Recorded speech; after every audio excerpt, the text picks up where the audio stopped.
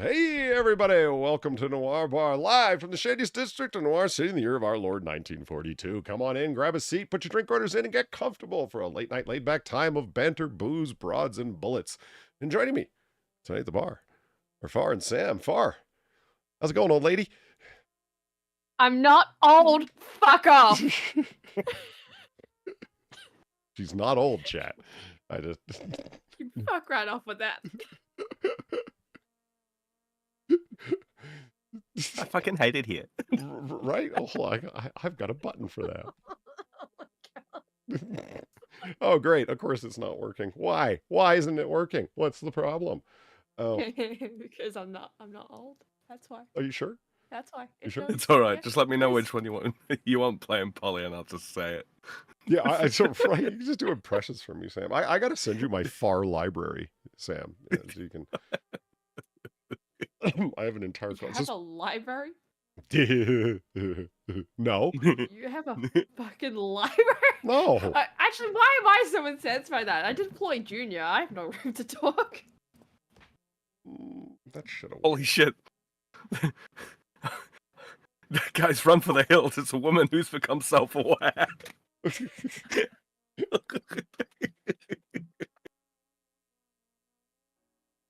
Oh, There we go. hello. Hello. Okay, I fucking hate it here. There we go. There we go. Yeah. There we I go. just had to step out for a second, step back in, and we're good to go.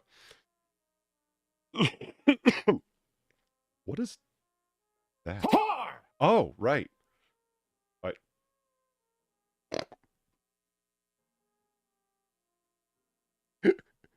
2 minutes away. Yeah, I don't Whoa. know. I was just looking at this, with these buttons, and sometimes I forget what the hell these little pictures are supposed to mean. I'm like, what is that? I should just go with text. I don't think that would be any better. Imagine trying to read tiny little Coins are text. back, I bitches! fucking knew it was coming. I knew it. I felt it in my bones. You knew the alphabet spaghetti was I coming. could feel it. Thank you. Thank you, CTP, for the $2. Sound check. Yeah. I should really fight this on a more tactical level and just like turn that audio down. But I mean, it already is turned so far down. And there's that's something I didn't realize. Turning it down for Far, like turning down Far's Streamlabs, don't turn it down for audio and how loud we hear it. Mhm. Well, that's annoying. They'll turn it really down is. for chat, and that's why they don't get their fucking eardrums blown out, but we do, Sam. Right. Yeah. Yeah. This reminds me of that one Muse song. You know, sing it to chat sometime. Oh, baby, don't you know I suffer? I am trying to figure out a way that I can get the same pop-up on screen for you guys that chat sees at identical times.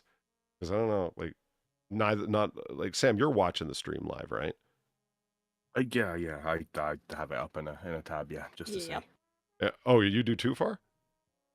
Yeah. Because I mean, it's the latency is very, very low, but I want it like instantaneous. So when I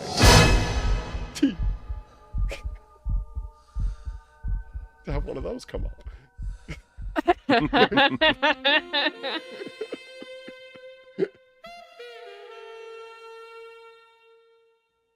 I figured a roundabout way to misuse Streamlabs for that. Do a button bind on the button box as a test donation and have it come up so it comes up for everybody and for you guys at the same time as it does for me. Mm-hmm. Instead of just a pop-up, because we'll see if it works, because like Far, she's going to be the victim of the Judgy Pacino more than anybody, because, well, listen to the things she says, my God. God Emperor Dingle, thank you very much for the $20. The cake. Thank you very much for the $20. Polly, how's it going? Not bad, still a little sick, but getting there, feeling better. Am I feeling better than last week? Yeah, like I said, a little bit better, but not 100%. Do anything fun on Memorial Day weekend? Has your liver recovered? Speaking of recovery, I found a bottle of Buffalo Trace. Cheers, Otter. Nice. I know what that's like. I recently found a bottle of Maker's Mark that hadn't been opened, and it was like a little bonus Christmas, man. I was pretty happy about it. Memorial Day weekend, yeah, I went over to a friend's cookout. It was good times, man. It was good times. I didn't drink myself into oblivion. I was still able to make it back under my own power, which was good. I mean, I didn't drive myself. Why you gotta call me out like that? Wow. Oh, My disk drive is here. It's here. Okay. Far is able to access her games from 1996 now, again, guys. Yay! The fucking giggle as she leaves the room. I figure she runs with her arms over her head. Yay! Like Absolutely. Kermit the Frog. Either that or streaming out behind her, she Naruto runs. Mm-hmm. Well, I know when I got gun parts on the way, like springs or pins or whatever, it's like, my gun parts are here. Yay! And I'm off to the door. Dude, I don't touch the floor Yeah. on the way to the door. Remember last time I ordered ammo? He probably does either or. Yeah. Twice the fucking feet hit the floor as she Naruto runs. Because, yeah, that does make you go faster. It does. Yeah. Well, we got one of these for Far when she does. Yeah, look at that. There we go.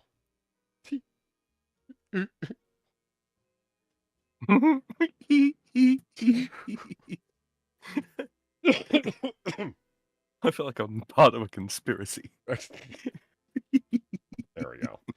And I was happy when I found out this week that just sharing the screen in Discord, one of our tech problems was solved by Discord, and I didn't even know they had solved it. If you just share the screen and not the particular application, it shares the audio of your desktop automatically. Well, that solves a lot of my problems.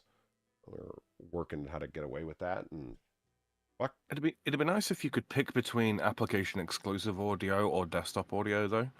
So you could have your filthy degenerate Japanese tentacle porn up in a separate tab and not have that bleed through.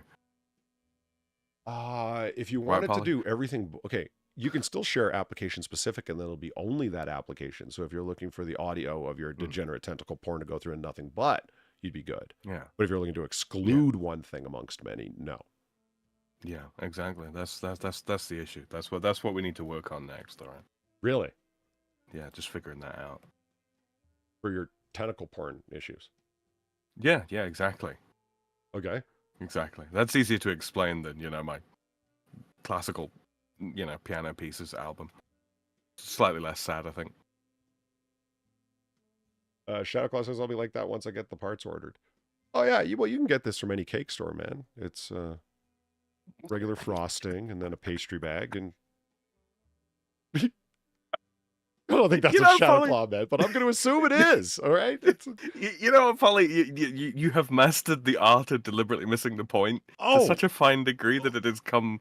It is elevated into a form of comedy all by itself. I appreciate it. Thank you, Sam. Thank you. I thank you very much, sincerely, because I have had numerous ex-girlfriends that didn't agree with the statement you just uttered at all. They found it a form of infernal torture that I had somehow come into possession of. But it's because women, generally speaking, don't have senses of humor. It's why they don't make good comedians. There are some exceptions. Most of them, are in our chat right here. Yeah. You see that? You see that fucking save, Polly? I did. That's how I stayed married for as long as I did. I think women just need to focus on the kind of comedy that they are innately good at. Sarcasm. Obliviety? Yeah. Oh. The kind of comedy that's born of obliviousness. Like where you feign obliviousness. Yes. You don't get what's going on around you. Yeah. Yeah. And that can be very funny. Yeah. Like it's there's lots of male comedians that run off of that too. Like not so much ditzy, but just I don't get what's going on, and therefore violating social norms by doing untoward things with no ill intention, but it's like, no, you're just being a dick. You know what I mean? Yeah. That's Weebo's a master at that, I find. Yeah. Behind closed doors, not so much, publicly facing. Shadow calls it facepalm. I had parts for my PC. I had no idea.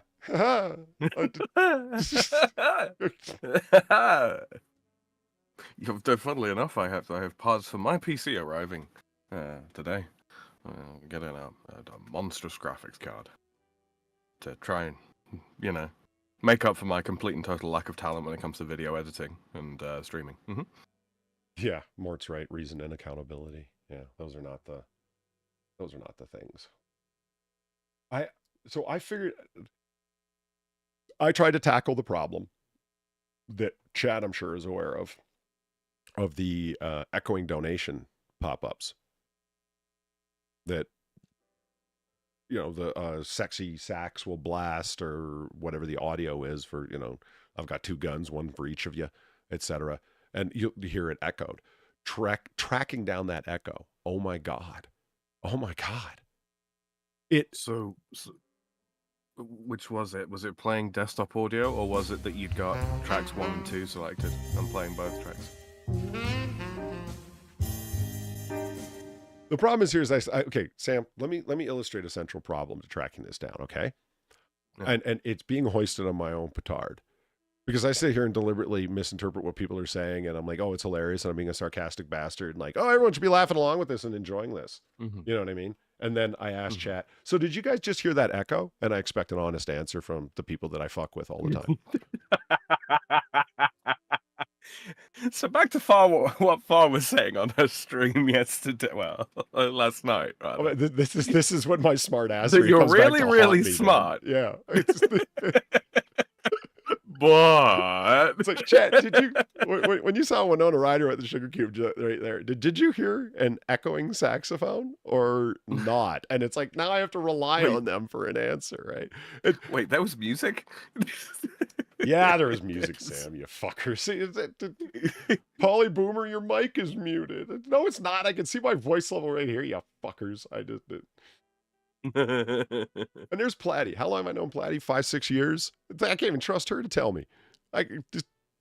This is what I've managed to make this happen. It's great. The soundboard is doubled. Yeah, so excuse me. I 100% believe that because it's just in tracking now. Okay, it could be this or it could be that. It could be any number of things. It's certainly not in the OBS settings. That has been done correctly where it's muting output, so it's not outputting sounds that shouldn't be. It's that I'm in Discord, and then it's resampling the desktop audio. So what I need to be able to do is figure out how to voice share or voice capture us. Well, actually you guys, because I'm being voice captured off my mic, which is part of the problem because the Stream Deck sounds are coming in through my mic line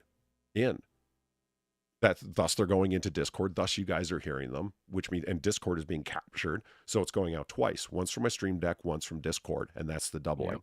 That, at least that's the result of my 3-hour expedition. I was doing this while I was watching Far's gaming stream last night, and I'm like, what is it I typed in her chat? Tracking down this fucking OBS echo is harder than tracking down a woman with emotional stability. Something like that. Yeah. And I'm one to talk. Hey, but I'm the one telling the jokes here too. So it's fine. It's fine. Toby Midnight's Dead Space in chat says, you know who else likes sugar cubes? My horse in Red Dead Redemption 2, Sarah Jessica Parker. Nice. I flipped that around a little bit for extra comedic effect, Toby. I hope you don't mind. Not at all. I love that you named your horse Sarah Jessica Parker in Red Dead Redemption 2. Holy shit. I'm still reeling off that. That's really good. Holy shit. Go on, Sarah. Whoa, Sarah. Hold on there, girl. I'm picturing Geralt from Witcher 3. You know, I don't know if you've ever seen footage of it. Like, one of the things is like when you bring your horse to a full stop, he's like, whoa, Roach. Just picturing that, but it's Sarah Jessica Parker's face.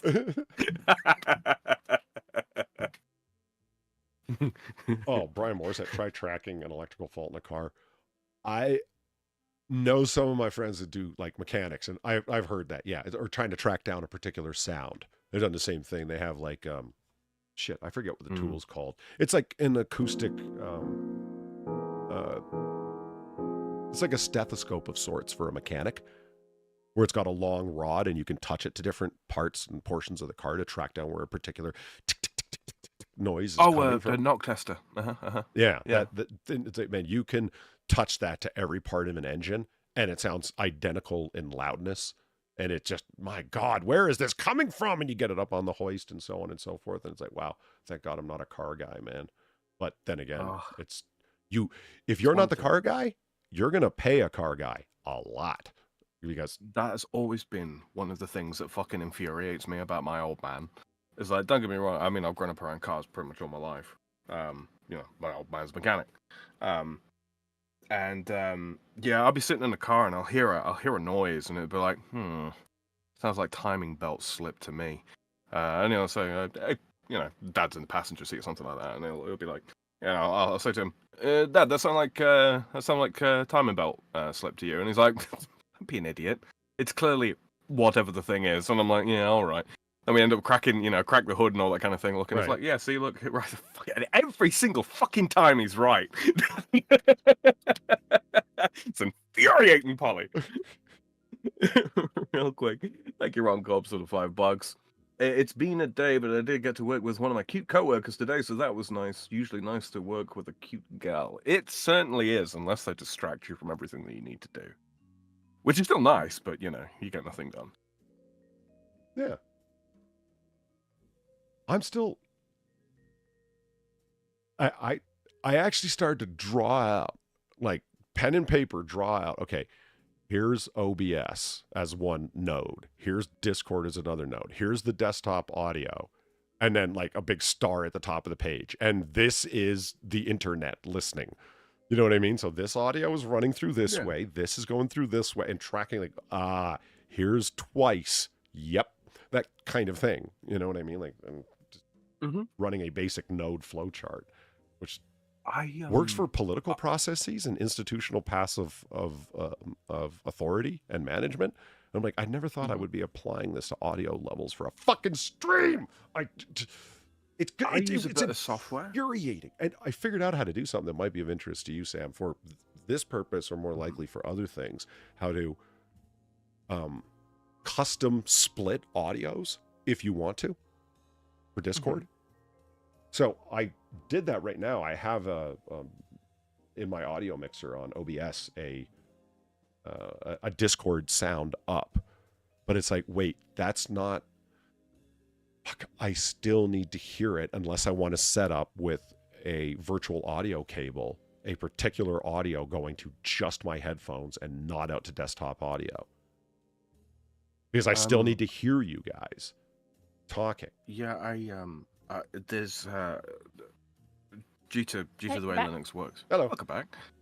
Due to the way Linux works, I ended up setting up something called a jack sound server, which sits midway between driver and the sort of operating system's sound handler, right?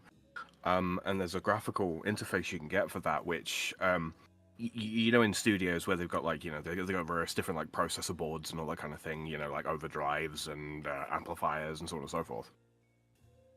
Yeah. The graphical interface looks basically like that,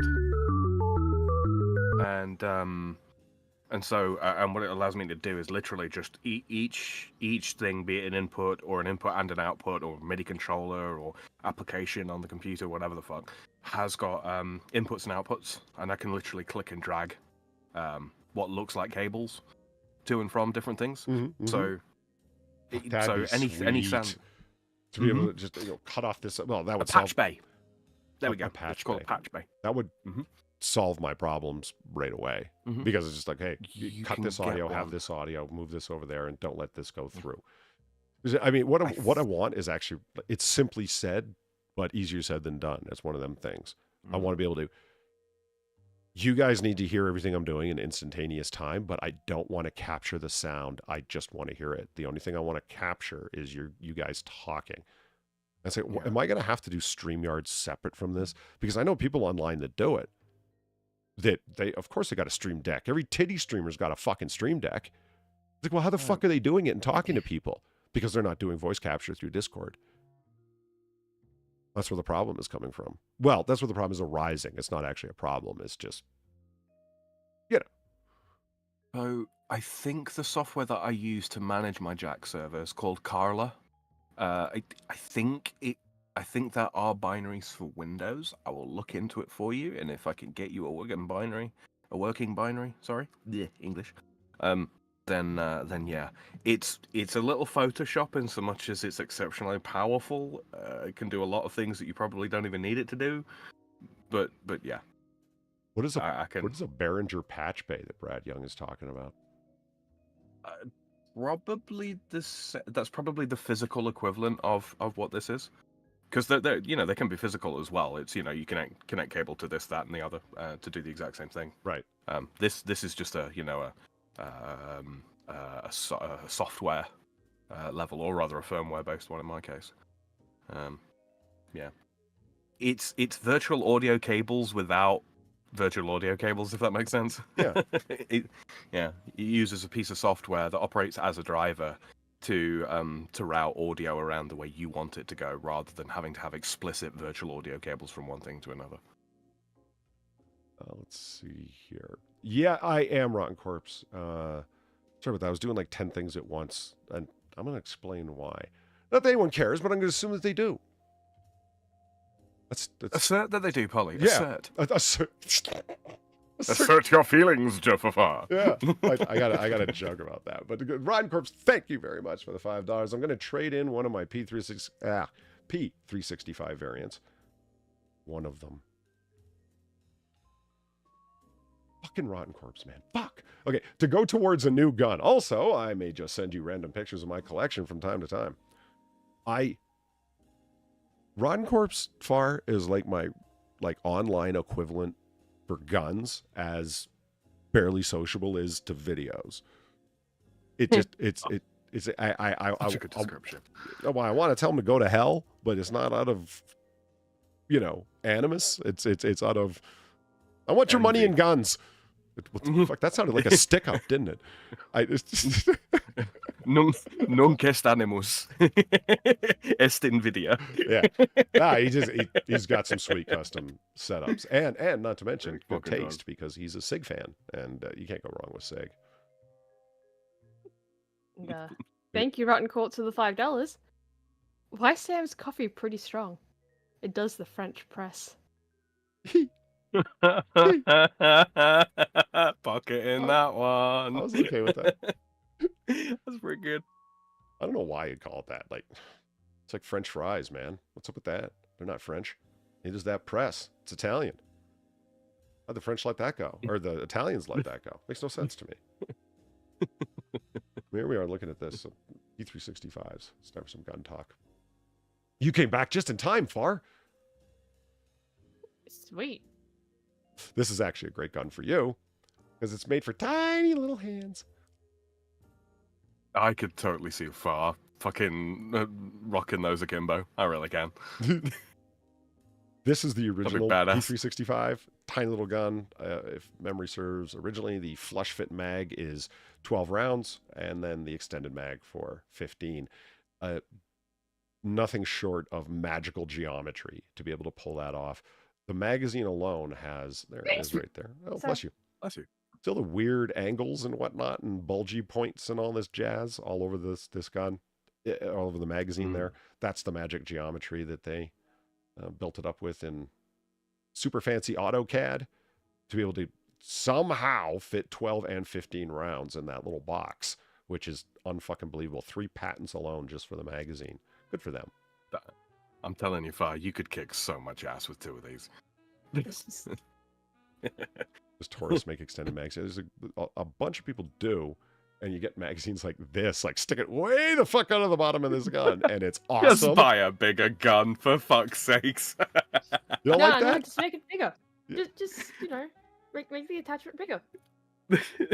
It's fine. It's like those micro Uzis that have got like the fucking 60 round box mag in them. It sticks like half a foot out below the below the grip. Dear me. They are like unbelievably small guns, and in a lot of cases, as they came to find out, too small for some people. That this is it's tough to tell how big someone's hands are if you don't have like a coin in his hand or something, because this could be a dude with huge, Unholy Reaper sized paws, or normal man hands. There's no way to tell. So that's why they came out with show me, there it is, the 365 XL. Okay, let's make the grip longer and thicker and the slide longer. And it's like the gun was deliberately designed to be as small as possible, and you guys had to make an XL version of it, just so dudes could actually get their fucking hands around the thing without it feeling like, We decided that the 5-pound sledgehammer was a little too heavy for, your average housewife, so we came up with the 2-pound sledgehammer. Unfortunately, Yeah. turns out that was too light. Fantastic guns, though, man. I mean, this is Reaper's weapon of choice, and I can understand why. And so many really cool variants of it. The X Macro, for example. I'm curious which ones Rotten Corpse has and doesn't have, and what he went with and didn't go with. I've fired the original. Too small? No. For a standard concealed carry? Yeah, too small. The XL's better, in my opinion. For my hands. Alan, thank you very much for the $10. Pally. Alan. Nice to see you here. Welcome, welcome. Ron Corp said something that caught my attention here. Have you tried using an audio input for just Discord and not desktop?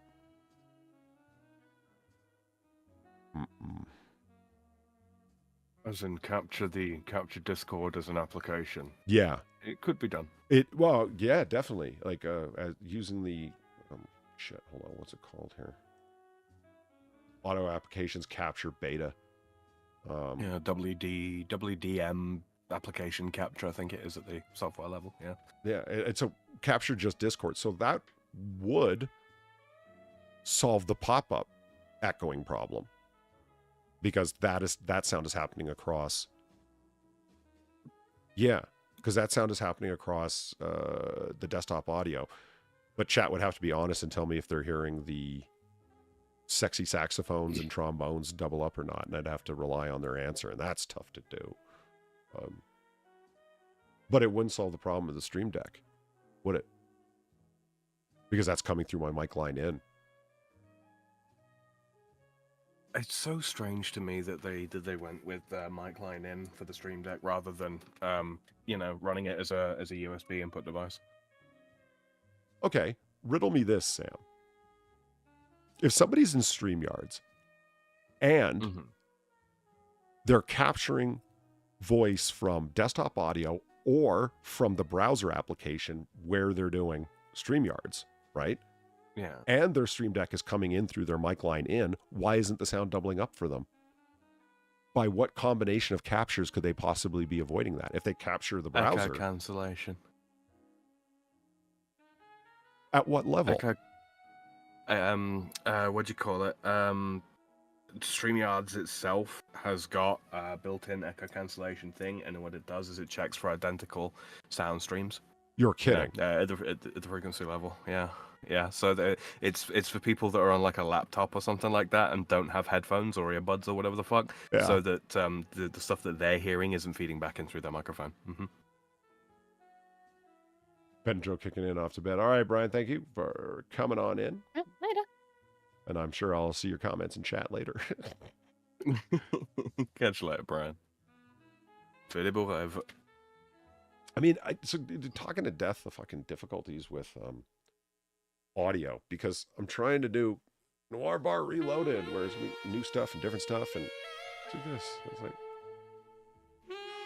I want everyone to hear that haunting, sexy melody all at the same time, but not have it echo twice. Is that really so much to ask? I just want to be able to drop like stuff like that, and what the European hell? Stuff like that, not have it echo. Damn it! Yeah. I fucking love that. The European hell. And I mean, I don't want to like, what the European hell. Like, I don't, that's not good. That's not what I'm going for. All right. Oh, bad. Whew. Sorry. Speaking of Benadryl, that reminded you, didn't it? Ventrix, thank you did. very much for the $10. What do you call Ghostbusters in a cancer ward? Spawn campers. Oh, no.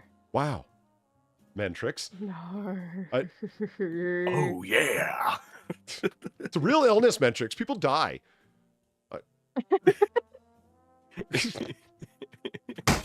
Alpha Betty Spaghetti! If anything gave me away yeah. trying to pretend to be one of the morally high-handing, bottom-deck dealing sons of bitches that, it's called morality. What's wrong with you? That's what would give me away. I can't do that kind of smarm well. Yeah, the internal cringe kind of compresses the smarm, Yeah. doesn't it? Yeah. It'd be like, you Yeah. didn't believe a word you just said. Like, I can't say, "Ugh, way to go, bigot." It's kind of racist, you know. I just, you can hear it. You know, I might as well have like a running subtitle going at the bottom of a virtual screen. I am lying. He Believe nothing I lied. say. Yeah. Is that right? You know what it is? It's because you have to excise all of the bass out of your voice to put it across. Thank you, Duck, for the $1. You know I have the superior tea. No, you don't. You have milk. That's not superior. Golden opportunity to go with superiority, and you failed. Ooh. You've not just let me down. You've not just let Far down. You've let yourself down. Not to mention the we're entirety of putting the milk in your internet that tea. they have access to this stream. So literally billions of people. Far. Well done. Well done. Not Far. No, Doc. Well, Far could have cracked the joke too. I'm blaming everyone. No, I was more focused on the fact that he's claiming he has superior tea, which is a lie. Poor Far. Fucking Catching lie. strays. Catching strays. Cougar Knife, thanks for the I buck. love that expression. I really do. Oh, got taken out by some shrapnel. Woo. Okay. Yeah, Cougar Knife, thanks for the buck. Hello, everyone. Polly, how did you get into guns as a hobby? Did you grow around them, or did you later in life wanted self-defense and found out how fun the hobby is? Well, that's a damn fine question, sir. It was later in life. No, I was not raised around them. I mean, I was in the sense that my dad's a gun owner, but he never, here's how you fucking assemble and disassemble an AR at like 8 years old, like you see kids online. No, not even close. It was later on. And when I saw people doing, excuse me, when I saw people doing run and gun, like USPSA or IPSC, International Practical Shooting Confederation, or practical shooting in general, IDPA. I was like, what is that? I had no idea that this was a sport. This is amazing. And it's a good thing that they don't let most people see that it's a sport, because it would be like the most popular sport in America overnight if it were broadly broadcast. Oh, yeah. It's like run and gun with live ammo. Yeah. And in 60 plus years of it being a sport, there's never been a single fatality. So you can't even say that for fucking cross-country skiing. I was literally thinking that exact thing. Really? Yeah. I mean, you get like, fatalities in the stupidest sports. Like not like okay, bobsled. Yeah, someone falls out that sled, they're fucking dead, man. Like it. Oh, fucking yeah, 300 it's kilometers an dangerous hour as around an shit. ice tube. Yeah. What's the one where it's very much like bobsledding? I'm not sure, but I think it's on the same damn track. Tobogganing? Well- Sledding? Skeleton. Skeleton. We're on like the little frame thing as you slide down the half pipe. Oh God, yeah. It's a fucking tea tray, isn't it? How the fuck do you not die? Have you ever seen those little things that they're on for?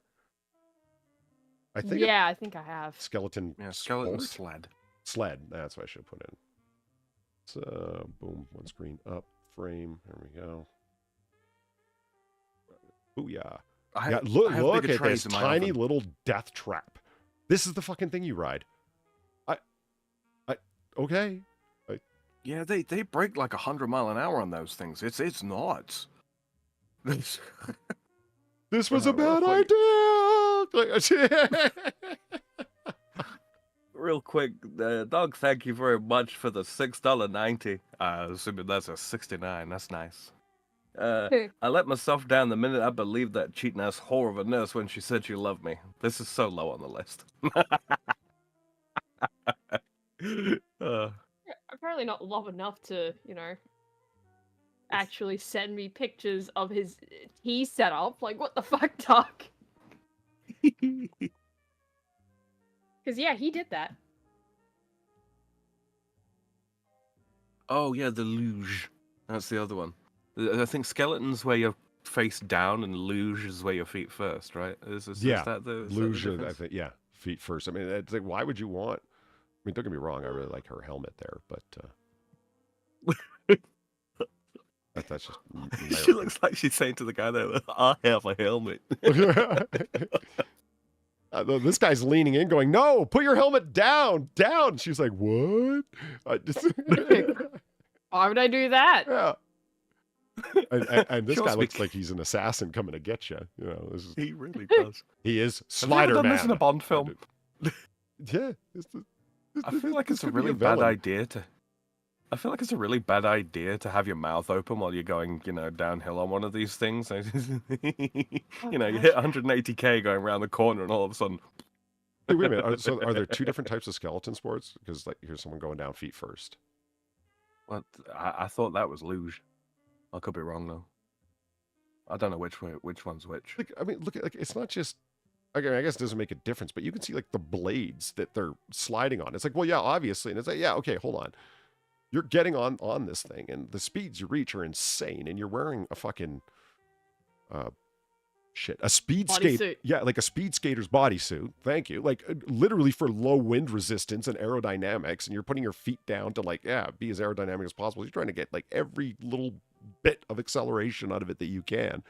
And you're worried about us all firing live ammunition in the same direction if nobody crosses the 180-degree line? Yeah, that's why it's 60 years and there's never been a fatality once. I bet you Like fuckers this, where, can't say that sliding on the... What did Toby Midnight call it? The human yeet board here, yeah. There's a name for the ice slide that they go down as well, isn't there?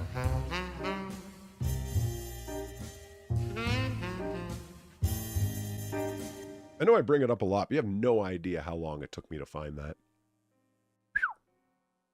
That's part of... Music? Yeah, the music. Yeah, that little clip took me forever to find. That's part of Noir Bar Reloaded that I'm working on. The new intro and the song that Pinky put together. And, oh, Sam, it's not going well, brother. I mean, I know exactly what I want it to sound like, but here I am fucking around in between Vegas and Adobe Audition trying to get it like that in terms of the arrangement of... I've only got 2 bars of this thing, and I need to turn it into 16. Which sounds very straightforward. Why don't you just loop it? Like, well, because they're Doesn't not... don't work like that. Yeah. They're not complete bars, and the bass line I'm having to... does go over 2 measures, but it's not complete on the second one. So I'm having to construct it out of sounds from the first one. So it's cutting and pasting it into existence, and it's taking fucking forever. Boom. Doc, thank you very much for the $5. Freshly barred drunk Doc will now be making more milk tea, just despite the furry co-host. Oh, Far, you mean? I'm not a furry. Please stop. You know, I I was thought she was listening to the that night yesterday co-host. where it's like, I'm not a furry. And I'm sitting there thinking, like, this is on Far's gaming stream, right? Where, hey, Far's links are below. If you don't listen, you should subscribe and go check out Absolutely. what Far was doing yesterday because it's a fun time. I'm listening to her talk about, well, everything. She went off on it, like, talk about my ADHD, Sam. This girl's got the nerve to talk about my ADHD. She's in the middle I of recognize it in other people. What can I say? Autist, heal thyself, that kind of thing. There you go, Far. Okay. Yeah, So yeah, thank you. I await the PNG. She's talking about, like, she's looking around on this website and I can't find this, I can't find that. After about, I'm not kidding, well over 30 minutes, she goes, what the fuck am I doing? Hollow Knight, we're playing a game here. What the hell? I'm like, wow. It took Yeah. you over half an hour to realize you were in the middle of a gaming stream and hadn't picked up your controller in I don't know how long. It's not about PNGs. It's about playing a game here. Holy shit, that was really fucking funny.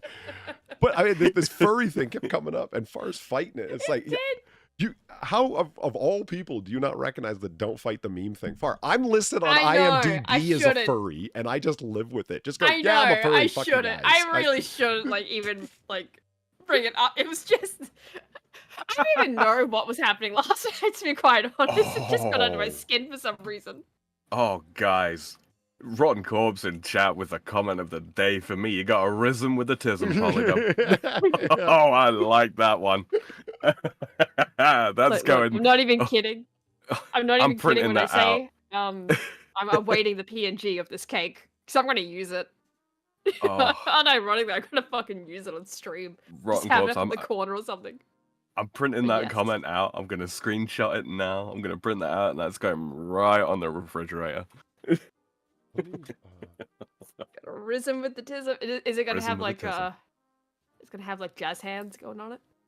Nice. Ooh, it could. It could. Yeah, got a rhythm with the dism. See if I can. A little winking frog on it. Yeah. It's got like the top hat and the cane. It's like doing a dance. Oh yeah. Gotta razzle dazzle them with the rhythm tism. Okay. Holy shit. They're starting to sound like, Scatman Carruthers. A shoobity bop, da doobity bop, a little Mel Torme over there. Before your time, Far, and mine. Well, you know what they say. If a stutter and a scat is the same thing to you. Okay, I just added Judgy Pacino over here on the frame scene, which means it should work over here if it's a duplicate of the original, talking out loud and through my end. Nice. That's for you, Far. Judgy. Perfect. He's slightly transparent too. On purpose. So you it still is. see the congrats Yeah. of the autism behind him. Oh, that could not be more perfect. Oh, that's brilliant. Well, you know what? I need... Holy shit, I need that cake floating behind... Okay, back to fucking Vegas. All right. You know how long See, it... I'm not the only one. I'm not the only one that gets fucking distracted by random shit on a stream. So before we... An otter's work is never done. Okay, before we went live, I was talking Exactly. about like how long it takes to accomplish thing. Right, Sam, sorry, do you have a donation to read? Yes. Real quick. Docs, thank you for the 420. Fun fact: Far is so old. The first instance of bestiality in human history is actually due to a miscommunication between Far and her early human followers on the explanation of the finer points of furryism. Yeah, I will he take said the your word same for one it. to me last night. Fucking Christ. You might- Jesus so- fucking wait, Christ. You have hold that on, so ready this- copy pasted to go? So you mean to tell me that this donation right here is a redox? Yes. Hey, nobody do know. How's it going, man? And working away on all the stuff that I'm working on. It doesn't. Like I said, Sam was just organizing stuff through OBS, and I've been hearing him talk about it for well over a week. And it's like, how long can you be working on this? It's like, how could you not know the answer to that? Forever. To do the things I want to do, I just like, it's going to take me 80 to 100 hours. And it's like, that sounds like a ridiculously high number. No, it's really going to take along that much Oh, man. time. You know how long it took me to Oh, for dial real. in just the amount of transparency I wanted on that? Like 5 minutes? That's a lot. For one slider. Yeah, for one slider. Because, and you know what the answer was? 98.5. And it- 98.5 Yeah. dead on. And if you look at chat now, like chat capture over in the corner, was right after I was doing that. The transparency on that is at 56%. Like, those are wildly different numbers. How the fuck is it? I wanted the background to show through a little bit, and it was too bright white, if you know what I mean. And it wasn't. It's like the way to do this is just through opacity. It's not anything more complicated than that. And yeah, it looks fine now. I want to change some other things, but that's going to happen in the CSS coding level. Sam, remind me about that after this stream. Yeah, okay, the whole stream is going to be about fucking stream maintenance, all right? It's just because I'm trying to... This is the stream you're getting, guys. Stream maintenance. I'm a cannibalistic wizard. Just Like, sit down and enjoy. are you sure Stream maintenance. 98.5000001 wasn't better? I hear you. I know, it sounds ridiculously, Arbitrary. autistically arbitrary, right? But it's... But that's how OBS is, though. Yeah. It's weirdly autistically arbitrary. The amount of difference, Far's not wrong. The amount of difference between, like, I thought, oh, well, it'll be fine. Like, if the chat text looks good at, 55, 56, whatever the fuck, right? And that was just me grossly moving it with my mouse on the slider, not typing in the actual numbers. It ended up at 56. I'm like, that looks good, and that's where I stopped. I thought, oh, well, it'll be like that for that. You could barely see Pacino at all. Like, why is it that different? Who knows? It's OBS. Just don't fight it. Yeah, you just kind of have to roll with it with OBS, Yeah. right? Like, you just kind of go, okay, that worked. You're working with sliders, not numbers.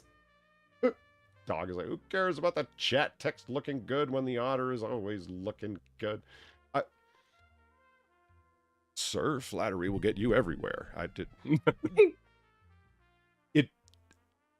I thought the same thing about chat. Like, it's like, oh, I'm just going to remove it. And then who cares? Who even needs embedded chat? And then a whole bunch of people, then the very next week were like, what happened to embedded chat? And I was like, oh, I'll tell you who people needs actually want embedded that. chat. yeah, Nobody you know. right. Pacino's greater than De Niro. Now he is, yeah. The actor formerly known as Robert De Niro. Holy shit, can he get more embarrassing? What do you mean formally known? Well, the way he's carrying on with the politics lately. The De Niro, formerly known as an actor. Yeah, Robert De Niro formerly known as an actor. Uh-huh. The actor formerly known as Robert De Niro. It's like he's still an actor, but I mean, it's just he's Now De he's a political Niro, actor. formerly known as an actor. yeah. Why? What did I say? And I mean, no, I'm just thinking like that would make a bit more sense, right? Like he's still De Niro. Yeah, right. What did I say? No, you inverted it. I said the actor formerly known as De Niro. Mm-hmm. Are you No, I mean, gaslighting he's still me? an actor. He's a political actor now, rather than I don't even know what's. holy- Fuck you, people, man. What is happening? Yeah, what is that? Oh my Right? god! I wanted that cake.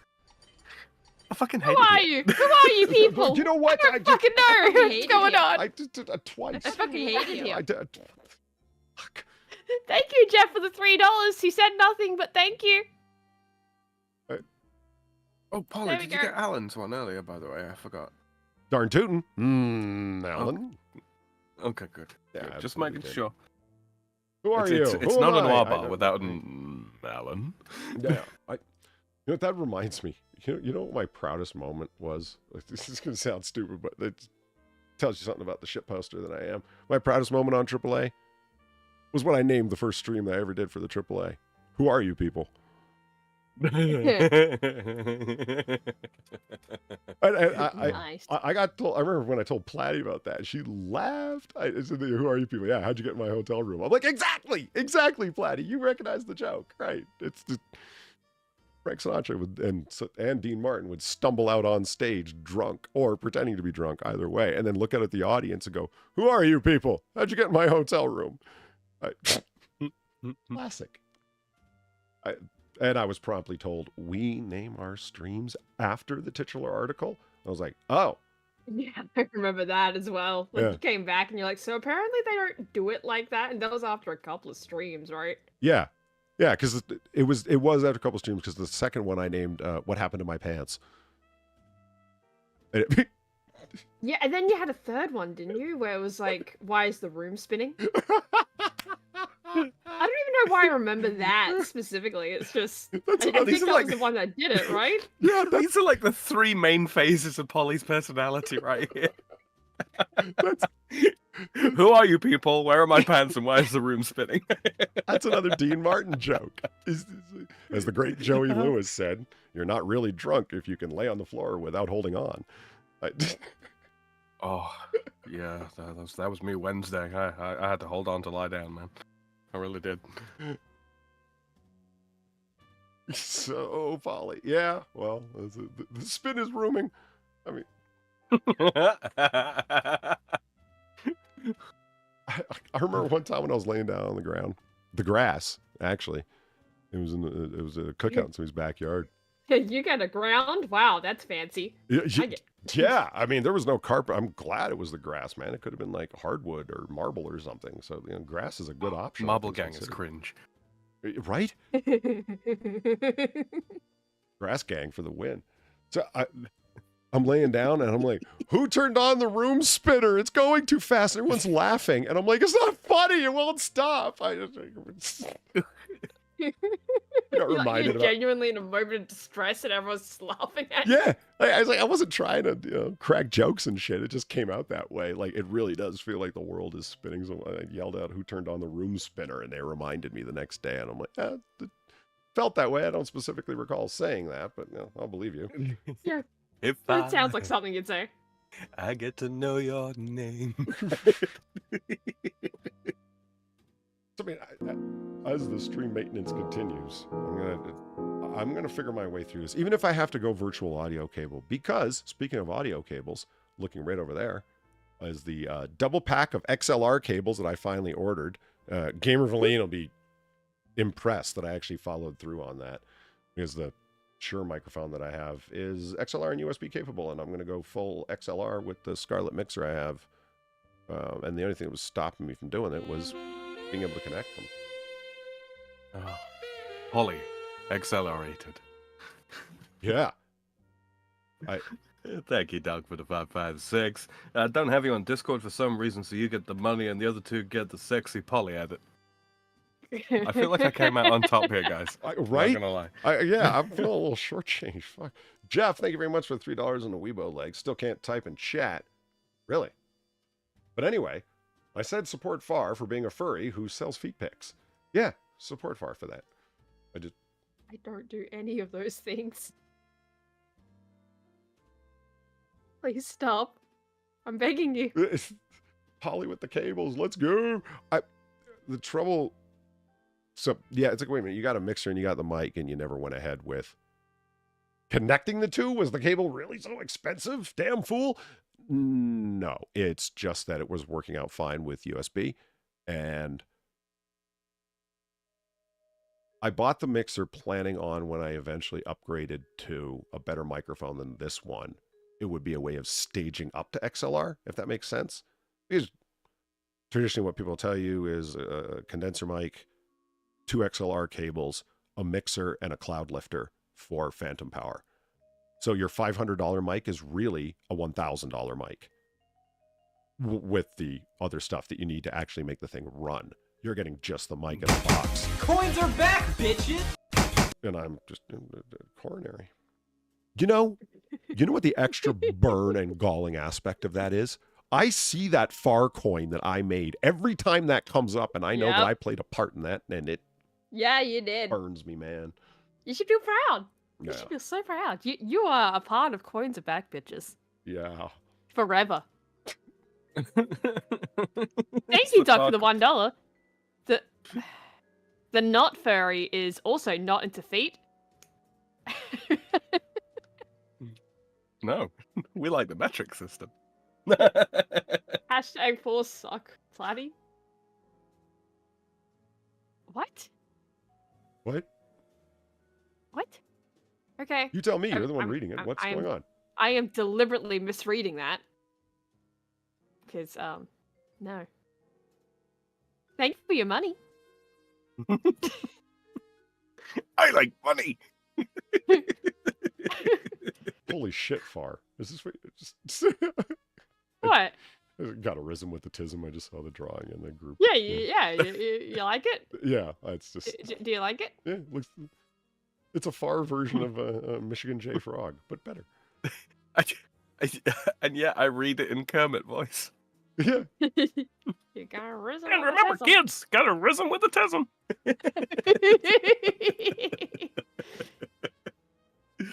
Oh, Holy shit. All right. Do you want to show it? Or Oh, yeah, I can do that. Who are you people? What? There's people listening in? What's going on? I don't like. they're always listening in. Gotta make sure stream knows how to. The stream chat knows how to rhythm with the dism. Yeah, the Mhm. 80 to 100 hours to get things right. I just got to quit being, in short, I just got to quit being a pussy and spend all of my time that I'm fucking around online, not fucking around online and reading random shit and surfing here and there and screwing around in Photoshop just for the fun of it, because I've got shit to do to make Noir Bar better and accomplish the things that I've been talking about forever. So I got to get around to fucking doing that. And part of it is to be able to set Stream Deck up for switching screens, which I can do and should have done already. It's actually kind of involved, which is a bitch. And you need to set it up in such a way that you're happy with the way that it works. Because if you need to change it, you need to delete each button's function and start again from the bottom up. So get it right the first time, dummy. Which means reorganizing the way that all my scenes are set up in OBS. So in other words, hell of a lot of time. You constructed a scene, Sam. Sometimes you can just go full retard with it and it takes forever. You know.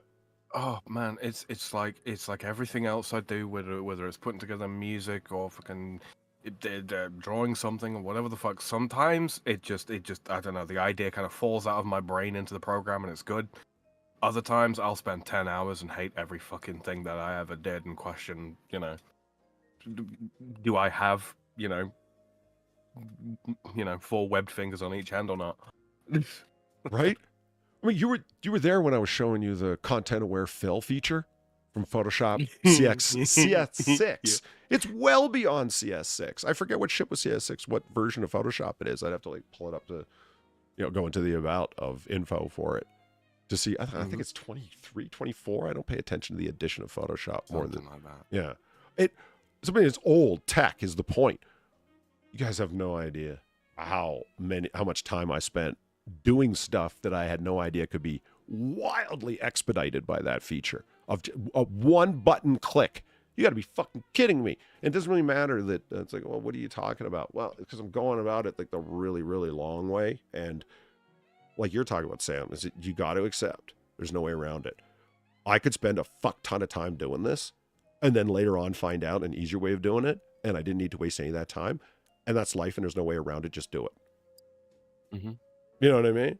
And it's like, I'm not so much telling you or chat, but myself, it's like, stop it. Just fucking do it. There you go. I got a rhythm with the tism, chat. There you want it. Woo. Let's analyze how you detect autism in handwriting. Now, if you'll notice, the swooping up of the T's that come down demonstrates a lack of desire for the stylus or pen to leave the writing pad or screen. And you can see it prominently displayed here in these T's, right? See that? Notice how the R starts incompleted and the overly aggressive upward swoop and the aggressive outward swoop. These are all classic signs of the tism. And see, notice how it keeps being replicated in every single T that the subject draws. Christ, Ollie. Look at this S. Look at the repressed rage. I used to annoy the shit out of my fucking the handwriting. French teacher, but covered handwriting as well, obviously in that class. I like to do the when it comes to joined writing. I like to do S's without the top curve on. I like the style of it. Oh, my mom does that. Yeah, it looks like a giant inverted C, right? Yeah, basically. Yeah, I like it. I find it very, very easy to kind of get a little, calligraphic with it. No, I used to annoy the absolute shit out of my French teacher. You know what? And when I found out that it annoyed her, you just kept doing it. Mm-hmm. Well, when I found out that it annoyed her, I would get progressively bigger and bigger. Yes. Thank you, Jeff, for the $3. How many feet pics have you gotten from far? None. She doesn't mix friends and business. That's what you're going with? If I got feet pics from far, nay, anyone, I would it would be the equivalent of getting a dick pic, I think. Like, what are you? No. Yeah. Not quite. It would be a what the fuck, but I don't think it'd be quite the equivalent. Far. No, not. I mean, not a direct. Announced that. Not a direct equivalent, but like a. Yeah, I'm saying it'd still be creepy as fuck. Like, what the fuck are you doing? But would it be a direct one for one? No. No. But I would have had to have said it would be a still direct. Still be weird. Yeah, well, it's the intent behind it. That's what I'm saying. Yeah. Yeah. See, the thing that I'm swallowing. Hold on. Yeah, hold on. The thing that I have accepted. Is that I'm gonna have to run audio software in the background, which is something that I was trying to avoid. Right? I didn't want to have to do that. I've already got enough programs running constantly that I don't want to add another one. Not so much that the computer can't handle it. It's not the point.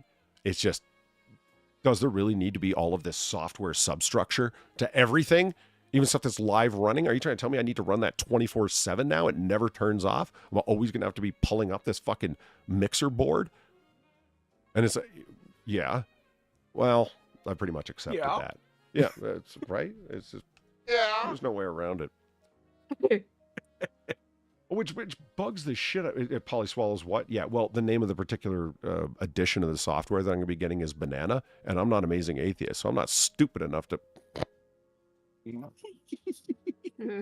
talk about what nobody just said and a program called Banana. See? Separate them and you can't be clipped far. You got to think it through. I say this is a man who's been Think far, retarded. I've been put more times, man. Thinking's hard. It's worth it. It's worth the extra little bit of thought. I'll get there. You know what's going to be the thing, Sam? And again, What's that? I'm wholly responsible for it being this way. And that's the bitch of it.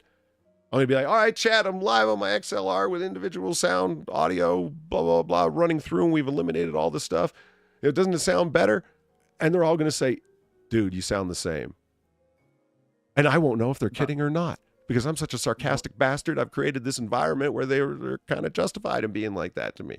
Dude, you know what the most horrible fucking thing was for me, right? Yeah, I got this microphone, and obviously, I'm on Discord and trying it out, and everyone's saying, "Oh yeah, it sounds great, it sounds great."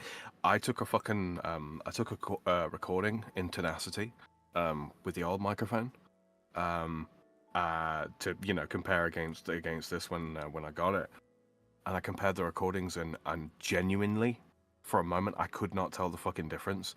Reason being, my headphones weren't connected quite properly, so the bass signal wasn't coming through, and I was like, have I just spent like right, 120 euro for absolutely no fucking reason?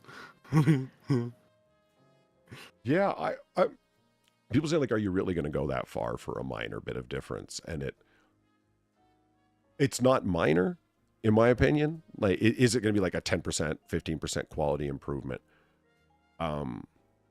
Yes, and people have gone further and paid more money for less. And I'm talking people I know, not just some random titty girl out there on Twitch. Mm-hmm. So is it worth it? Yeah. Also being able to, one thing that I've picked up on listening to streams back again, just for a few minutes, because I can't stand listening to myself talk. I feel bad for you guys. Anyway, to hear the audio difference, I move way back and forth from the mic, and I can handle that at the software level with auto gain in a way that I can't with what I'm running right now with my current setup. Mitigate that difference, because I do move around when fuck, we got the bar open for 4 to 8 hours at a time. Who the fuck sits absolutely still and always stays 4 inches away from their microphone for 4 hours? Don't pull me out like that. I don't use Sam, auto gain at all. I don't use auto gain at all. We all know that. That's why we hear you suddenly. What are you saying, Sam? Do you know how many times I bring up Discord and adjust your volume, brother? You have any idea? Really? Yeah. Yeah, really. I don't have auto gain. I have poly gain. Why would I need software when I have you? Thanks, Sam. That's just great. For the most part, because fun fact, I don't use an office chair as such. Like, wheelie about kind of one. This is a good, well-crafted, 4-legged wooden chair. Right. That's, it's a bit old now, so periodically you will hear it creak. But no, it's very comfortable, and it doesn't move about. So I can set the microphone in one position, and provided I don't move all the fucking, way over here like this, it's not usually a problem. Do you know who really impresses me with whose microphone setup really impresses me? Charlie, doing the Penguin Zero edited cuts that he does. Have you ever noticed he's just sitting there and he's shit? What's the Japanese vending machine toy box called that pulls one toy out with the coin? What? You drop a coin in it. The gotcha? What's it called? What? Wait, one at a time, like the gotcha? There's one over in Noir Bar in the video I don't game. think. Yeah. Gotcha Oh yeah, machine. no, that is gotcha. That's the same machine that has like the claw that comes down and grabs the toy and moves it. No, over. it's not. No. Okay. Well, No, you know, that's Charlie's got that machine behind Yeah, him, the right? claw machine. Yeah. When he's in there, if you'll notice, that's an Audio Technica 2020 that he's got there. And it's a good 2 feet from him, if not more. And he sounds fucking great. That's a well-constructed setup that the man has there. And there's a lot of really good software that's running it. Like it's a good mic, solid quality mic, but it's the setup in and around it, because he's sitting in a chair and he moves and so on, and it all sounds perfectly leveled and no distortion. He's not running a heavy compressor or anything like that. He sounds great. Like he's talking directly into a mic, and there's none of that. I'm Charlie and I'm going to talk about things, like, ASMRing. You know what you know what's going on there? He's got one of the isolator enclosures that you can put around the back of the damn thing, so there is no reverb, no. You think he's got like a acoustic carton reverb foam whatsoever. jazz That dish? kind of bullshit. Yeah. Yeah. I could do it with this. I really could do it with this, but I don't really have the room. Because this is an AT 2020 Yeah. as well. Yeah. So yeah, Good mic. For everything I've you read. get- yeah. Yeah, I mean it's solid. I'm just I'm just not clever with it. But no, if I was to set it up properly, I mean, like right now, as I speak into this, it's a little bit over a foot away. I watch people so, like yeah.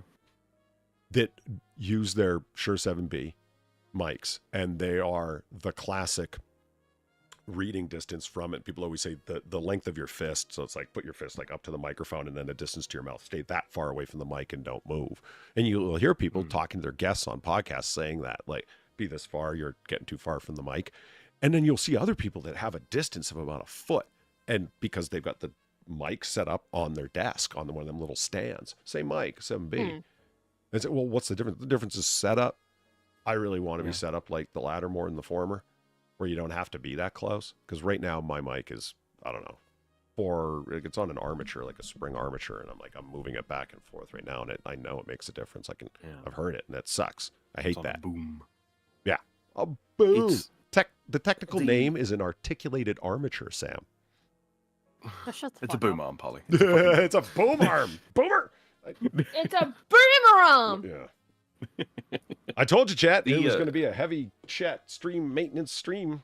I'm just kidding. We're not going to talk about this the whole time. It's just always shit. the This is Shure all I've is- been doing. Good though. The Shure is quite a quiet microphone from everything I read up on though. Like its frequency capture is really good.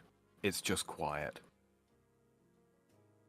which is really good for podcasting actually, Yeah. because it doesn't pick up loads of AC. That's the one problem with the AT 2020 is if I get rid of the noise cancellation algorithm that I got running, it will just pick up my computer fans, which are about a foot behind the microphone.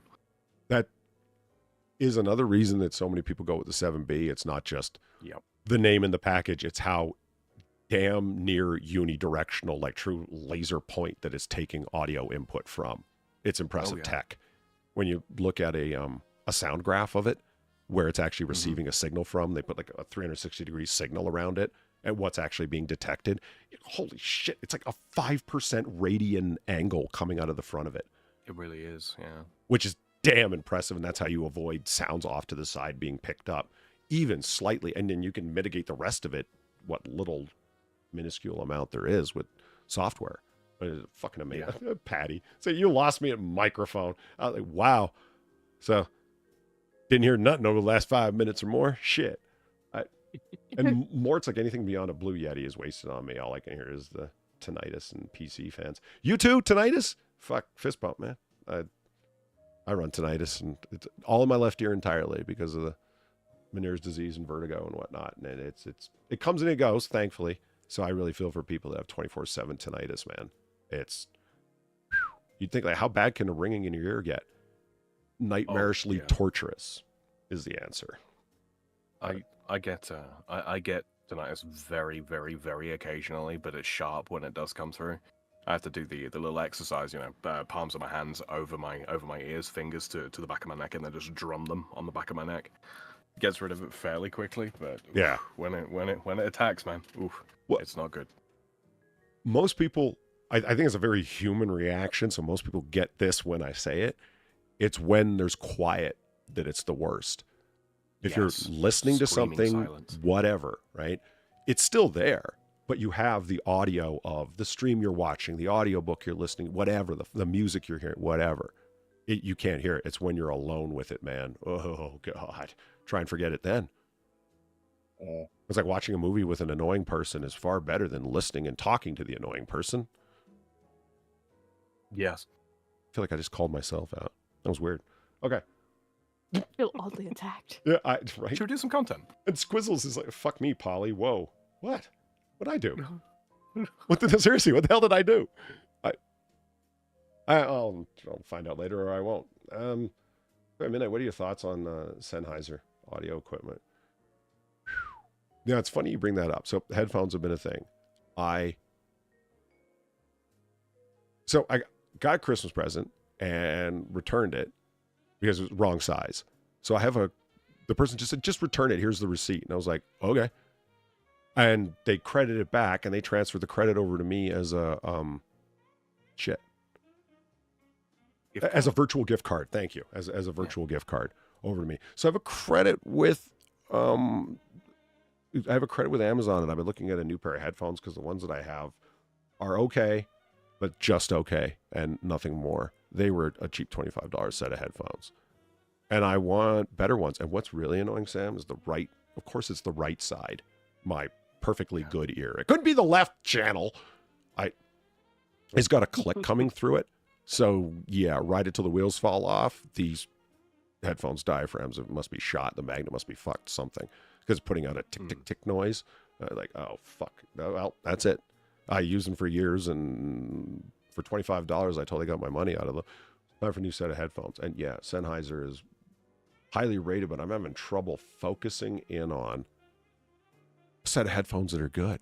I don't want ones that are like, I don't know, 7-8 pounds on my head. And it's like, God damn, those things look big. And I don't want them big and bulky, even if they're not heavy. So can't I get small, slimline headphones?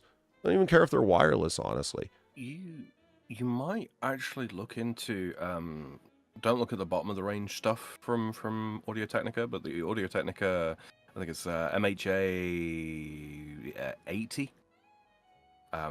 They're apparently pretty good. They don't have an awful lot in the low end, from what I understand, but they're fairly good. They're fairly good, especially for monitoring headphones. You know, I've been looking at getting a pair myself. I mean, this is going to sound funny, but it's like I'm not going for audiophile headphones, and I know a lot of people go in that direction, but I'd rather put more of my money into the microphone tech. It's just not that big of a deal to me. If I want to hear it real crystal clear and whatnot, hey, I've got this Logitech 5.1 heavy bassy surround sound system that somebody gave me. Yeah. So they were moving, they didn't need any more. You want this? I'm like, yes, I do. And so I'm happy to have it. These headphones are fine. Like you should listen to it on a really good pair of headphones if you want to hear the audio difference on this one, like tutorial video or whatever. Even the monitoring headphones that I have right now are capable of displaying the difference. I think about the ones that like Eve has, 7.2 surround sound headphones. I'm like, yeah, she's got a gaming headset, hasn't she? Yeah. I'm like, how do you possibly have directionally differentiated headphones like that? How do you have front left and right, center left, center, and then rear left and right, and then rear, and then bass? How do you have, because it's a whole bunch of separate speakers inside of them? And I'm like, wow. Didn't even know that tech was a thing. I made a set of surround sound headphones once using a couple of pairs of. Yeah, if you get decent quality earbuds, right, and basically you just open up the housing, and then you ever so slightly overvolt the drivers to increase the gain, and it's pretty good. It's pretty good. And then you use some, you got to use some EAX software to handle it. But yeah, it works. I have no idea what that is. Squizzles, Polly's already forgotten the short period of time of Otter radios when his last mic shat the bed. Yeah, I'm not saying my approach is the best, but I see people spending money on stuff that it's not even the direction that they want to go. You know what I mean? And they're still spending the money. That right? Like, I just don't get that. Like I understand absolutely why Eve bought those 7.2 headphones. She games a lot and wanted the quality. And games are broken up in multi-audio track like that. Totally get it. Yeah, money well spent. I use my Blue Yeti. Like that was the last mic that I had. And shat the bed is right. I rode it till the wheels fell off. That thing didn't work. I threw it out. I bought it used and used it till it didn't work no more, and that was the end of it. No shame in my game, man. I'm blowing money on dumb shit because, well, I simply don't have it to spend. Right. Jeff, thank you very much for the $3. I have a perpetual ringing in my right ear from my time in the military. Fuck. Well, thank you for your service, number one. But, man, just tinnitus gets me down because a lot of it is perpetual. And like, it's just, you're just stuck with it. And the remedies are, I remember my doctor telling me, it's like one of the options is destroying the audio nerve in that ear canal. That's obviously here's the 5 options we have, and this is number 5, the most radical option, which is a surgical option, and it's destroying the nerve. Like, yeah, straight up, just blowing that nerve right out, destroying it, cutting it out. But get this, that's no guarantee that the ringing will stop. Can you fucking imagine? Fuck. I mean, that's like an old school black and white era Twilight Zone episode. I'm hearing this ringing in my ear. I'm willing to go under the knife and have part of my ear cut out. Now I'm deaf in that ear, but you still hear the fucking ringing. It's like coming from, it's not even, it's coming from a metaphysical place in the universe. Like, what the fuck? Yeah, that. I'm reminded of the fucking, the story of One by Metallica. It's like, yeah, shit. Cut this life off from me. Fuck. You know what's funny now, Fart? When people mention, Squizzle was talking about Logitech stuff, I keep thinking about, see, now this is a good background. Look at this. Look. That's see? lovely. Space. That's nice. The final frontier. Yeah. No dogs with glasses and coffee cups. Dogs can't use laptops. It made no sense. And they don't wear eyeglasses neither. Or have a need for a coffee cup. Stupid shit. Stupid Flanders. It bugs me. I think back on the guy who made his own submarine. He used a Logitech controller. Oh, yeah. Yeah, that guy. Yeah. Killed all them people. I mean, actually, it was only like 5, wasn't it? But I mean, that's enough. Yeah, but 1 was like scarcely out of fucking adolescence, man. That was just wrong. Let's see if we can detect which one it is. Logitech joystick. Like, can you imagine getting in a fucking submarine that's held together with optimism, duct tape, and baling wire? And then this is the fucking Blue tack thing. and dreams, yeah. Yeah. And he sits down in front of this thing and like rubs his palms, gives him a spit, and like, all right, boys, let's get ready. It's like, wait a minute. Claps his hands together, rubs them right. Yeah. Holy shit, man. Isn't that the fucking Logitech Aero Simulator thing? Yeah. I got it on layaway. Layaway? You couldn't even buy it outright? Well, just shut up. The Thrustmaster 7000 racing wheel, yeah.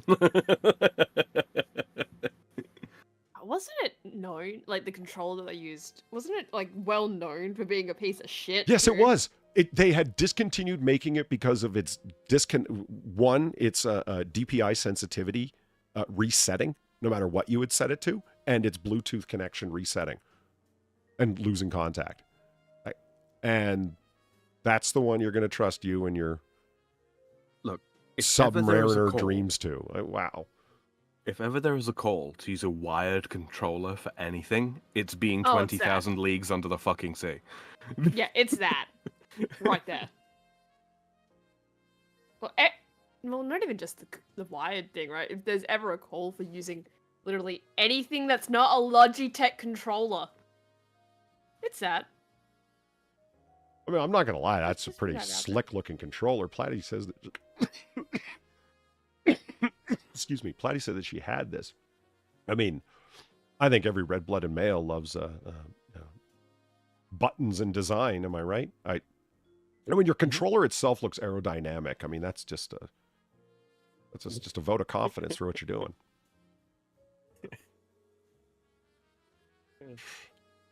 I forget.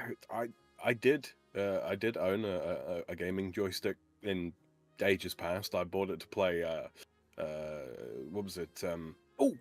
Fighter Pilot by Electronic Arts back, when they were a gaming company as opposed to a money laundering operation. Right. Yeah, fuck, I love that game. I I should find that from a perfectly legitimate online source and just play the shit out of that on stream sometime. Graphics were terrible, but it was fantastic.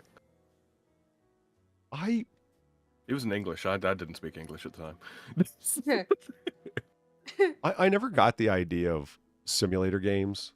I mean, okay, Omegon doing Euro Truck Simulator. Speaking of which, It needs to be touched like the like button. Streamlabs. thanks, Omegon. Yeah, by all means, hit the like button. If you haven't already, you can go ahead and do that. Leave a comment below if you're listening in the future, or retweet the tweet that I sent out on X earlier announcing that the bar was opening up, because it's one of the few ways to tickle the algorithm that's still available to us. And of course, all of our socials are below, including our Streamlabs, where you can donate to us, because fuck YouTube and their 30%. Super chats? Pah! Never. I mean, yeah, I make it sound like a self-righteous act, but really, they're not going to monetize me. What, are you fucking kidding?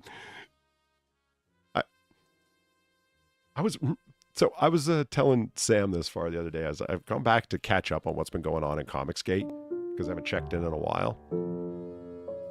Bing. Thank you, Doug, for the buck. He says, hear that far? Legitimate online sources.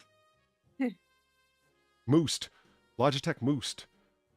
Moost. I'm so glad that people can't see the search bar. It's covered up by the frame, so they can't... Moose. It sounds like a dessert. Yeah, right? Like moost. I have this mouse. No, not that one. Wow, they changed them just slightly, and it's a completely different mouse, huh? Mm-hmm. This one right here. Same one as the one beside it. So I've got this mouse. Oh, Polly, that's kind of stylish, man. I'm not going to lie. Right. And it you'd think... That's slick. Right. It doesn't have the...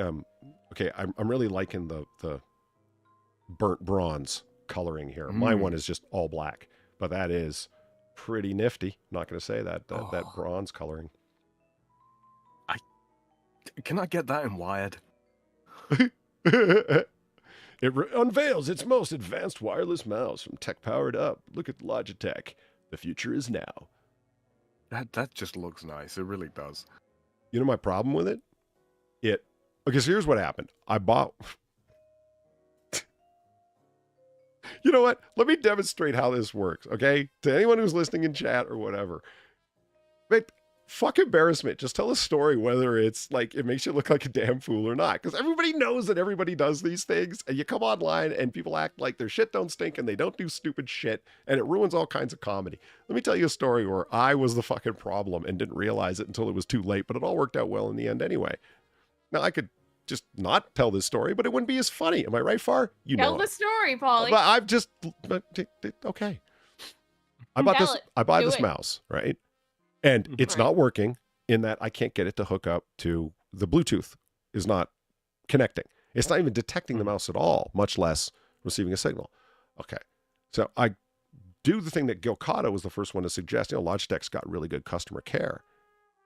Make sure you register all your items with the individualized serial number that every product has. If you got a problem, they will do exchange or repair or whatever. Turns out he was absolutely right about that. And yeah, register your products with Logitech. It's actually worth it. I did so with the mouse and then called up their customer care and said, yo, your fucking mouse don't work. I didn't say it like that. I was less spicy. And it's okay, well, let's go through the diagnostic procedure. And you can tell that it's, you know, some call center in India or whatever doing it. And actually, the guy sounded Romanian. But that's beyond the point, Far. Quit distracting me. Allowing Mr. Rottegar. Here's the diagnostic procedure. Have you tried this? Have you tried this? Have you tried this? Did you do this? Yes. Okay, so it turns out that mouse isn't working. We can replace it of one of equal or lesser value. Let's just look. Yes, that same mouse is available. Would you like it? Yes. So, okay, sends me one. Another one. I get it in the mail. That one doesn't work either. Then I do an idiot-proof diagnostic of my own design. I didn't pull the little tab off to let the battery touch the connecting point. Yeah, I think we've all done that Right? at some stage in our lives, right? Like we like you've gotten a thing, it's battery powered. You haven't pulled the little tab off, so you're just like, why the fuck isn't this working? I am drunk, so drunk, I cannot get up. Hey, 60. Next 6 minutes. Thank you very much for the $2.42. Slept bad the last few nights. Any tips on mild insomnia? Valerian root. Oh, dude, I'm thinking it must be like. Or my thesis. The moon. I think it must be like phase of the moon, or like we're all kind of synced up on our menstrual cycle or something. 6 I've been sleeping really badly as of late. This. I mean, yeah, Eric, you're not wrong. It's like, oh my God, free mouse. Absolutely. That's what it ended up equaling. Is I have two of them there mice. Mice with blue teeth. Thank you, Sam. The smoking rat would be delighted by that statement. Boomer Polly. Yeah, it was okay. In my defense, not that there's much of one to offer, the tab was not terribly visible. Usually they'll try and tard proof it by making the little tab that sticks up where here's where you pull it off blue or oversized or whatever. It was real small, man, and it was not sticking up. It was flush to the plastic of it until I looked at it in different light. That's when I was like, let me just take a look at this. Is this battery even I can't read the best before date on this battery. Maybe the battery's old as fuck that they shipped it with. So I walked into different lighting, and that's when I saw the tab when I was looking at the date on the battery. Oh, wait a minute. Did I just lie to Logitech and then confess to it on No, stream? you didn't lie. You didn't lie. You didn't know it was, you didn't know that this was the thing. Yeah. Because honestly, I have a firm belief that, with like kids' toys, how they have the massive fucking tab to show, yeah, you got to pull this out, dipshit, for the battery to connect. They should have that with all products. That shouldn't just be a kids' toy thing. That should be every single product that has a battery in it. Should have that obvious as fuck plastic tab.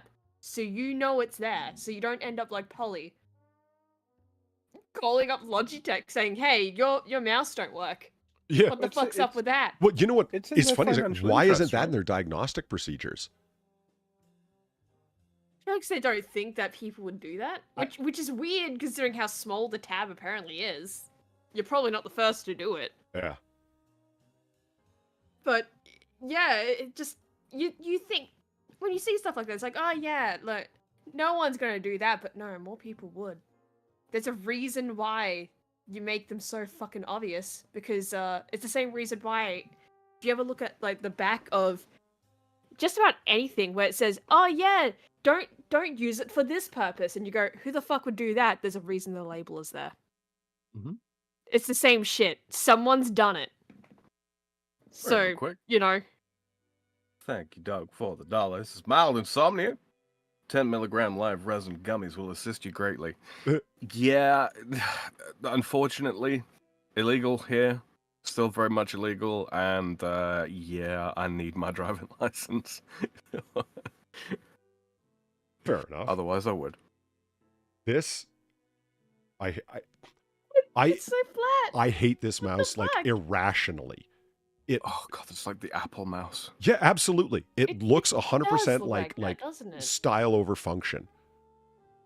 We want it to look like, I picture a plastic fern on somebody's dead tech office sitting next to this fucking thing. Do you know what I mean? Mm-hmm. This mouse should not Yeah. be under anything other than blue tinted fluorescent lighting. Ugh, It's I hate it. Companies will spend all this money on fucking ergonomic these chairs and things. all that kind of bullshit, and then provide these mice. Yeah. You want to know how bad shit like that is for your hand, unless you're a tiny Oh, Japanese terrible. lady. Just awful. Yeah, it's terrible. I remember when I was making fun of this mouse. I'm like, what kind of asshole would have this? And Zelthor's like, that's the mouse I have, man. Oh. I'm pretty sure that's the mouse that Platy has. Pretty fucking sure. She has so many buttons on the side, but I don't even know what any of them do. They're mappable, far. They can do anything. Well, yeah, but I don't know if they're mapped to anything. It's terrifying using that mouse. Thank you, Medtrex, for the $5. It's only illegal if you get caught. Yeah. True. So the problem I'm having with this mouse, the one that I have two of, is it has buttons everywhere. And it's mappable, though you can't see. It's got two buttons on the side, plus a third one down here. Yep. And see this surface is kind of what would you call that? Not fractal. Polygonal? Yeah, Polygonal? let's go with that. Polygonal. I don't know quite how to say that. Probably both ways are fine. Anyway, there's a button underneath there where if you press on it, you'll get a click. Do you know what I mean? You'll tactily sense it. So you got the left and the right, and then that button right there is to switch the scroll wheel in between. DPI. Yeah, no, for clicky versus smooth. Really? Yeah. I like the clickies personally. Man, this is the Aston Martin of mice, man. Fuck, And dude, it's relatively cheap. If you're interested, you should check out if you're that. I mean, I can give you one of the ones that I have because I don't use it. It'd probably cost me more to import it. It's intended as a gaming mouse because it is mappable for the side buttons here to be able to do whatever you want, and then the hidden button, so to speak, that's underneath it, you can assign them to whatever you want. They're all really soft clicks. And I had no idea that I manhandled my mouse up until I tried using this thing. I can't move the mouse around without clicking this fucking button. Every time I put my hand on the mouse, it click, click, click, click, click, click. So I just turned all of these buttons off to nothing. And it just became a frustrating prospect where it's like, you know what? Fuck it. All right, there we go. That's the mouse for Polly. It's just it's basic as fuck. But like, I mean, I kept hitting all, like I said, there's the hidden button under there and everything, and it's no good. Yeah, that's what I kept doing when I was at Platy's, right? Yeah. And I was on her computer, and I'm using that fucking mouse. Like, I kept accidentally hitting buttons. Thankfully, I don't think they're mapped to anything outside of games. But forward and back on a web browser. But yeah, I kept clicking them because I think I use a mouse in the exact same ways you do, Polly. Just manhandle them. Yeah. It's like, why you being so rough with your mouse? Why the fuck wouldn't I? I don't know. I'm used to using, like, I guess after growing up with the Windows 95, 98 computer with the bowl mouse, right? Yeah. Oh. You kind of get used to being rough with them. Of just, come on, why aren't you registering? And I actually considered... What's up? Do I remember what? Can you remember the 3-button mouse where there's no scroll wheel or anything? But there is a middle button? No. Oh, I don't. No, I think that's before my time. Yeah, probably. Yeah, man, that was wild. I think I was actually considering buying this fucking Autobot here. That would have been so much worse. This is the one that when I was talking about this mouse, it's like I think I dodged a bullet by not getting that one. It would have been far worse. And Sinatra right away is like, "That's the mouse I have." I'm like, "Oh fuck, of course it is." Of course. Every time you say, "Oh, this mouse would be a nightmare," someone always pipes up, "That's the one I have." Right? Is it? What kind of asshole has this mouse? And it's a very generous donor in chat is like, I do. Yeah, it's like this one. I fucking hate this mouse. Anyone who uses a retard. Someone's gonna have it. Someone's gonna have it. This thing, it really does bug me. This one, the ergo vertical. That does bother me too. Like, what the fuck is going on here? You know what? This is the people who came up with this were the same ones who designed that Pepsi ad campaign. Yeah, the Pepsi universe, right? Yeah. I love that thing. It's like, that's real. That's legit. Someone actually had to present that to Pepsi executives and just do it dead serious. It's great. I think once they knew the amount of money that their advertising section had paid for it when they presented that to the board of directors or whatever, the whole board of directors probably just nodded along going, "I don't understand any of this." And they didn't want to seem stupid, so they said nothing. Oh, God. Because they did accept it. The funniest situations, though, aren't they? Like, once they realize, oh shit, this is dumb as fuck, but they can't do anything about it, so they just have to let it continue. But it like trash AI generated gobbledygook papers that get submitted to peer reviewed journals, and they pass their triple authenticated, double blind evaluation process. It's like, yeah, that article was just all from Mein Kampf, you idiots. Didn't you know that? It's like, no, they couldn't recognize it. And afterwards, like you said, it's like, what do you say afterwards? As little as possible. Doc, thank you for the buck. Can't help but manhandle it. Not helping the abusive alcoholic partner statistics there, Furry Far. Well, thank you for that. Excuse me. I think it should really scare the shit out of you. It's like docs, like, EMT, medical professional, and he's the guy who comes up with those things and is often drunk. So, when you call 911, docs are coming. Yeah. Now I found that funny because I'm also I also used to be one of the guys that would show up when you called. So I wanted to like this mouse, Sam. I really did. Hopefully not Doc.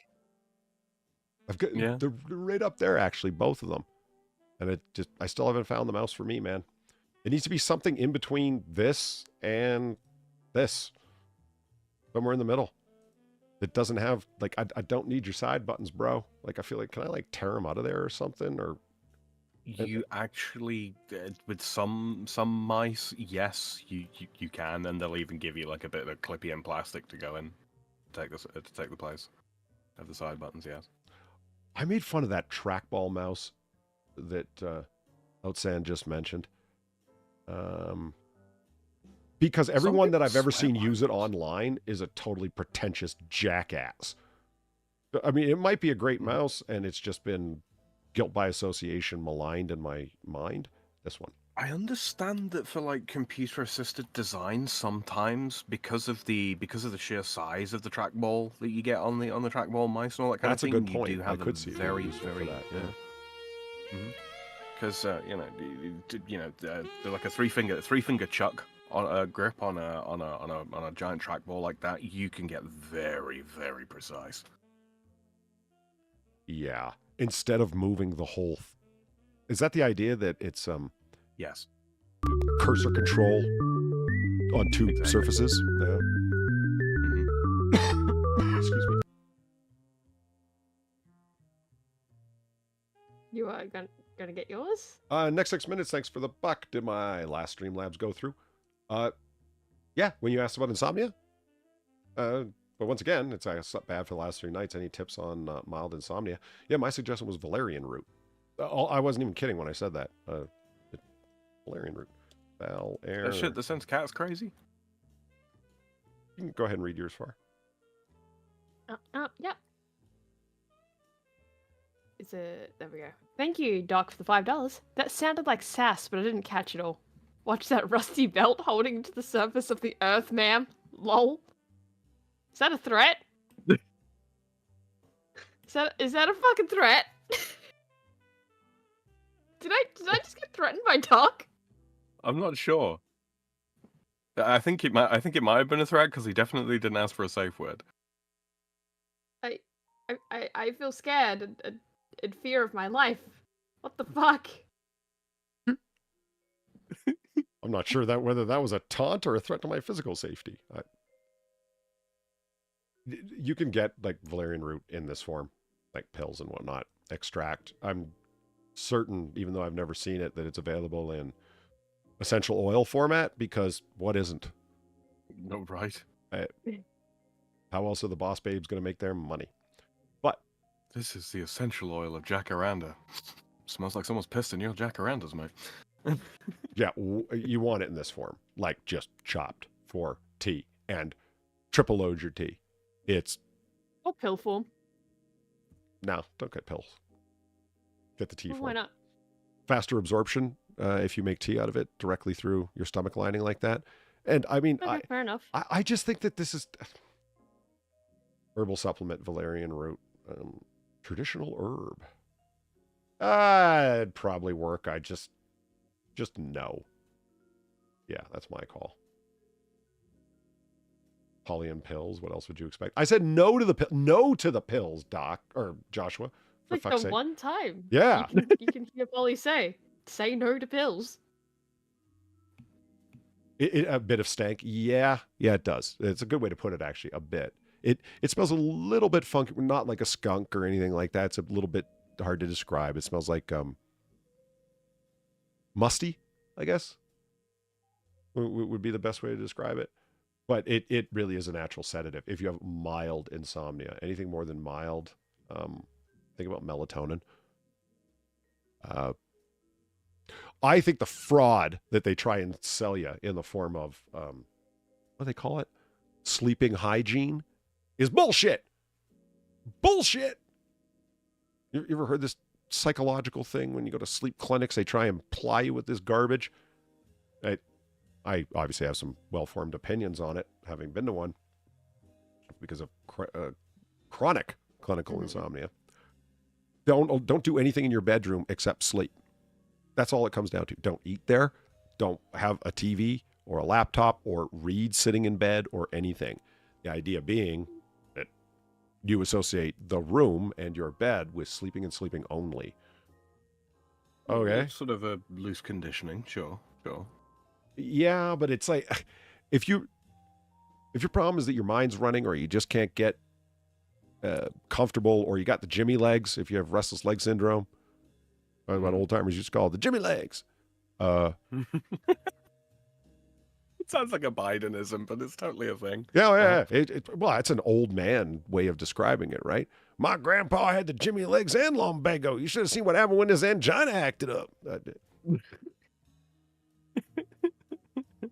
have a clock near your bed. Yeah, that's probably true as well, because you keep turning and looking at it.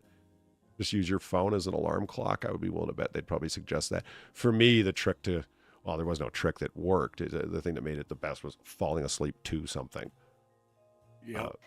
Yeah. Which is what I do, like a laptop or whatever. And we talked about this before, right? It can't be anything new. My sleep playlist, yeah. Yeah, it can't be anything new that you haven't seen before, because your mind's going to be active trying to pay attention to it. So something that you like. For me, it's all about that Star Trek, man, because I've seen all the episodes. Absolutely. So there's, and you have to pick carefully, though, because there's battle-heavy Star Trek episodes, and you want talky stuff, not kaboomy things.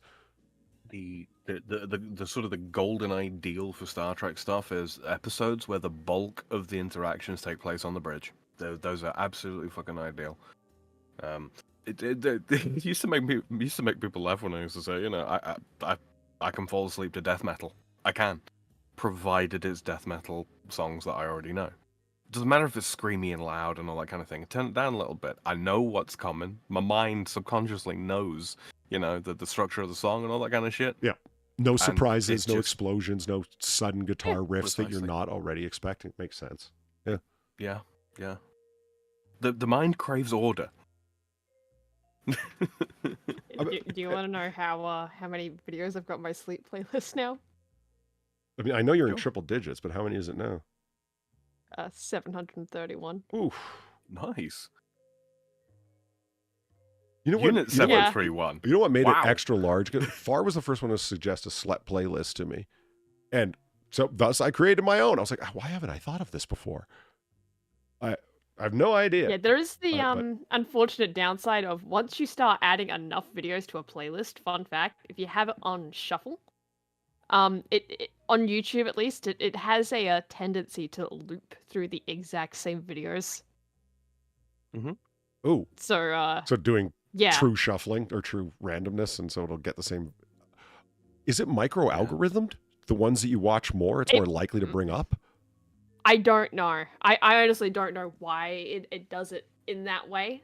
Like, it gets stuck in a loop of just the same, like, 5 videos. Sometimes it doesn't. But, yeah. More often than not, I have gone to sleep, with one video playing, right? Then I'll wake up, and it's the exact same fucking video playing when I wake up. It's fucking weird. Run it all the way back around. Hold on. Yep.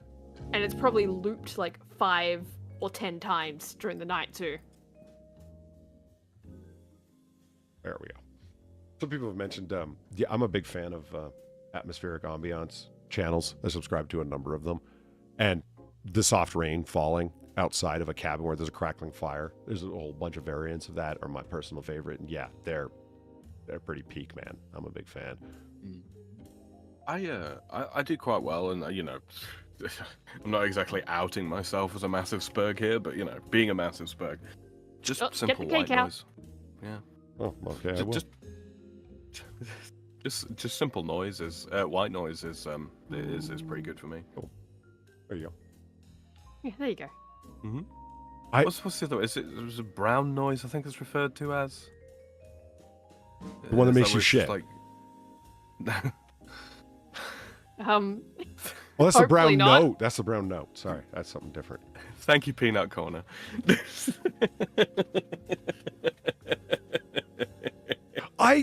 I'm not even kidding. I thought that's what you were referring to. I wasn't trying to be a motherfucker, man. It's a thing. Like, you know what? Now I feel the need to prove it. Okay. I need an equivalent of a Judgy Pacino. Get your own. I don't deserve I a need Judgy I need a Pacino for Samuel this. L. Jackson right now. Look, the brown note, also called the brown frequency or brown noise, is a hypothetical infrasonic frequency capable of causing fecal incontinence by creating acoustic resonance in the human bowel. Told you. Isn't that fucking thing that there's that one Lindsay Lohan movie or something like that where she just makes people shit with a fucking device that she points at people? What? That wasn't Mean Yeah, Girls, what? was it? Yeah, right. Hold on. I gotta Was judge Was it Pacino Lindsay for you. Lohan? I think it's a I Lindsay- just. I think it's a Lindsay Lohan movie. I don't know. Yeah, it gets this fucking device that just makes people shit. What a And great like she's plot using for a it on all movie. the high school I- bitches. Help me out here, chat. Just someone's bound to have that seen it. is not Mean Girls. What the fuck? It was along those sort of lines. Oh no, it was Kick-Ass too. That's quite right, Mentrax. Good shit. Good shit. In South Park, did it. Yeah, the brown note absolutely did. Oh my Yeah, no, God. Kick-Ass too. It was Kick-Ass too. Yeah. I mean, Worrisome Way Swamper, what's up? How's it going? I always love seeing new people in chat. It's great. Love a night car ride The ambiance. worrisome waste wamper. Yeah. The dastardly doo-doo devourer. The loathsome dog eater. It's an Elden Ring reference. Mm-hmm. I appreciate fuck, it. where was I going right before that? The ambiance stuff. What were we talking about right before that? I totally forgot. Shadowclaw says that YouTube videos help me. Oh yeah, my slept playlist. You know what I love? So I started creating like a slept playlist of different, largely ambient channels and things like that. And there's not a lot of 10-hour ones. The ones I like, they're usually like 2 hours. So yeah, let me just put this one on loop, that kind of thing. And so I ended up putting in the slept playlist for things I could find again easily. And I ended up putting a bunch of Pushing Up Roses videos in there. For some reason, it was easy to fall asleep to her reviews. But what's annoying about them is that she'll play like shit. The intro, right? Yeah, that no, this fucking guitar. Yeah, because I know exactly what you mean. Oh, Yeah. It's like Yeah, Roses. Can that's you one of just the problems, can you put up like an hour and a half version of you and Lazy Game Reviews and LGR playing a game together? That's just an hour and a half. Like it's just the original cut. Because I would love that.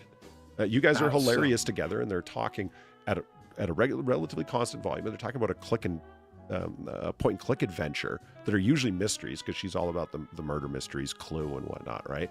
And so they're trying to figure stuff out. So it's just them talking around, moving around, and it's they're great streams to fall asleep to. But they're cut into, like Far said, 10-minute segments and the intro. That's me and fucking zero punctuation, man. The Yardsy's reviews of stuff, like 5-minute reviews, short, sweary, funny, cynical, all that kind of shit. They're really, really good, and there's like these 4-hour compilations, and they've also got like a 20-hour compilation up on Spotify as well. I frequently use those to fall asleep to. I did have a playlist for a long time, but the problem is the intro for them is this, like 5 guys with guitars kind of, and it's like, yeah, that wakes you the fuck up, especially when it's not all at the same volume. Yeah. Something else interesting I found within the course of my sleep playlist, which again, over 700 videos, guys. It's a little insane. I didn't say it didn't go far. Yeah. You definitely notice after a while when you put in a shit ton of different videos into the same playlist, and you're not playing it through headphones specifically, like it's being played at a low-ish volume, right, on a speaker. You do start to notice the difference in volumes. Like, it's the same kind of thing you notice with our donations, right? Mine is super fucking loud, and Follies and Sam's are usually at a more moderate volume. It's all over the place. There's so many videos where it's like it's all over the place. The intro will be loud as fuck, the video will be quiet, then suddenly they'll be yelling out loud, oh my god, at a point. Other times they'll be really whispering in the video. Like, and the thing is, this isn't all the videos that are in there, but a lot of them are like that. A lot do that. Or there's just different inconsistencies with different videos of some will be really low quiet, like I have a lot of Josh Strife Hayes videos in that playlist, right? Yeah, love Yeah. Josh. So there'll be you know, lower at the lower end, and then immediately after that, you could have an angry video game nerd video just pop up, and it's suddenly like, motherfucker, I would rather. Yeah, with his all cussing the shit. rants. Yeah. Exactly. ass, Yeah, and it's like yeah. it's yeah, Hilarious. shit ass motherfucker. Like, and usually they're not even the loudest ones though. You know the loudest ones I found?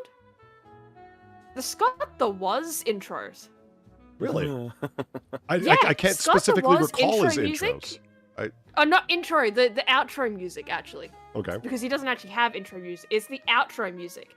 For some fucking reason, out of everything, all 731 videos on that sleep playlist, those are the loudest parts So, of just about every single video.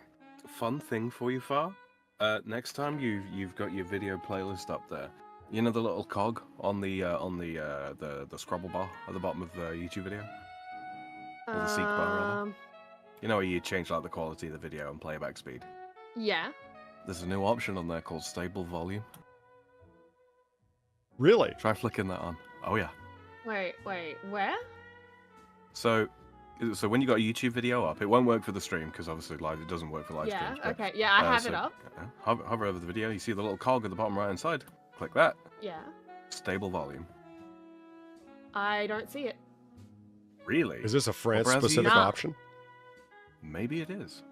Yeah, I have ambient mode, annotations, subtitles, which for some other unknown reason they love to just randomly turn those on for me. Don't know why. Playback speed and quality. Is this a live That's it. stream, or was it a live No. stream? No, it's literally Really? the first video in this playlist is just best the worst, real the worst. It's that. Maybe it's not available for every. Have a good video, night, but Doc. Hold on. I mean, I sleep can well, try. Doc. Good night. Speedy I can try detoxification. another random. Let's see. Just another one. While they're looking No. for that, here's a lo-fi Not that I on can that. recommend. Some people said raining, and then somebody else mentioned enjoying Gregorian chant. Here's a cool lo-fi channel that does a lot of Gregorian chant. Catholic lo-fi. Yeah, I can do Gregorian chant actually. So it's really, I do really find like it very peaceful. music to sleep, relax, whatever too. Just like every other lo-fi channel. Really soft. Drums at a low tempo, but they always mix in Gregorian chant, and that's what makes it. The channel's just literally called that, Catholic Lo-Fi. And then, of course, you get the fantastic animation of Thomas Aquinas dozing in his chair with his cat. So Sam. Yes? Nothing. Not even on that. Not even on that video. I really? think it's a region-specific thing. Maybe. I kind of was hoping that it wasn't, to be honest. That's Yeah, because I don't Big see gay. it. Yeah, I've tried it in a couple of videos, like a couple of videos in the sleep playlist, right? Then I clicked on the one that you sent just to test it. Yeah. Not even on that. Wow. So it's And not a what browser are playlist you issue. Brave. I see. Well, yeah. Do you think Brave is blocking a Firefox. particular script? Could be. Because Brave say, awesomely I'm- blocks all kinds of annoying shit, and it might be catching up with something. Yeah, I was gonna say I'm just running regular Firefox. Mort has it in the UK, so there you go. Where? Maybe, yeah, okay, maybe you know it's what? I'm going to Europe. get you to Maybe repeat it's yourself. a and European really, exclusive. annoy you. TM. Where am I looking here, Sam? So, any Cogwheel? video that's not a live stream, you know, the Oh, okay, cogwheel. not a live stream. Where you All set right, like, well, let me just yeah. find one then. Got a million tabs open here. All right. I mean, the option's showing up for, Okay. for Noir Bar, this live stream, but it's grayed out. Okay. Where am I Yeah, going now? So, hover over the video, and then click the cog at the bottom right, where you know, you got CC and autoplay and all that kind of bullshit. In the settings? Yeah. Yeah, right there. Okay, yeah, it's not showing up there. Yeah. Same for me. Yeah. Okay. Wow. So it's a European exclusive. Well, Either it's European. Congrats, Sam. balls, man, balls. What the European I mean, I would exclusive. love that. It would sort out so many fucking issues I have. It might even be a But, Firefox like extension, because like Firefox has got all kinds of stuff on Linux these days, like play and play mode. You know, like a detachable play and Shadow play. Claw says he doesn't see it on mobile YouTube. But okay, mobile But YouTube BG is pretty. use- But BG sees it with Brave. BG? Okay, fuck. All right, we got a So it mixed looks bag. like it's US too. So I guess it Must be a new feature. is this just a is this just a thing they're rolling I out will for some people say- and not for others? I will say, when you switch to stable audio mode, it's the you know how videos reload when you change the quality of them? Yes. It does that, so I'm assuming it's something that's an encoding thing that's handled YouTube side. So maybe it is a new feature that they haven't rolled out across the entirety of the platform yet. Can I just express how relieved I am that they unrolled their new fucking UI, YouTube? Oh man, that layout was just killing me, guys. Yeah, right. Where it looked like, well, tablet YouTube, where everything was, all the thumbnails were extra large and in a grid format, and the comments were off to the side. I'm like, this is ugly as hell, man. I'm not on a tablet. Fuck off. And when I am on a tablet, I hate YouTube, so I don't. Tablets were a disappointment past being a good e-reader. Other than that, fucking hell, man. Yeah, they have very limited uses. Yeah. Sam, maybe you can explain something to us. What's that? Never mind that banging and crashing. That was just my flashlight falling down on top of my computer. We had none of that. He said flashlight, I didn't. chat. That was flashlight. Yeah, flashlight, Hey. yes. That's... You bastards. Boom. Parisians to protest Olympic Games by defecating. Yes. Is that why they were actually protesting? Well, let's find out. Because all I heard was like they had a hashtag where it's like, yeah, I'm gonna go shit in in this river like at this date. And that was trending.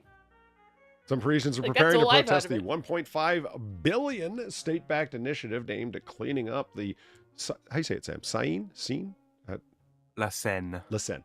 At the Seine River in Paris ahead of next month's Olympic Games. A group of activists is organizing a protest that they are calling a shit flash mob to be held in the river.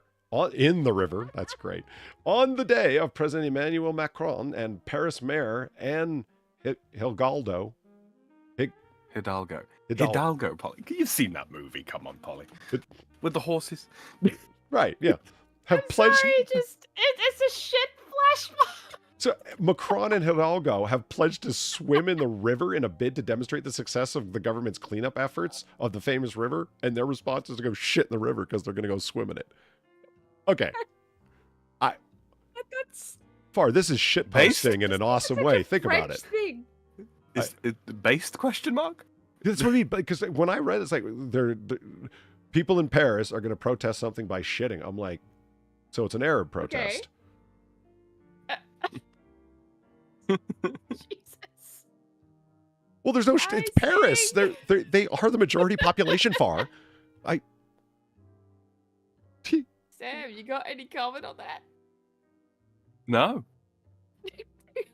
Just the facts, ma'am. Oh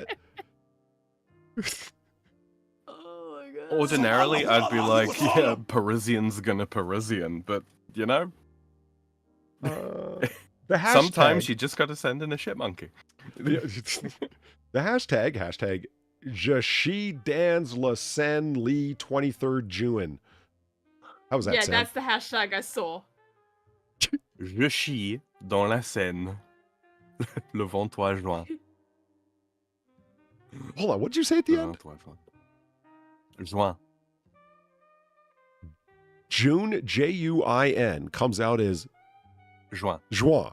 Mhm. That If I was using the Roman alphabet, I would not have spelled it like that at all. I mean, you can get a lot closer phonetically using other letters. Juin. Juin. Wait till you see juillet. Well, how do they teach French children to sound out the words? These spellings aren't helping no one. It's we It's so have difficult to- in the same way as like you would sound out fort F-O-U-G-H-T. Yeah. I We could have have sworn you were going to syllabic spell out construct, right? F-O-R-T by the way you said. Fort. Yeah, As opposed to fort.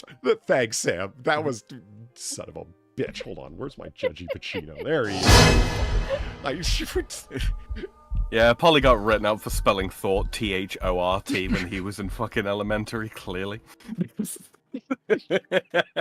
Thank you, Eric. That's right. It was an accent I mean, thing. I did also hear that. I did also hear that, to be honest. Thought, as opposed Yeah, to fort. Excuse me. Oh, my. Excuse This is the whole wash thing all over again. Isn't it? Wash? Oh, who says wash? What's that? Wash. I don't know, people from Baltimore, from what I understand. Oh, yeah, it is Baltimorean and a little Minnesotan, honestly. Has gained traction, this hashtag, on social media. After the announcement of the swim date, the Metro reports a website with the same name has been launched, allowing participants to register the locations where they plan to defecate. That's great. Did you read what what it translated to specifically? Just I shit in the scene. Yeah, that's literally what it says, yeah. It's just... Je suis What a hashtag. That's one of the things, like in French, we don't say that pisses me off. We say, it makes me shit. Ça me fait chier. Oh my god. Oh my. A poster promoting the event circulating on social media states on Sunday, June 23rd, we expect many of you to come and defecate in the Seine. In the river. Seine. In the Seine.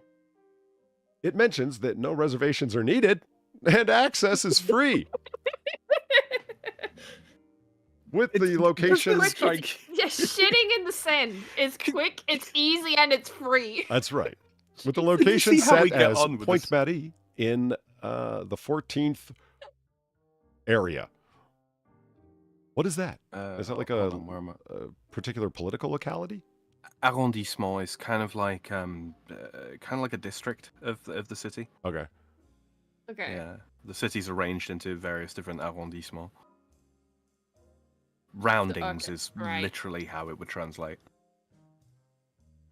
Shadowclaw found the stable audio option in the app. There it is. Okay, so even mobile. The protest continues amid ongoing efforts to clean up the Seine, with the goal of making it swimmable once again, as it was during the 1900 Paris Olympics. Last summer, a sewage problem led to the cancellation of the pre-Olympic swimming event in the river. I'm just going to offer some of my own thoughts here. Despite ongoing, enduring, venerable, and somewhat understandable stereotypes about the French military.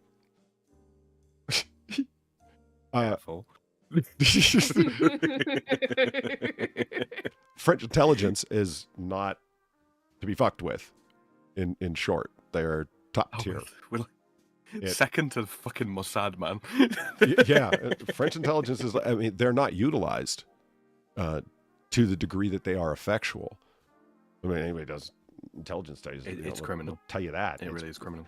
The amount of support that NATO relies upon in Europe from French intelligence is fucking crazy, because they are very good at what they do, very widespread, very well funded, and extremely professional. So you have Olympic. So this is what comes to mind. Let's see. When are we all mixing together? Well, we got a whole bunch of potential jihadis. We've got a massive event that the entire world's going to be looking on. And we have this highly effective and, highly effective intelligence apparatus there. Well, I hope they're doing their job, as I know that they can, because it seems like it's what's the one word? of those things, frankly. It's a target-rich opportunity, I guess would be the nicest way to say it. Very much so. I mean, and I'm glad that France does have the intel apparatus that they do. I hope they let them do their job. It's like our customs here. Our customs officers are actually some of the most highly trained police that we have. Including our standard sort of military police. Is like, as much as you don't mess around when a gendarme draws his fucking sidearm and tells you to freeze. Yeah, if a fucking douane, which is a customs officer, pulls you over at the side of the road or fucking flashes the lights, you pull the fuck over. They will shoot you in your car while you're doing 70 down the freeway. They give zero fucks. All this pitting nonsense, yeah, that don't fucking happen. You catch a bullet, motherfucker. Welcome to France. Jesus. But the reason being is like, if you consider our geography with the crossroads of fucking Western Europe, we can't afford to have bad intelligence. We can't afford to have bad customs. You know what I mean? Everything that goes everywhere in Western Europe comes through us. Guns, drugs, terrorism, all such things. A lot of the reasons why Germany started having so many problems with terrorism is because we cracked down so hard on it here. You're still statistically more likely to be killed in a terrorist attack here than you are, die in a shooting in America per capita. But yeah. That. Yeah, we crack down on terrorism really fucking hard here, rooting out the various networks and such, and that's when Germany's problem started, in earnest. And have just cause for doing so, considering some not too recent events. Here, look at this. Yeah. Yeah, the scorpion suckers. I've had one of these. I mean, Valine sent me these, and I was like, "Fuck! I remember when we talked about these. Holy shit!" And there they are. She found them. They're really not that bad. They're not as bad as you think they're going to be. I'm still not eating the bugs. Well, yeah. No is the answer. You know what's worse than these, though? Frankly, candied ants. Those things are ludicrously spicy. It's the formic acid, right? It's nasty. What do you mean spicy? Well, ants and wasps are quite closely related species, yeah. Yeah. And so, wasp sting, the actual fluid that they inject, I believe, is vespic acid.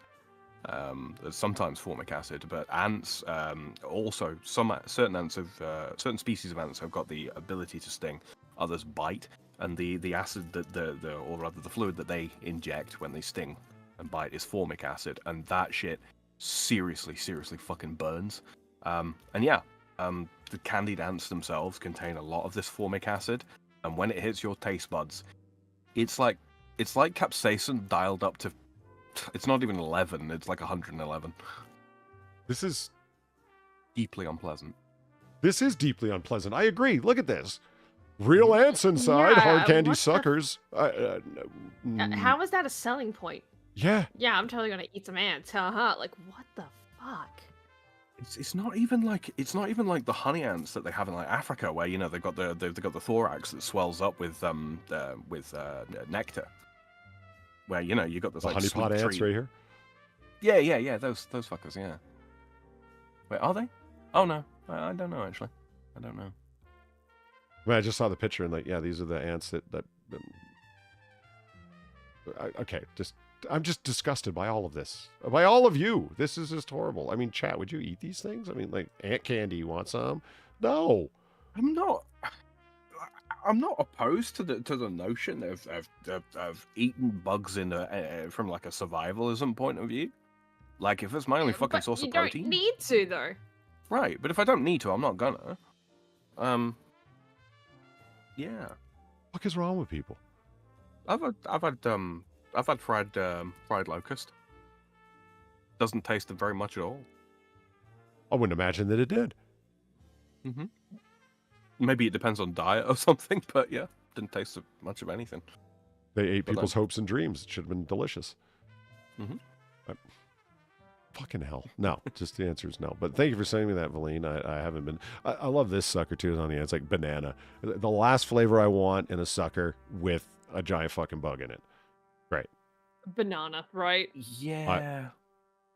That's actually the last flavor I want. I like bananas. The fruit, right? Yeah, bananas what's certainly not a vegetable. Yeah, the fruit. Banana. No, it's a berry. It's a berry, so it's a fruit, yeah. Okay. What was so funny about that for? What the hell? I'm just being reminded of, like, cranberries ain't gay. They're not even a fruit. Like, it's just, bananas. They're not even a vegetable. Yeah. Yeah, probably. Keep going. All right. Don't mind me. Is autocorrect racist? The campaign. to get tech giants to stamp out the ethnic name bias on phones and computers. I'll Yeah, be the racist only if it's reason I right. sent this is just the title. Like, we don't even have to read it. I don't even want to know. I'm just, you know, is autocorrect racist? Okay, That, well, that wait a line minute. just says it all. The caption of the Getty photo here of Lady Gatina, I'm going to assume is her name, have provided Microsoft and Apple with a spreadsheet of names they want embedded in their dictionaries to avoid autocorrect answers. Oh, God.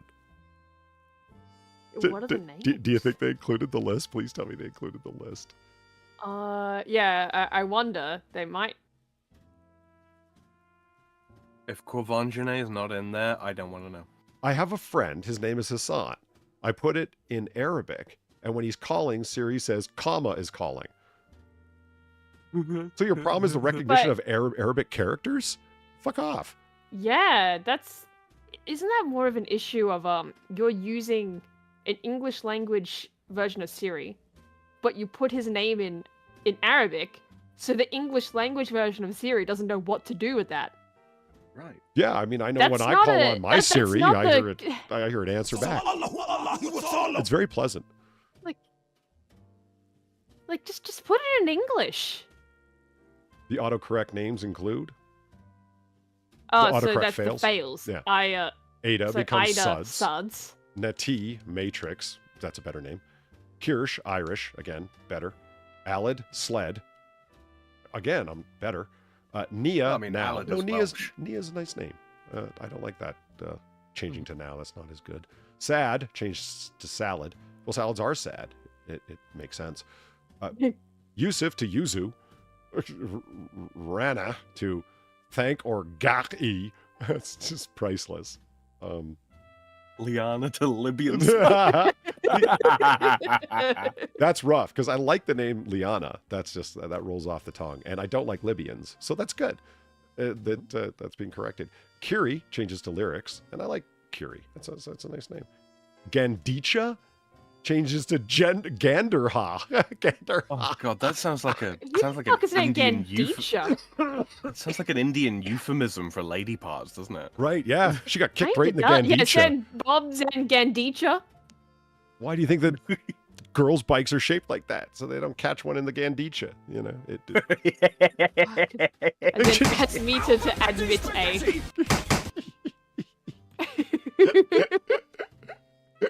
Come on, Streamlabs, be kind. Thank you, Trimble, for the $1. Hi, Far. Hello. Hello, Trimble. It's been a minute. How's it going, Trimble? Good to see you. Is anyone surprised that this is the lady that's behind the Say My Name campaign? No. I'm going to call you what you are, Moonface. That's it. We're done here. So are there any other lists on here? La Fortezza.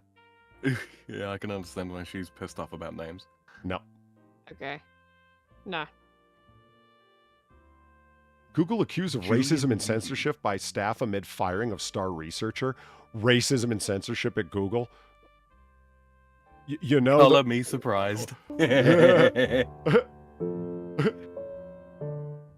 man. Trimble, thank you for the $1. Simply says, hi, Frog. Trimble. Let's see. One right after that. Ticketek. Australia. What the hell's a Ticketek? It's a company where they sell tickets for events. Oh, okay. Cool. Yeah, like the Bureau. It's a place where they sell beer. All right. So this is the place that overcharges you to go see things that really aren't worth seeing. Okay. Ticketek Australia says customers' names, emails, and dates of birth may have been accessed in cybersecurity breach. Wow. In the latest for Australians getting hacked. Yeah, that's just what I was thinking. Yeah, our cybersecurity is so shit. It's really concerning. I'm telling you, Far, it's the fucking emus. Don't trust those fuckers. Can you imagine? Well, I never did. Getting all of your information, birth date, social security numbers, everything all accessed, and it's because you were buying overly expensive tickets to a remake of Grease. Oh man, that just pissed me off to no end. Grease? Who the fuck wants to do? Or Beauty and the Beast. Yeah. I imagine that every single Disney animated film is currently running somewhere as a bad remake musical right now. Oh, it has to be. Guaranteed. Guaran-fucking-teed. Yeah. With a very sable cast. Okay, moving on. Pretty picture. That really is a lovely photo. It really is. It is. It's the Aurora. Uh-huh. The Aurora Australis? How you say Yeah. it? Aurora Australis, I think. Australis? I'm pretty I sure. just added in syllables. Literally the southern. You wanted it to rhyme. You wanted it to rhyme Borealis.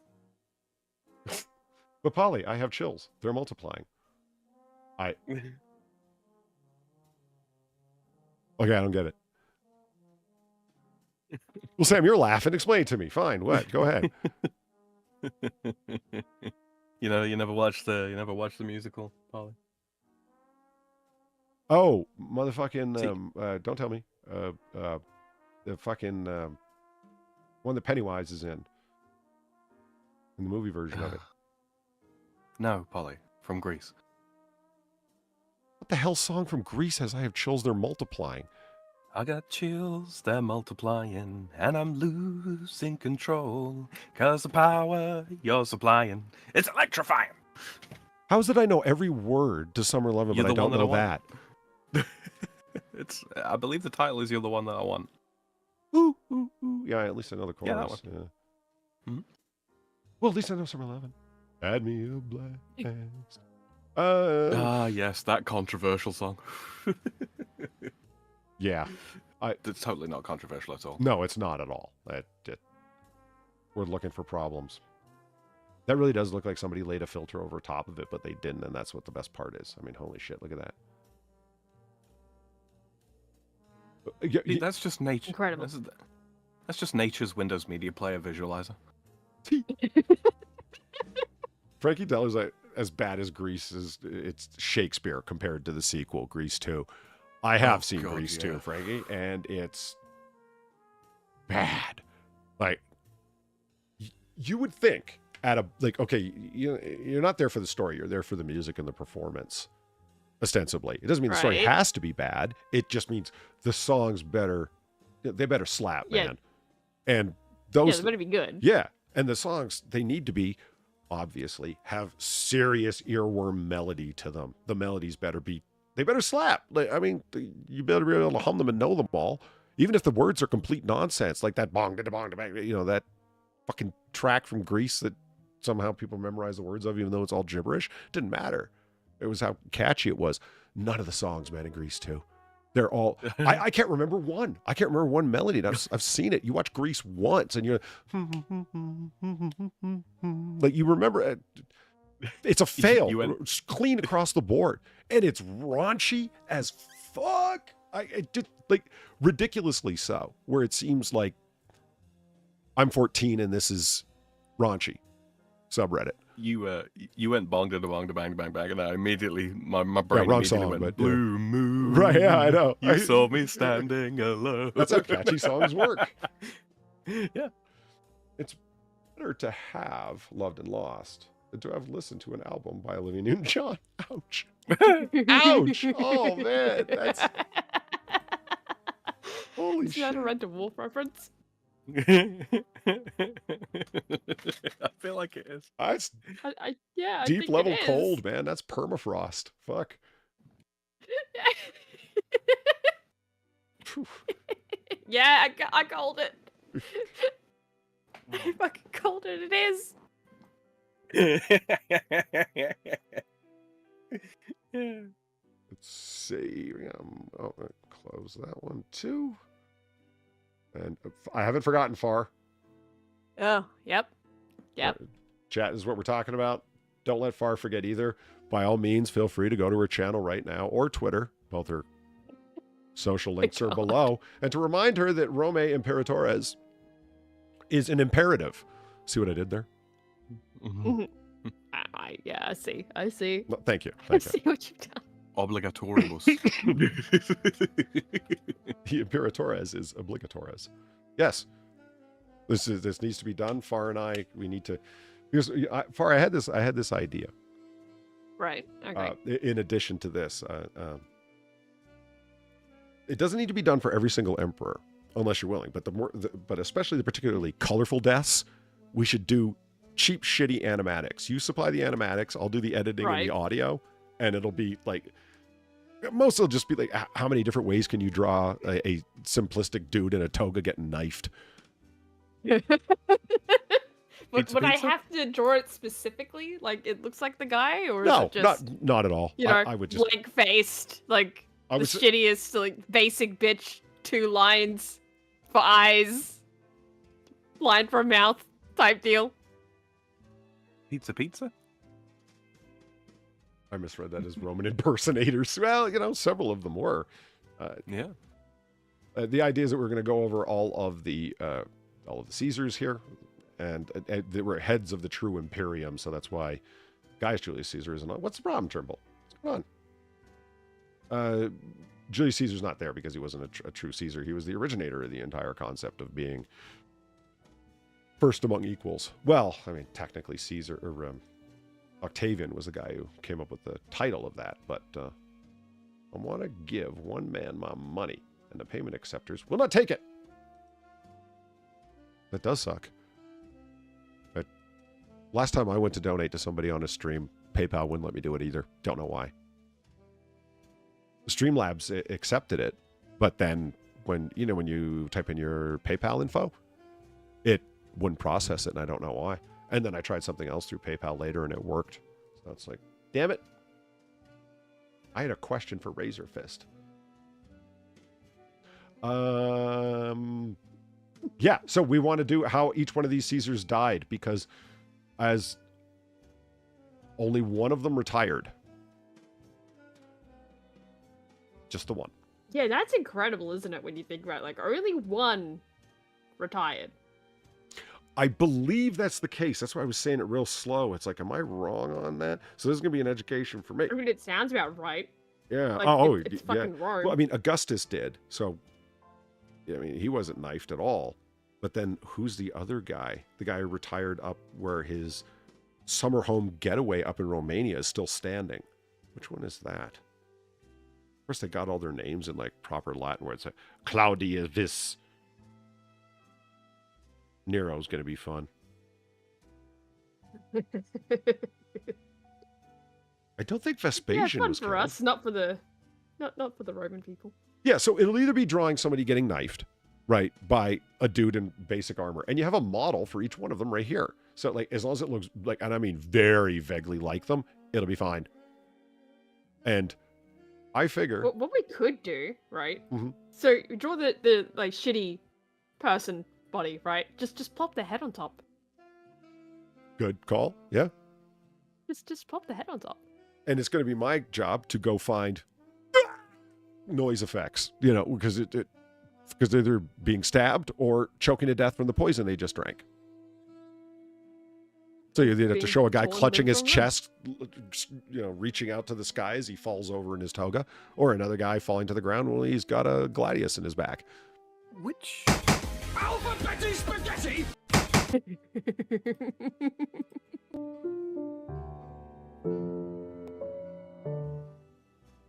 Thank you, Kilkana, for the $2. Coins are back.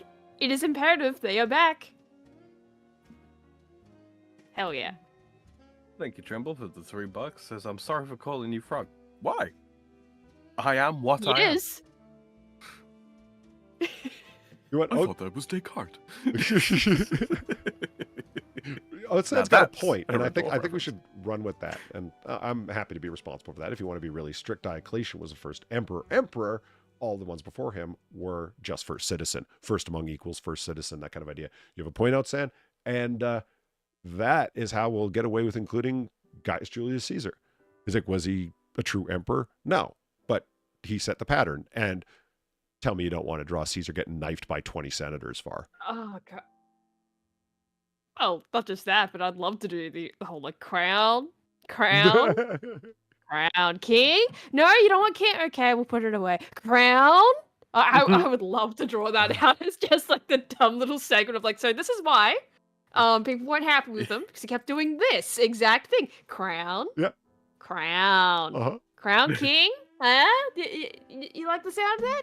And Crown. the editing King? will be the fun. You It'll see, be like, Rex? it's Caesar. No, wasn't no, you don't want that. Rex. It's like, oh, he didn't bring up the name King, but unfortunately, he wore a blue toga. And bing! All of a sudden, his toga turns, or purple toga.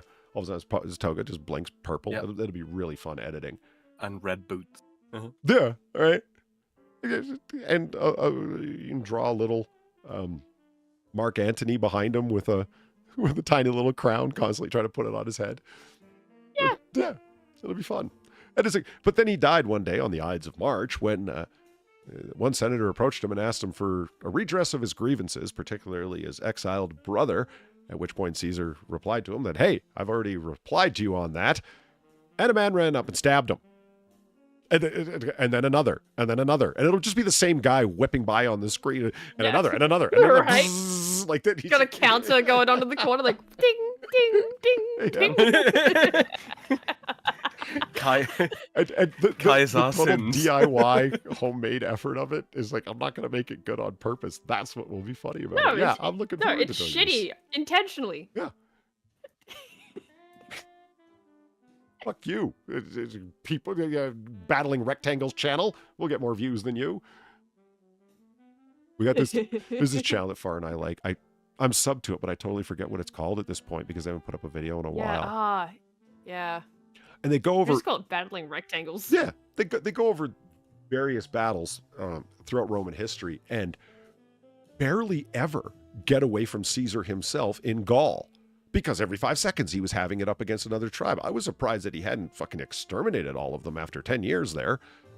But, I'm reminded of a joke. The Romans divided Gaul into 3 parts, probably used a pair of Caesars.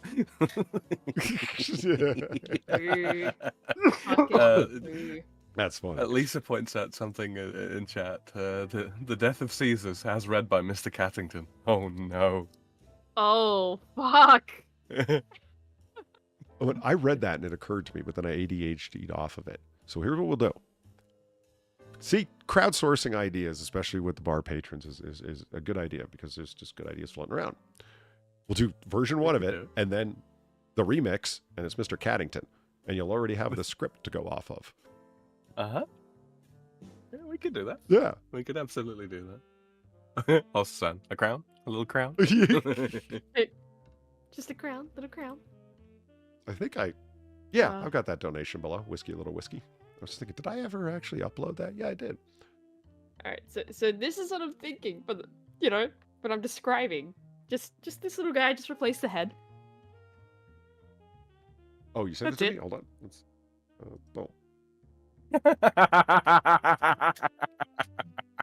Copy link.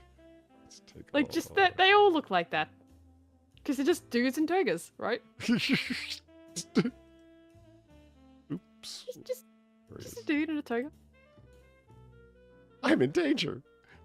I'm in danger. Sum in periculo. Sam, that's another great idea. Just throw around random Latin with the subtitle at the bottom for no reason. Random words here and there. And he was stabbed repeatedly. Just say some word in Latin, and then the text comes up at the bottom. It just means many holes. Make all the people that are taking courses in Latin just, oh my God, you said that so terribly, but that was hilarious. So this isn't, I do have to say, we do want to make it crappy, but that's not a toga as much as it is a sundress, Far. It was quickly done. I'm just saying the difference. Look, do you want this done or not? There's one bare arm, and then the fabric lays over the other arm. Like, I've always wanted to wear a toga. I've never been to a toga party, and I'd love to go to one. And I've certainly never wanted to wear a sundress, so that's how I know the difference. Do you want this done or not? Okay. He was stabbed twice. To be fair, I have 2 necks. To be fair, I have no idea how togas even fucking work. So. Oh, That's as Roman origami is what fucking togas are. Yeah, so, you know, I'm probably gonna have to look into that if we actually seriously do this. Risen with the tism. Yeah, you gotta risen with the tism. I'm hoping for a graphic. Give me a graphic. Yeah. Oh, okay. That, You see what I mean? Like, there's the one bare arm, which is traditionally the right arm, the bow arm. Whereas you've dressed him like a patrician lady. Yeah, well, I was also kind of looking at the statue things you had up and just going like, I see that. Yep, okay. So that, well, that's just a really well-made sculpture. Look at that. Sculptures with flowing fabric just always amaze me. Is that a WikiHow image? As much as I want to bring back, you know, the gentleman's cape, I kind of want to bring back a toga as well. The toga is that shit's pretty yeah, it's pretty epic and timeless, man. And you can free ball in this thing. You can. Yeah. Never mind, you know, what do Scotsmen wear under their kilts? What do Romans wear under the tunic? Nothing. Yeah, that is a WikiHow. I called it. You were right. I thought you meant like up here, and I'm like, no, it's not a WikiHow at all. No, it was the guy T-posing. I know what I'm looking at. What? I mean, it's an interesting point. So that wasn't even a toga, says Trimble. I mean, how to make an official Roman toga. Terror in a toga. I am sure that Trimble is right in as far as I bet you that there's all kinds of different ones. Like the simple tunic setup. What was actually called a toga? I don't know. This is the first time I've ever looked into it. But that is how to toga. This is interesting. So just first, get yourself. Wow, look at the size of this sheet compared to the man here in step one. Holy shit! It's a oh yes. I'd open it up, but it's such a small graphic. It just kind of 21 foot across at times. Fuck. Look at that shit. Maybe you got 1, 2, 3, 4, 5, 6, 7. How does 7 end up with? You're back to where you started. Hold on. Okay. 5, 6, and 7 are alternate shapes. Oh, I get you. Okay. Alternate ways to start out. It actually ends at 4. I see what's going on. I should follow the numbers. Just goes to show, you know, why they stabbed them rather than throwing them off buildings or what have you. Because, I mean, you know, fuck. That shit opens up and they just float down. Parachute. Exactly. So you could look like a citizen, a matron, a parachute. magistrate, an emperor, a general, a workman, or a slave.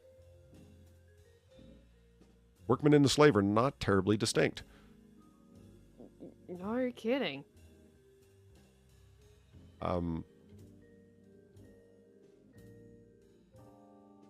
What I don't... if you can't see the text at the bottom, any woman who wore a toga was immediately recognizable as a prostitute. Oh. Okay, why? Huh. Because you're dressed as a man, therefore? Is that it? Yeah, violating the social norm, right? The women had a different thing. We actually spoke about this at some point. I think we were talking with Weebo about it. It was a word that began with S, was the feminine equivalent. The toga. Right, Toby? Well, I mean, when in Rome.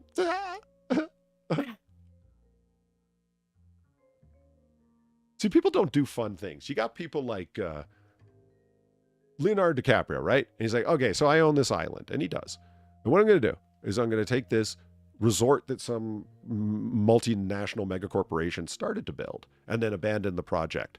And then he comes along and buys the island and the unfinished state that the resort was in. And I'm going to make it the first environmentally sustainable, 100% self-sufficient, renewable energy resource getaway casino hotel vacation spot. Okay, that was years ago. I never did it. It's like, yeah, right, because what you're asking for is basically impossible. Impossible like being an authentic environmental activist while flying around in your G5 Lear jet. Great actor, but he's a miserable fucking hypocrite. Anyway, people never come up with it. So you got like Oprah owns a Hawaiian island. Who else? Who else owned an island?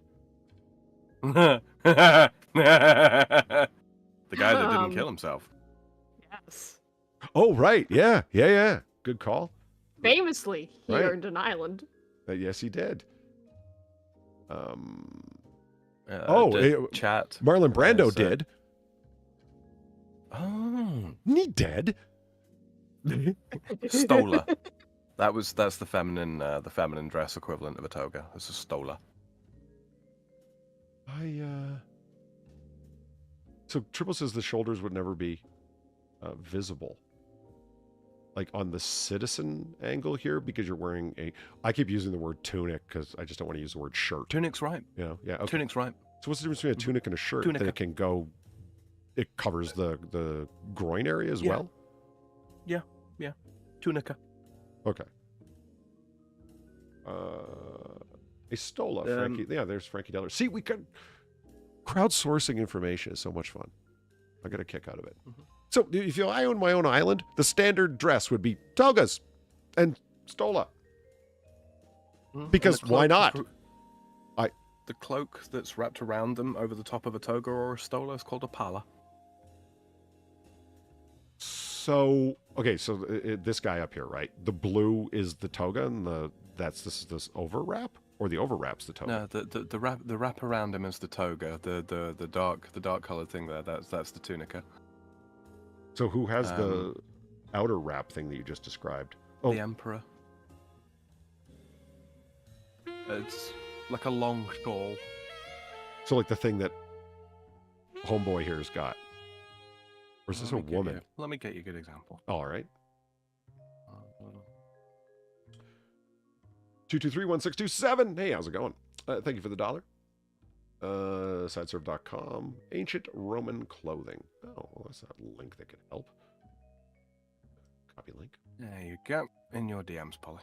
All right. Very distinctly coloured as well. You just do this.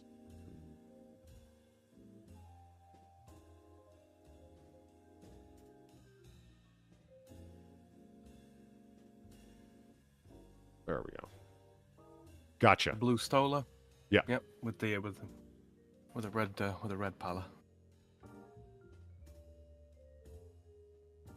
I can like hear Weebo inside my head going, "Oh man, why do we dress like that now?" You know.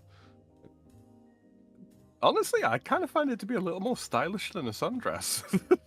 It is more stylish than a sundress. You're right. Yeah. Especially if you use you're like, well, like, you got so many layers on. Okay, indeed, but nobody said that this can't be very frilly, thin fabric that hangs off every curve. You know. Right. Just Yeah, saying. women had fucking petticoats and shawls and all kinds of weird and wonderful things across history. It does vary Comparatively, points this in seems Rome. very light. Let's just see what was in the link. Oh, Ancient Raven Clothing by Georgia Flambeau. That's a great last name. Flambeau. Yeah. Download a presentation. All right, this better not be porn. And oh, there we go. I will discuss. Ooh, look at all the basics, man. Okay, Far. I will keep this up and send it on to you because this is probably going to help. Look, references to everything. Holy shit, the same picture and everything. They used no shit. DuckDuckGo image search too. Yeah. All right, let's find out how to wrap a toga according to WikiHow. Oh my god, it Oh, moves. oh. Wow. They've upgraded. We Far. have wiki gifts. Yeah. So you shove it in your drawers, Okay. And then do wrap. a ball wrap, and then a butt wrap, and then tuck on the shoulder. Up. And Yeah, then, it wasn't that far off. and then adjust it like a slide pop. Got it. Hold, pin, or bunch the material until it hits your legs where you want. It may take a few passes until you feel it lays right. Make sure you spend some time smoothing the layers and folds. Then take a safety pin, Safety pin. which was totally a thing in ancient Rome, everyone. No, you'd Yeah, use a brooch. they were so wouldn't you? Yeah. they were so ubiquitous within ancient Rome. You know, it just What? just Modern used it. spring steel? Of course it was. Yeah, I yeah, of course. They were Roman. They made aqueducts, man. They just made everything. They were so advanced, the Romans. Right? Sometimes I've cracked jokes where it's like, as if the Romans had, and it turns out they didn't have that. They had better. You're right. I, What we have is the downgrade. right. Like I've been caught with that at times. It's like, oh, come on. What were their building materials? And a guy went, dude, they had concrete that hardened underwater. I was like, Right. fuck. Self-healing concrete. Yeah, and I was like, fuck off. No, they didn't. I look it up. It's like, holy shit. Fucking Rome, Shit, man. I would just... Right. Shit that we've had to kind of like rediscover because we got cheaper and cheaper and cheaper with it, and then we found out, oh, actually, we've kind of lost the heart of what was used there. Yeah. Like I was fascinated by like, the lost architectural tech engineering of the dome, Yeah. of a stone dome, and how to make it. And then, yeah, it was rediscovered at a certain point how the fuck the Romans managed to put this up. Because not so much how do you do it, because every stone becomes a keystone. Like, what does it look like when it's done? How do you do it in stages? That was apparently the lost part from the actual worthwhile documentary that I watched on YouTube. Short documentary that I watched on YouTube. Somebody had clearly spent their time doing the research because they had all of their fucking references on screen. one of the ones that got me was like people talk about Roman columns, marble pillars. No, the overwhelming vast majority were not marble, not even close. It's a central sort of column that is then decorated, and what they would do is they would take plaster and they would put it on and shape it, and then they would skim off, and then they would take the stuff that they skimmed off and then press that back on again and again and again, and each time they did it, they would be compacting it and compacting it and compacting it to the point where it formed such a sheer hard surface that, yeah, it's pretty much once set, not far off being as hard as marble. Yeah. It could be polished up to look, as smooth as glass. Incredible stuff. Lisa said, damn, man, always bring the conversation back to Rome. And that's how you know Far's cool, because it doesn't, either she's the one who brings it up or she's totally down with the conversation. So, Thanks. Here's this is the toga that at least I was thinking of. So like a classic toga. Yeah. I'm willing to bet there's absolutely a name in Latin for that. Your traditional Senate citizen member, former council, pro-council toga. Let's see. So you take a big old bed sheet. Okay. Got that. It's got, little Jetsons prints on it, but that's fine.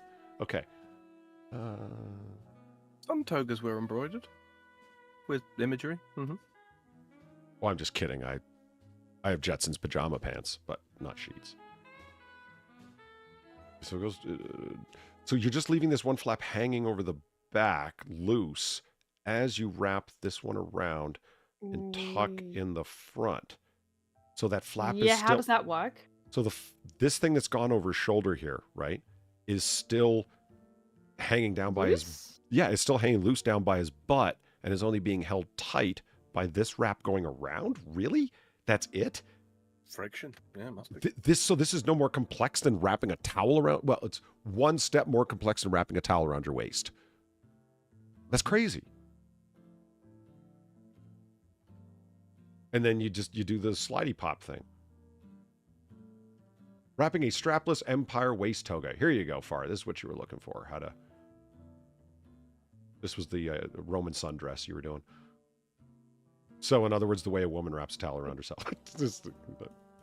Like, that's it? It's an ancient art. Then you tuck in one corner, and then adjust. And safety pins again. And then stab yourself with a pin. And then get the little rope tie dillery-do. Wrapping a halter toga. 3 to 4 feet. Whoa. What happened? You just twisting it? I feel that we missed 5 sub-steps. Yeah, you're just twisting. Yeah, the important part, which is to say the halter, the part that we're here to learn how to do, is not very well described there, is it really, frankly? Okay, yeah, I actually want to understand this, because this is just basically doing like a bath towel or beach towel wrap around yourself. Okay. Wrap the sheet around your chest, holding the folded sheet horizontally in front of you. Wrap one side around your chest. Okay, right. And then the other side, much like a towel. Leave 3 to 4 feet of length off. Okay, so you leave this big... Okay, I get it. I was misunderstanding that this was the overall length. So this is a really big sheet. Holy shit, they should have said that. It's if there's 4 feet left over once you've wrapped it all the way around your body, like the total length of it is like what? 10 to 12 feet? Yeah. That's a fucking big sheet. Okay.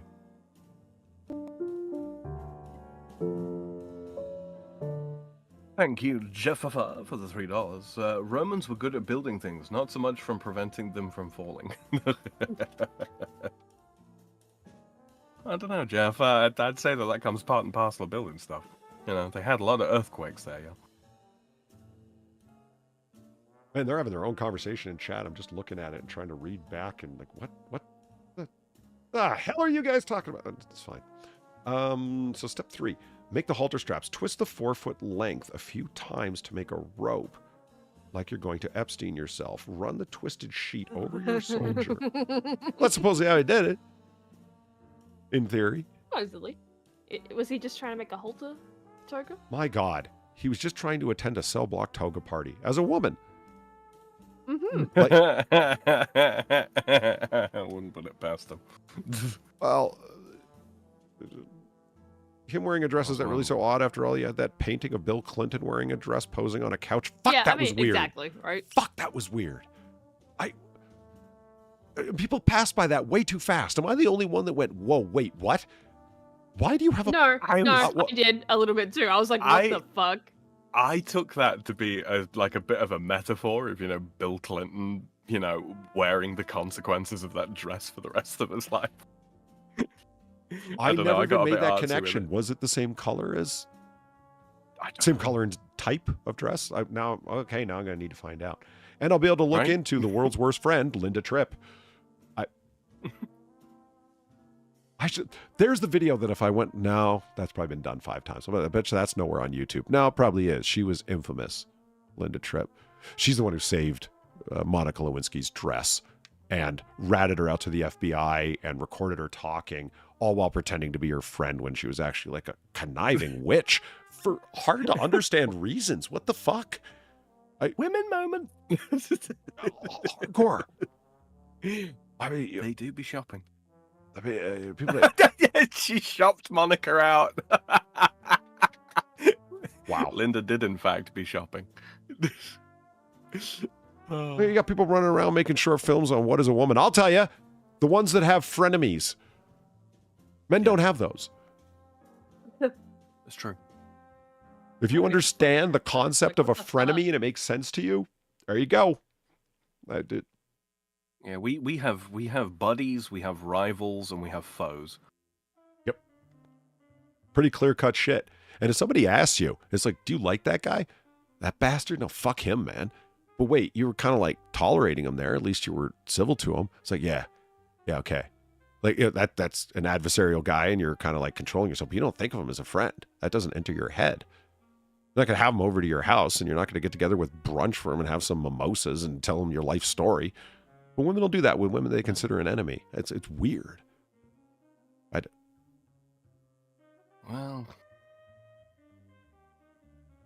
I suppose that's the difference between, those that operate primarily in hard power versus those that operate primarily in soft power. Absolutely. If you want to understand the Byzantine nature of truly conniving action, you can't have a plotting man do it. You need a woman's approach. And I mean that as a compliment. Oh, no, absolutely. I stand in awe at some of the, sort of proto-political connivances of women in the Roman Empire. Some of the poisonings that took place, like how the fuck did you manage to get that in that person's drink? Well done, you. I'm kind of impressed. The amount of time that, well, I mean, we'll have fun doing that. And so this guy's mother, and then this guy's mother, and then this guy's like, wait a minute, are you talking about this emperor's mother? Well, he wasn't really shit without his mother, so I did. and yeah, poison. She wanted her son to be fucking emperor, goddammit, and she was going to make it happen. And then people are like, really? She had a grip on power. Yeah. That woman. Agrippa. I got it. Agrippa, I get it. Validate me, No, Polly. just like, Sam, you're the guy who needs to employ like the vaudevillian jokes a lot more. Like, that was for those up in the top. Did you hear what I said? Like, yeah, they heard. Yeah. Can I get name, man? Is this thing working? Tap on the mic. Fucking hell! Like, people are acting shocked when it's like, how did this woman, I don't know, beat the hell out of her cheerleading daughter's rival for head cheerleader? What do you mean? How did you? Okay, yeah, it's horrible. Yeah, it's like, what a bitch. And yeah, she should go to jail. But like, you're surprised that it happened at all? Why? Nancy Kerrigan like got fucking knees broke over a fucking figure skating competition? Yeah. Wait, Yeah. Was Nancy Kerrigan? Yeah. Was Nancy Kerrigan the one that got her knees cracked, or was she the one who did the cracking? I don't know. With the name like Nancy Kerrigan, I feel like it's the latter. Yeah, I think she was the one that got her boyfriend to go do the cracking, to smash whatever the other one was in the knees. Can't remember. Okay, so here's a sari style. So you do like a basic towel wrap, bring in the Roman technology, wrap it up again, and then over the shoulder. Yeah, I don't like this one nearly as much. Nancy got cracked. Tonya Harding's boyfriend did the cracking. Thank you, Hate Camel. See? Crowdsourcing knowledge. Right. Works to great effect. None of us is as smart as all of us. We are the Borg. I am Locutus. So I'm going to keep that tab up because I God, I am Locutus. Jesus. I'm in danger. I still find this funny. It's... it gives me an idea of a pose for one of these guys. He's gonna have like his hands up in triumph, and it's like, and then this guy became emperor. Yay! And every one of them is happy when they get it, and it's like, and then shortly thereafter he was killed. Aw, because some of them are only 30 days. One of them is only 30 days anyway. He's the right. Like some of them don't last that long. Yeah, there's one William Henry Harrison of ancient Rome, the president who died in literally 30 days. Poor guy. Now, when I gave... I'll be right back. No, you Sorry. won't. You just stay here with us. Forever. She didn't even wait to see. She just left. Fuck. Women, women. Right? Well, since she left, she loses lady's choice there, Sam. Which means, well, you're the lady now. We've measured... this Saturday. Well, my voice is lower than yours. We measured it, remember? Did we? Yeah, remember when Next 6 Minutes sent out that program to speak into, and it told you the decibels your voice or the hertz your voice is vibing at? No, I don't. I'm pretty sure you were there. See, you remember things that we know you weren't there for, and don't remember things that I know you were. No, I'm fairly sure I never did that. I mean, I don't doubt it, generally speaking. Especially in English, I do speak in a higher register. We've got... I really kind of want to do the 15 astronomy myths. That one's still... 15 most common astronomy myths. Did we do that one? I don't think so. I would... No, because the first one pisses me off. I just read it, and it really pisses me off. Right. I don't want to believe that that's true. No, I feel like we did do that one because it was a collection of like three collections of 5. Yeah. Yeah, but then we never did this. Like, it's got the face on Mars and shit. No, we never did that. Oh, yeah, and there's one that truly does piss me off. Ooh, that one seems fun, too, because we were just talking about this. You want to keep it ancient? Do that. Let's get Greg. All right.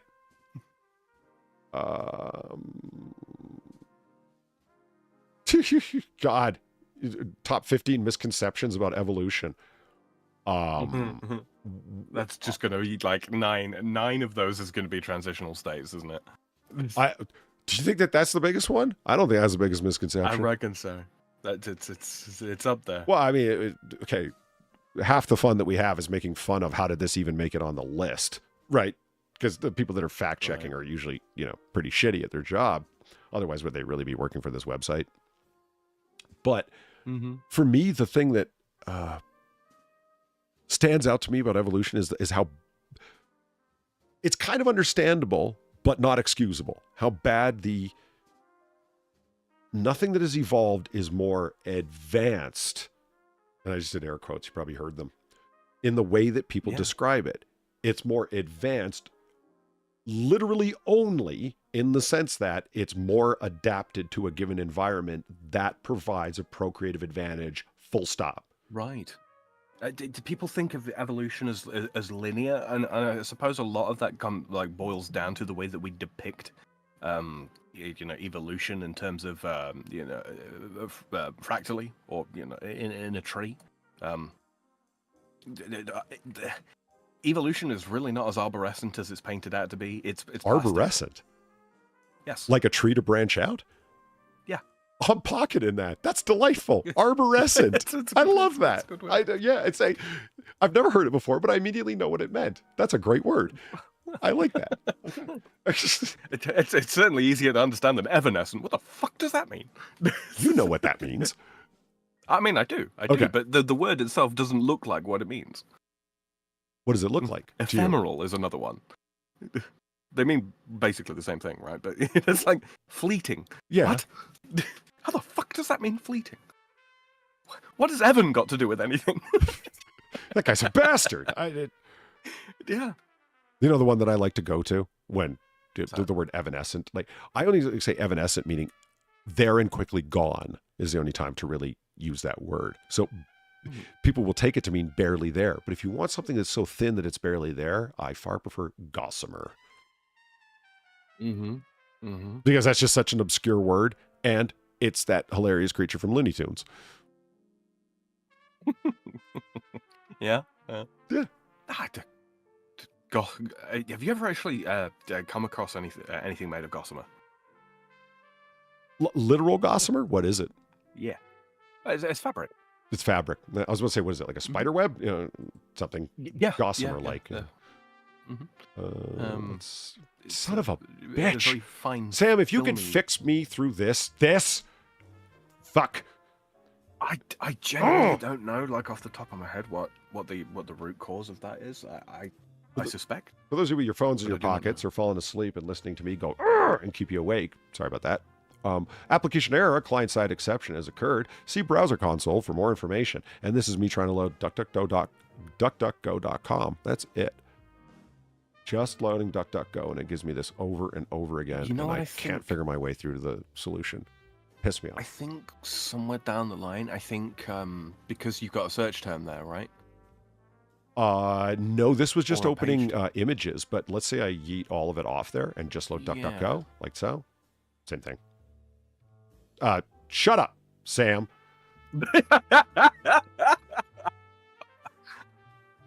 See, Have you tried turning it now, off and hitting back the on home again? button, right, which is just duckduckgo.com, and it brought it back up. So why, if I hit enter, does it take me there? Probably why? something to do with the cache. Probably. I'll look into it. Okay. I'll look into it. I will see if I can reproduce the error. I'm having problems with Brave at the moment. I updated some What a packages on piss Linux. off. And whenever I go to Brave now, the main page loads up the moment that I type anything into the search bar for Brave, like search.brave.com. Yep. Yeah, I get an internal error 500. Huh. Search is completely broken. Gossamer is a noun meaning the thin thread that spiders use to make webs, or an adjective meaning very delicate and light. Learn how to use gossamer in a sentence. Already know, but I appreciate the offer. Or this hilarious guy. This guy. Yeah, with the big tennis shoes on. He's great. Because he's the exact opposite of gossamer. That's why I love him. He's Mm-hmm. Well, it's like tiny, little John. You know? You're right. Yeah, good call. Anything but. The original cartoon that he's in, the 1946 version here off to the left, when Bugs ends up in the haunted castle where the mad scientist is working. Yes. It's not a haunted castle. He just ends up in the place where What did he... Gossamer, would you bring back the bunny? It's I love how he doesn't have arms until he needs to. He's just a big fur ball until he reaches for something, and then he has arms. It's very simplistic but hilarious character design. Reminds me of the original design of the Sugar Monster. The Sugar Monster. Yeah, Sugar Puffs, the breakfast cereal. Yeah, not the Sugar Bear. Yeah. That's the only mascot I know from them. Is it Sugar Puffs or Honey? Because there's two, right? There's Sugar Puffs and Honey Puffs, and they were marketed differently in different regions of the world. It might be the Honey Monster. I might have that wrong. Yes, I forgot to put the fog lights in. So that's the jingle that the Sugar Bear sings, right? Can't get enough of that sugar crisp. And then during an episode of The Simpsons, Homer wouldn't stop singing it, and they were driving through the fog, and he's like, well, here, I'll just turn the fog lights on. It's like, Homer, they didn't come on, Marge says. And he's like, guess I forgot to put the fog lights in. For the next week, I couldn't get that line out of my head. I just kept singing it over and over again. Would you stop it? I was like, I can't. It won't. And if Farrah had come back in the time that she said she was going to, meaning a timely manner, she would have laughed too. There's a little mad scientist.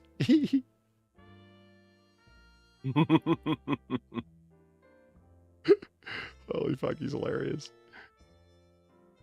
Love him. Okay. We were talking about Greece, I believe. Indeed. Not the play. I don't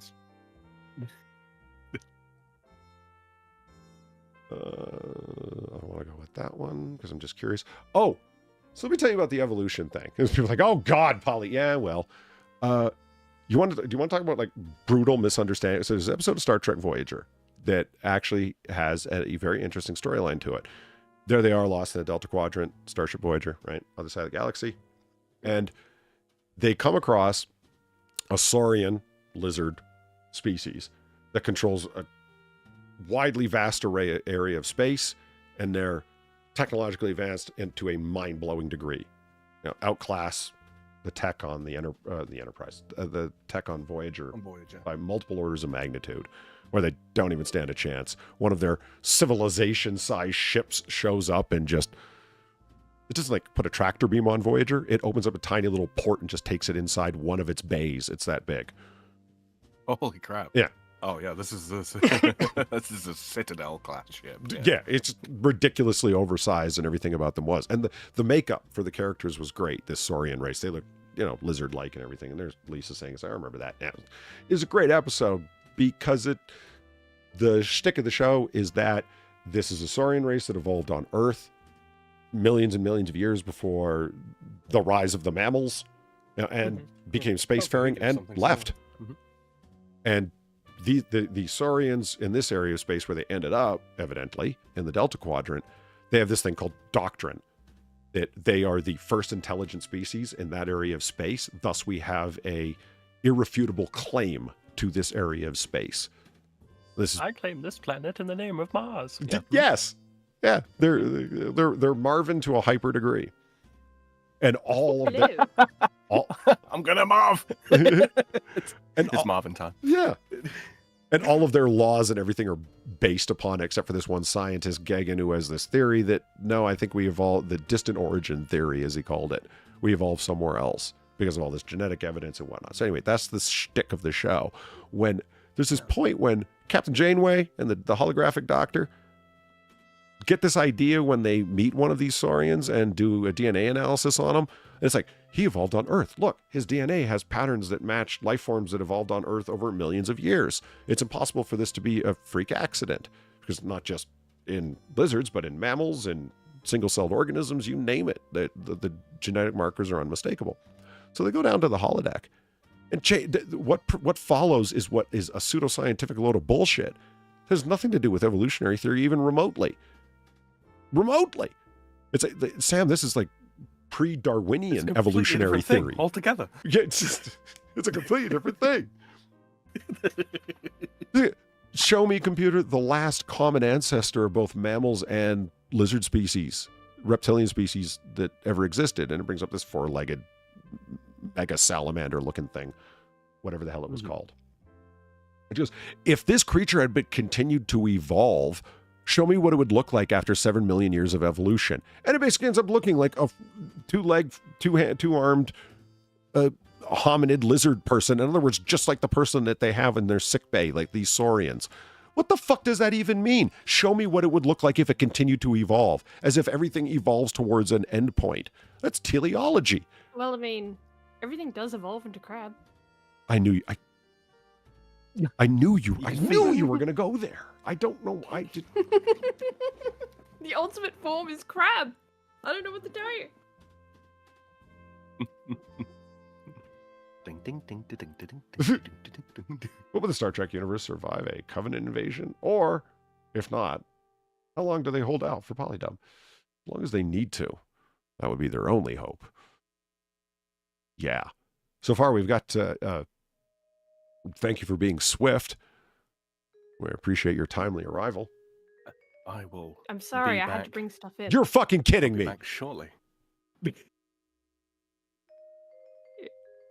Is he joking or? Is I have he no actually idea. Going? No, okay. the dogs are barking. The post might Oh, be here okay. with my graphics card, so I'm gonna go check. Oh, go. Wow. Get It needs to be signed for. That's the only reason I'm jumping up. All right. Yeah. All right. We're going to do this far. All right. Well, don't sound so excited. I'm sorry. How more excited do I need to sound? Like, cool, this is so great, Polydub. Let's really go ahead and read the... Do you want Oh, Is God. that what you're aiming for? No, not at all. I was... Why are you complaining You- then? What was the guy that we watched? Shit. Was it a June the King? I don't think it was that well done of a documentary. It was about some guy's downfall that he used to do a lot of the at 3 a.m. challenges. And all of his content was aimed towards kids. And he's like, It holy wasn't shit. Sorrow TV, was it? What was it? It wasn't Sorrow TV, was it? Maybe. He was a guy who was always staring directly in the camera or talking directly to the camera going, oh my God, I'm so scared right now, you guys. And I got so irrationally angry. Yeah, I mean, going not the guy that was about, but the guy that did the documentary, because I remember he talked a lot about that guy. I don't remember his name, but I remember the guy that talked about him. But you know the kind of content Yeah. that is. It's every one of them. Yeah, if I do this fidget spinner trick, you gotta hit that like button, like that guy. Yeah, absolutely. And make sure you get on signed up, and you just have to share this video 5 times and send me proof that you did so in the comment or the whatever. the giveaway stuff, Yeah, right? to get the PlayStation 5, blah, blah, blah. Oh, you guys make me sick. And every one of them has millions of subs, and every video gets hundreds of thousands, if not millions of views. How is this working? iPad kids. It's working because of iPad kids. Yep. And they are willing to sit through Absolutely. ads for Mercedes-Benz, Chanel No. 5, and getaways to the fucking Hawaiian Islands that are being paid for by Yeah, that's pretty advertisers for normal. no fucking reason, because it's a bunch of 8-year-olds watching ludicrously simplistic content. Yeah, Polly, I can say this as a fact, as someone that was once a little girl on the internet playing like shitty flash games. Yeah, kids are willing to sit through weird kinds of ads just to do things on the internet. It's always been like that. Like the amount of car ads I probably watched just waiting just to play some shitty dress-up game. I don't think I'd be able to tell you how many. Really? Genuinely, yeah. Yeah, it's always been a thing. It's just now people can actually profit hardcore off of it. Thanks, YouTube. I mean, I like shitty flash games as much as the next guy. I mean, how much time I wasted playing Robot Unicorn Attack? It wasn't wasted time. But just saying. It was fun.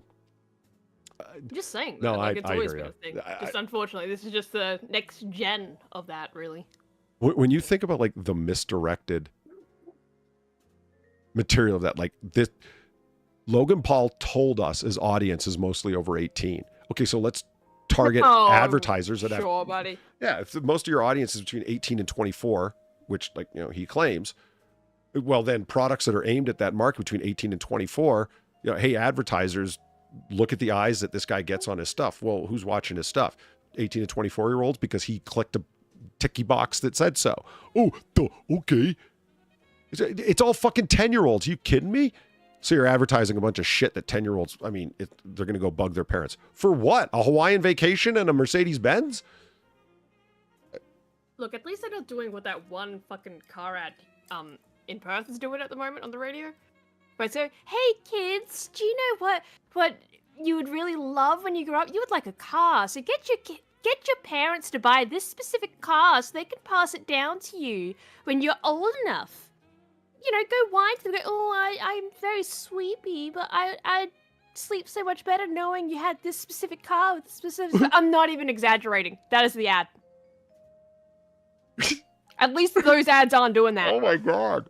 I don't even understand why you would do that and not expect to be infamous. I don't know either. But every time I hear that ad, I'm like, do these people not realize that kids are dumb? Like, kids are smart in some ways, but they are really dumb in others.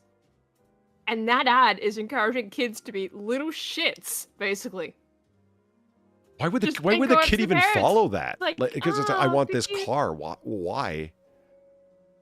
Because the way that the ad talks, it's, hey kids, I'm so excited to see you today. Let's go on an adventure. It's that kind of speech pattern that they're doing. That's creepy.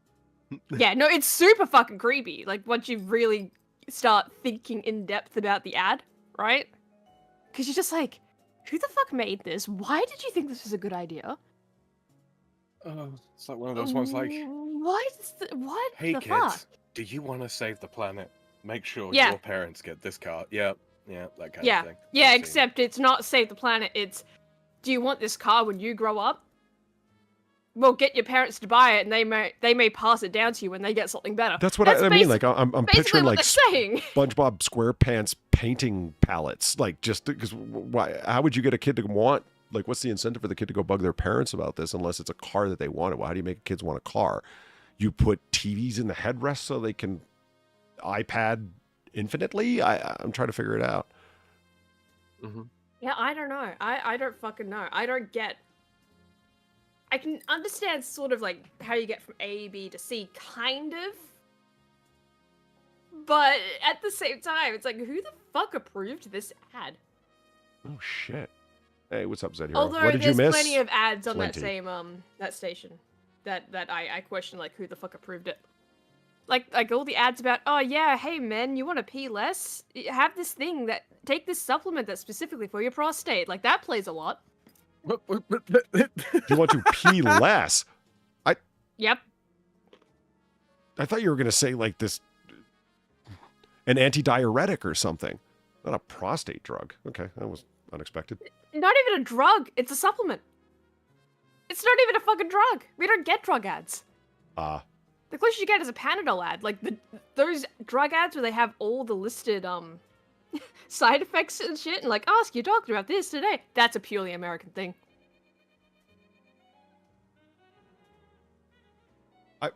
I don't really care because the the restrictions upon them are heavy enough that they can't.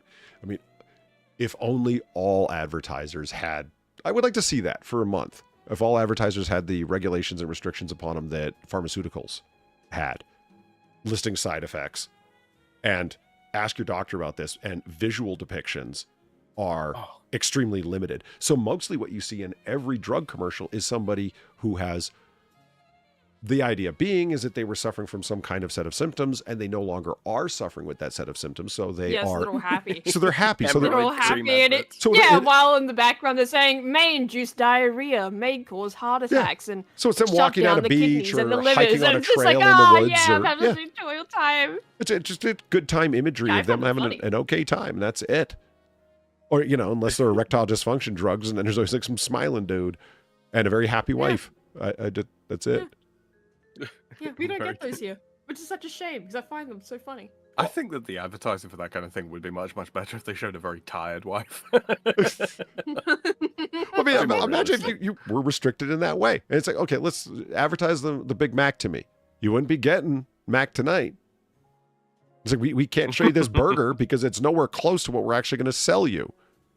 But we can show you happy people enjoying their life Yeah, because they've eaten a Big Mac. Yeah, the most you could show is happy people sitting around a table with the local townsfolk having fucking brawls in the McDonald's restaurant behind them.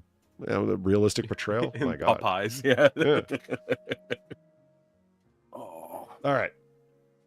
We're going to do a little bit of, boom. 10 common misconceptions about ancient Greece and its myths.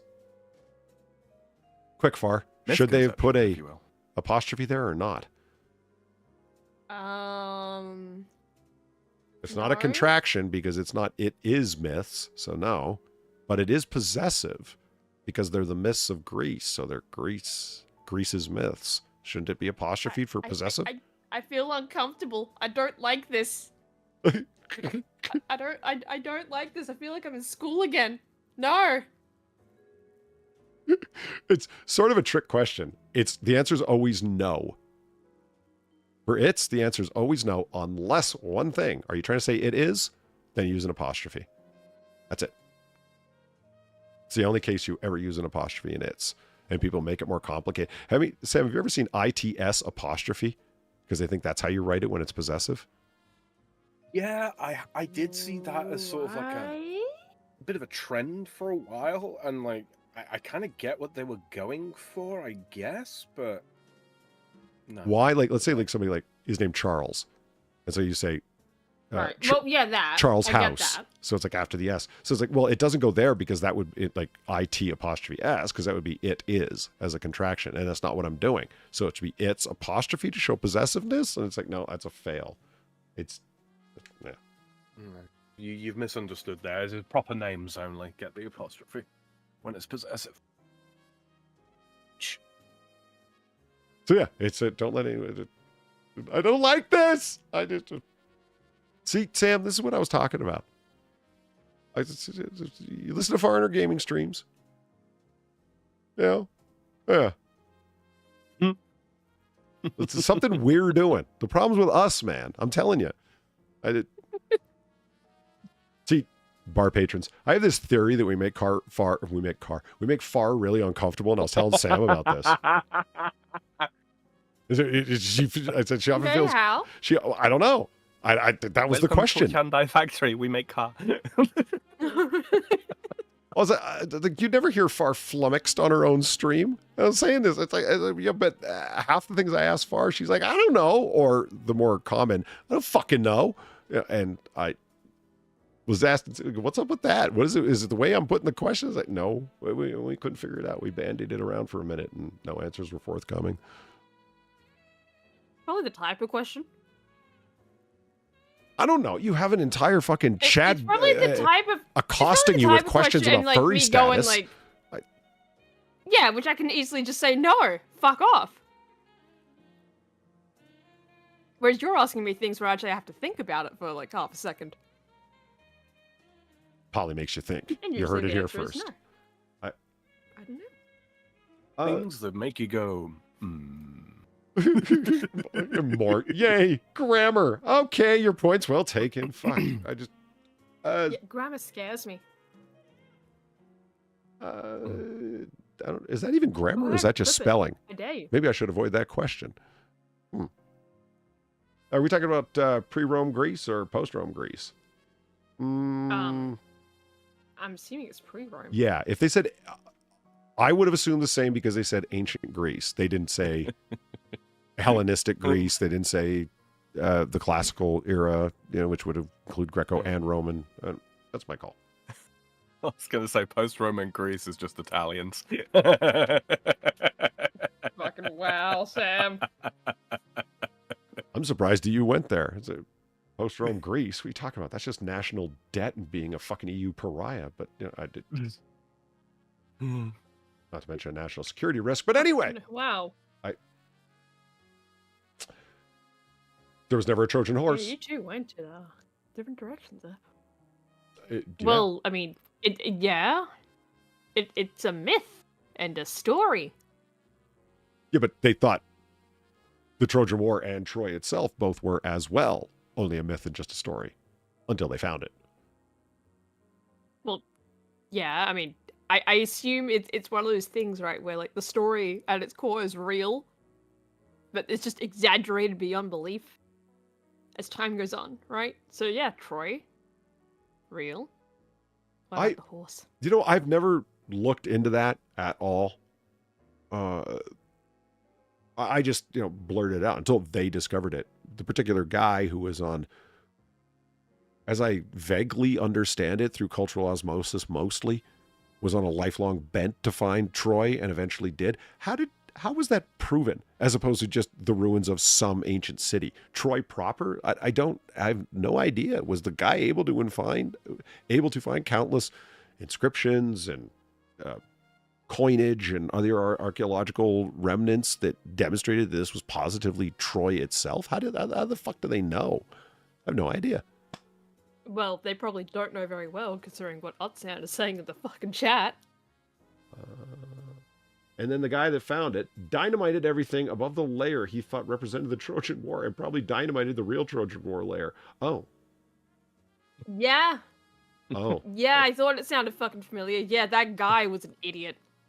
But this is before, archaeology became a little bit more, His discoveries really blew standardized. up.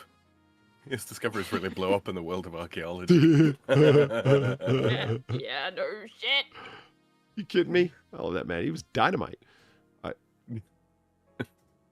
I mean, to You be know what? fair, I'm like, okay you with go to the Indiana guy- Jones era of archaeology when it was like grave robbing and black marketeering. Well, whatever, it's fine. Anything's better than having the to be fucking fair- stone lickers running it. Right. I mean, to be fair to that guy that dynamited it, I'm pretty sure he was one of the first archaeologists, to be quite honest, so... I bet you It wasn't was. exactly a standard practice of what the fuck to do when you come across an ancient site. He was also a whiz with a whip.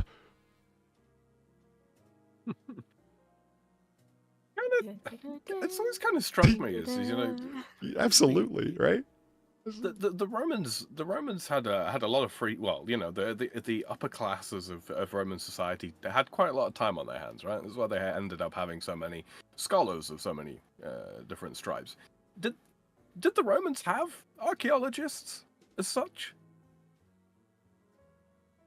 That is a good question. Did they? Because they certainly had historians, but did they actually have people going out Yeah. digging up ruins like everything, right? They sure had historians. Well, story, emphasis on story. Right. Right. And I'm not trying to discount it because they're it was a very, very different approach to doing history. And until what history students now think of as this is proper historiographical methodology, there's a $2 phrase for you. Until what gets called the new history came along. Yeah, read a history book from the 1920s, 30s, or 40s before the new Oh, it's history. insane. Yeah. But when you read it now with the direction the new history has gone in, they spend so much time trying to tell a narrative from multiple sides that they end up telling no narrative at all. And it becomes a mishmash mess. If you want to see somebody do it well, David Hackett Fisher is very good at it. He's a preeminent historian. Ron Chernow, they're unbelievably good at it. But it's a talent to be able to do that well. Like, so Ron Chernow or David Hackett Fisher is a better example. Washington's Crossing, his seminal book on the subject of Washington's Crossing of the Delaware. He tells the story equally from the side of the colonists and the side of the English. And it ends up working well to an overall narrative where the book is in 3 parts. Here's everything from the American colonist side, here's everything from the British side, and then here's a unified narrative without repeating things. He has a writing master and a hell of a researcher who spends 10 years putting a book together. It's worthwhile. Everyone else is it turns into, we don't want to hurt anyone's feelings. That's the way it all reads now. They're so afraid to assert anything for fear of not crediting somebody somewhere who's been dead for 4,000 years. Isn't he dead? Yeah, yeah. We wouldn't want to offend Falabian. Who's that? I don't know. Felicianus, Right? Some dead guy? I don't know. Is it a crime to offend the dead? I don't know. Help, I'm a historian and I don't know if I'm okay to offend the dead. I agree with Outsand's answer to that. You guys ever wonder what we would have learned if the Library of Alexandria didn't burn down? There's a comparable thought experiment that a professor of history that I respect the hell out of, probably the most talented person that I personally know in that way, in that area.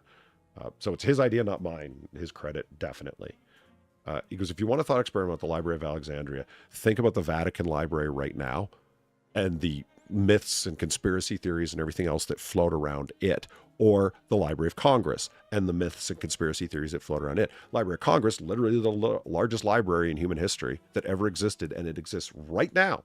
And anybody can go get a library card added if you want in DC. But I intend to. Next time I'm stateside. You absolutely should. It's an incredible, it's an amazing resource. I got a library card there. It's an incredible resource. But well, yeah, but they don't let you see the real stuff. And here it begins. Okay, the real stuff? Yeah, in the archives that they don't let everyone see. Okay, who's they, number one? And there's always some vague answer to that, and you're probably one of them if you're disagreeing with me. If this starts to sound familiar, stop me. The second most obvious question is, how do you know it's there if they, whoever they are, won't let you see it? Well, the very fact that they won't let me see it tells me it exists. And because they heard it on Coast to Coast FM with fucking Art Bell back in the fucking 90s. Or random YouTube video. Yeah. That isn't as delightful as Cloud People or fucking Face on Mars or Lizard People. Alien Fish Women. Hollow Earth, which is a really fun theory. Square Sun. Yeah. These are fun conspiracy theories. Or, Square Sun, I forgot about that one. Ancient secret societies are a personal favorite of mine. The Illuminati, the Rosicrucians, the Jesuits, you name it. Especially Bavarian and Illuminati, they've never gone away, and somehow they connect them to the Knights Templar, and it's all the same organization. Oh shit, I love that stuff. That's because it's always harebrained and stupid, and the people that are trying to convince you of this are saying, "Oh, there's this." Hundreds, if not thousands of year old organization through the Freemasons and so on. And they're all hyper secret and they don't reveal their tracks. Then how the fuck do you know what they're doing? Because I'm able to piece it together. You are. You're the chosen one. Right. Yeah. You should be wary of any theory that's highly complimentary to the person telling it to you. Well, they always strike me as being like, they're always the same sorts of people that claim to have been abducted by aliens. It's like, okay, so you've got this one thing in your life that's, super important, blah, blah, blah, blah, blah, and and other people don't know, and blah, blah, blah, blah, blah. What else do you have going on in your life, Todd? Nothing, right? Absolutely nothing. You have no personality, no particular skills. You are utterly boring as an individual without this one thing. Yeah. About that. Yeah. It's... some people, ask like, not to get political, but like the alphabet soup people today, right? Where did they get this mentality from? Why do they make everything? Why did they make their entire personality this one thing? It's been happening for a very, very long time, in one form or another. I know I bring it back to this, but it's one of my favorite metaphors to make. In an episode of Star Trek. Because it was just said so concisely by the writer, who needs like a up top high five for putting it in this way. This one investigator is painting a conspiracy theory to Captain Sisko in an episode of Deep Space Nine. And it is a wild conspiracy theory. And the episode's called Inquisition. And it's about like accusations that just run amok. He's making this case that's just crazy. And Captain Sisko says, your entire theory is based upon circumstantial evidence and innuendo. Because of course it is, Captain. What other kind of case can I make against men who cover their tracks so well? And Sisko says, that's a circular argument and you damn well know it. Absolutely it is. The absence of evidence is not proof in and of itself. What the fuck? I mean, when somebody tries to convince you, it's like, why isn't there better evidence than this that's not vague implication? Well, because they're a secret organization. That's the essence of a circular argument, man. We know they're a secret organization because we don't have much evidence. What the fuck? Well, last 8 years, Polly. Not to get political, but... So the thing about the Library of Alexandria, I'm not trying to imply conspiracies about it, but the Library of Alexandria certainly has been involved in a number of really fun conspiracy theories.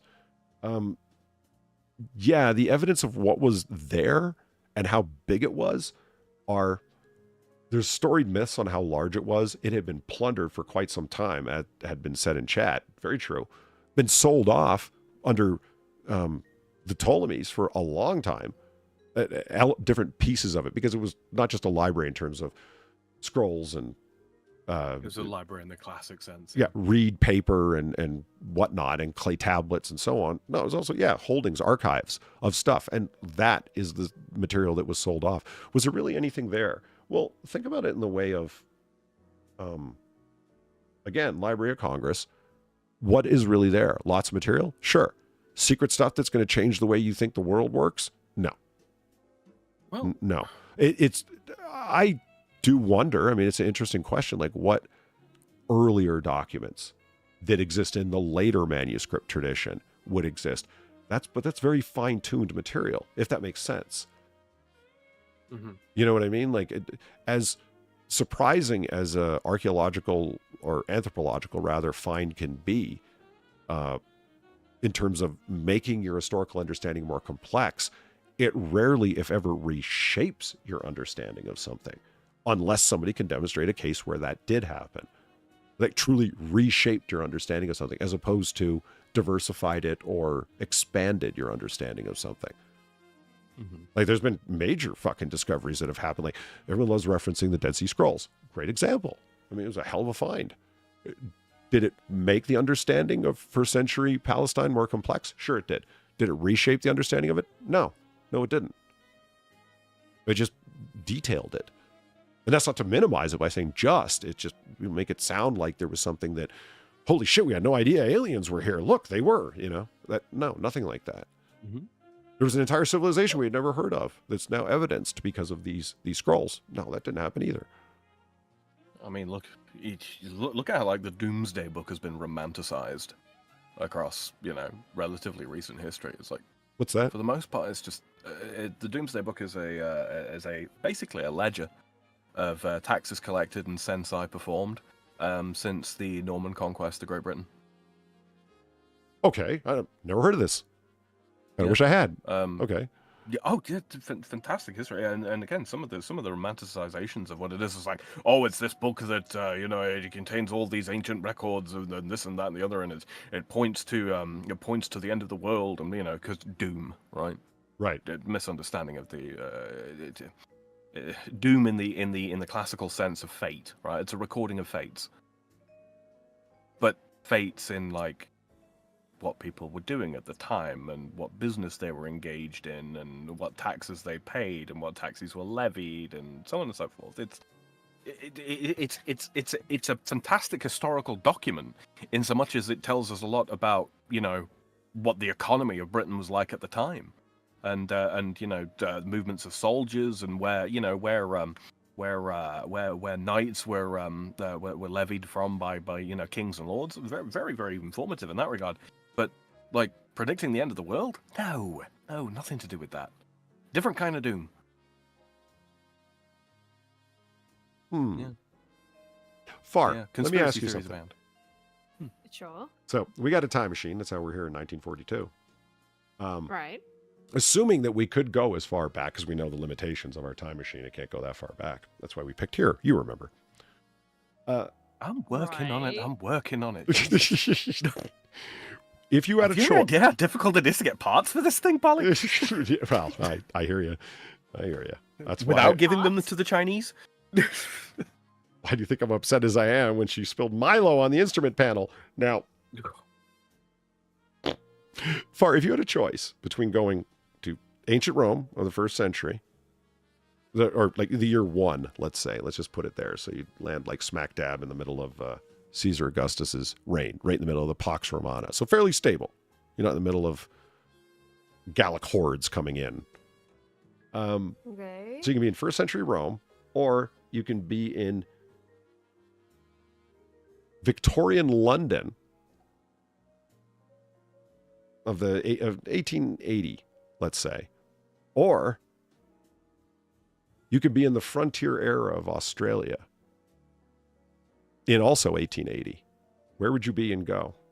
Those are your 3 choices. Well, Frontier Australia is immediately out because I already know how hellish that is. Fuck that. Not a lot of people want to Absolutely go to the fuck West that. when they have the option to actually go there. Yeah, it was harsh. You're right. I hear you. Well, the Frontier of Australia though. Holy fucking shit! Do you know the amount of shit that went wrong? I don't have as much of an No understanding as I'd like. fucking The thank you. frontier era of Australia is just it's Yeah, it's the old West, but not. But harsher. absolutely, yeah, and that's what I wish. Worse. I want to know more about it. It's because it's horses and deserts, and the tech is the same, and the ethnic makeup of the people is largely the same. It's fascinating. I want to know more. The Emu War is just the tip of the shitberg, really. Oh, that was the 1930s though. Yeah, end of an era. Victorian England What was the end? or Yeah, it's First really century two Rome. options here. Come on, and even then, it's. I don't even fucking know. Like, Victorian England, it would be. I would be fearing diseases on the street and getting robbed, but then that's what I ancient thought of when I Rome said that. I was like, and fearing diseases and getting robbed. So I don't really know which. well. I think I always like to say, there's like, I'm going back in time. If you remember in Back to the Future, Doc Brown opens up that Right. briefcase and it's got money from every different era in it. Like, yeah, okay, this was a smart man. Yes, I would have currency from every different era, but also a modern med kit with plenty of penicillin. So let's just say that you Oh god, yeah. you had that. You had a first aid kit with plenty of penicillin, for the sake of argument. Okay, So probably, you don't I need to mean, fear it's like the probably basic Victorian diseases. England, of the time. Really? Probably Victorian England. Well, just because well, it's like Austin says in chat, you know, I don't speak Latin. That might be a problem. it's okay. Neither did they. Whatever language they speak, I don't speak that. Greek. Well, I don't speak Greek either, so Oh look, that's top of gonna my be a list of problem. misconceptions about the Roman Empire. Enjoy Jack the Ripper, right? Oh, but that's like what 1888. Yeah, and it was four Right, it's like whores. I doubt 1880. I would. Yeah, Far's I not a don't like fucking. whore, for starters. She's not gonna be hanging out on a wharf waiting for the sailors to come in. I would like to think. Well, no. Well, okay, good. And I mean, 1880. That's probably before your forebears were kicked out, being the criminals that they are. So you could meet them. No, I think some family members might still have been there. Thinking about it. I was going to say, without the med kit, Rome, absolutely Rome. You know why? It's not 'Cause nearly as as regards to- transversing of a place of people. Not even so much that, but the diseases that were likely to be present in Rome at the time, given the way that immunity is passed down hereditarily, are much more likely to be immune to pretty much every disease that was running around in Roman times than I would be in Victorian That is a fair point. times. Uh-huh. You know what? But again, it would be the whole, talking thing and the fact I obviously don't look very Roman. I want to coin a Yeah. phrase that I would love to hear go That might round be the a world problem. and come back to me. Degrassing something. As in Neil deGrasse Tyson. Where any feel like there's an discussion has the accusation coming fun up. drained out of it as somebody attempts to scientician their way into it. Where it's like, yeah, you'd be dead inside a week from a disease. Yeah, you wouldn't be able to. Yeah. And it's like, whether it's true or not, it's like, well, the point of the question was to get it. Like, Well, maybe would you not rather disease. explore? Maybe that wouldn't be the right way that I'm really thinking about it. It's more like I cut myself. Yeah. Right? It gets infected. Mhm. What are my options? well, they Like had, I know that they that, had that many ancient Reddit medicine remedies isn't for. as bad. Yeah, You know, you'd isn't as wash it bad out. as everyone like has this thought of, stereotypically, right? But at You'd the wash same it out with time, vinegar right? and wrap it. Like that's what they did. Yeah. Yeah, but at the same time, you get what I mean though, right? Like what if it gets super bad and there's no Gangrene, limb modern- separation, and Yeah. ultimately death. yeah, And you you get just- what I mean? Like you just if it degrassed your gets trip. to that point. Yeah, but I So, mean, not everybody did that. I mean, there's no reason to like. Not everyone ends up dead, despite Or, what deGrasse or Tyson broken thinks. bones, right? Yeah, Imagine that in ancient times. I'd rather not. I already have a weird thing with bones anyway. I mean, you said it with a splint as opposed to with a cast. Okay, yeah, you have to do it without painkillers. Well, effective painkillers, but I mean, there was opium to smoke, so I mean, you know, there you go. Ossan in chat says, I've heard Rome was pretty dirty, but they had fast food joints everywhere. Victorian London was pretty dirty and didn't have fast food joints. Fun. I like your fact. thinking. It's Fun fact. Fast food. They actually did. Most people, you know, working at the time in Victorian London and all that kind of thing, didn't have, you know, ovens, stoves, etc., etc., etc. at home. That's a very country kind of thing. A lot of people would be, you know, working in a city or what have you. They wouldn't be going home for lunch or what have you. They'd be stopping by the local pie shop. Remember what I said the other week about, you know, earning one's crust. Right. Yeah. So yeah, they did have quote unquote fast food. Not like McDonald's is today, of course, but yeah. No, they had quick eateries. I mean, I already told you what I would want to do. I'd be the window knocker. Oh. like Frankie just said. You want to be a window knocker, waking people up, yeah? Yeah, the guy with the long pole tapping on their second-story windows. Yeah, wake up, hey, fucker. Well-paid job, man. That's what I'm saying. For the time. And there's, you know, I'd be a Yankee in Victorian England. I'd be thinking like entrepreneur right away. How do I make money here? With it, you know? Polly, I kind of feel like I've got to call you out on this one, man. What? I've got to be on time. Fuck you. Hold on. Where's my Judgy Pacino for you, you fucker? Oh, you can't give me the Judgy Pacino. I'm giving you the Judgy Pacino. I've said this before. It would be a matter of I'm not doing it when I wake up. I'm still up when they need to wake up. I haven't gone to bed yet, so I can be there. Let me guess, you're not judging my wakefulness, but my punctuality. I did not extenuate. Sausage in a bun was sold as a CMOT dibbler. What? Terry Pratchett reference. Discworld.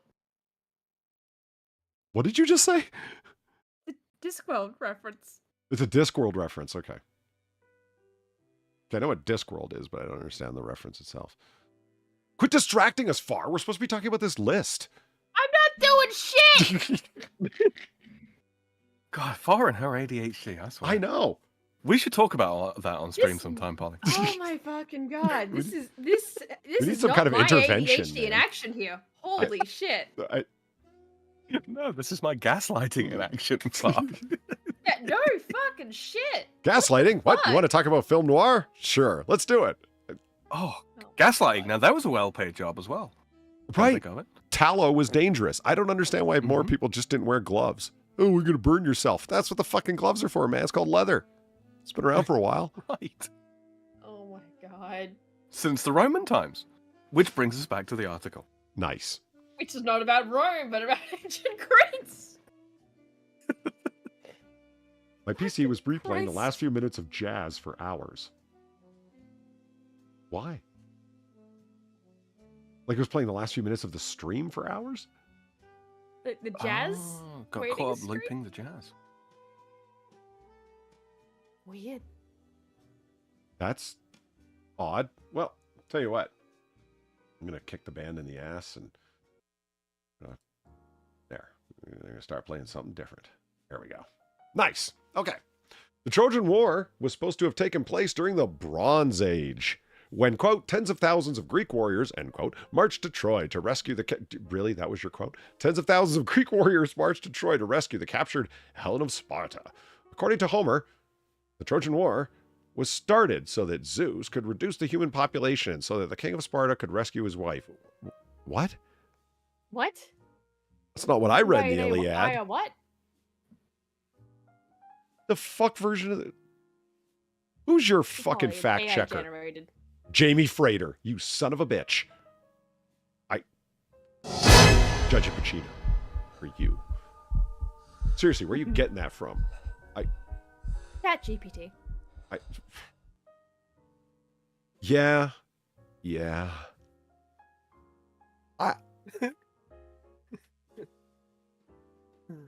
Okay, I'm not going to go off on that because Far's going to make fun of me for ADHD. No. That's talking about auto-generated content of video I was watching the other day, and it's like, stop predicting the future. It just okay. So Zeus wanted to depopulate the human species, so that the king of Sparta could rescue his wife. Keep bringing Sparta into this, as opposed to the Greeks, particularly, broadly rather. Yeah, Zeus attended the first convention at Davos. Yeah, he was part of the Priori de Zion, and him and the Knights Templar have been looking to depopulate the human species, along with the Syndicate from the X-Files. What the fuck? The siege of Troy was said to have lasted 10 years and finally ended when a huge wooden horse containing Spartan soldiers was left at the gates of Troy, and some fool let it in. That never happened. Since the rediscovery of Troy in modern-day Turkey in the 19th century, you spelled Turkey wrong. They don't spell it like that no more. Yeah, they spell it all fucked up now. Come on, get on it. It's so... Fucking up your game. What a huge self-own that respelling is. Same word, same country, same everything, except you spell it differently. This is like the BCE thing with BC and AD. It's unchanged, except it's changed for your feels. Fuck. You know what it reminds me of? It reminds me of parents that name their kids like a really average name, but they make the spelling all fucked up just to make it so they're different and individual amongst their peers. That's the modern day spelling of Turkey. Yeah. Mm-hmm. It's just so it's different and it's special. It's Jacqueline rather than Jacqueline. Yeah. Yeah. Well, Jacqueline with like 2 E's, a Y thrown in where it shouldn't be, an I somewhere. It's JAE, right? It's all kinds of fucked up. Anno Domini. Absolutely, Zed Hero. That's why 1942, the year of our Lord. Say it and say it right. Fuck off if you don't like it. Get over it. But, an eagle. Agamemnon, exactly. I remember the first time I was reading the Iliad, I wouldn't let that go because I couldn't read the just say it out loud for me. Agamemnon. Fuck there. Thank you. Spit it out, man.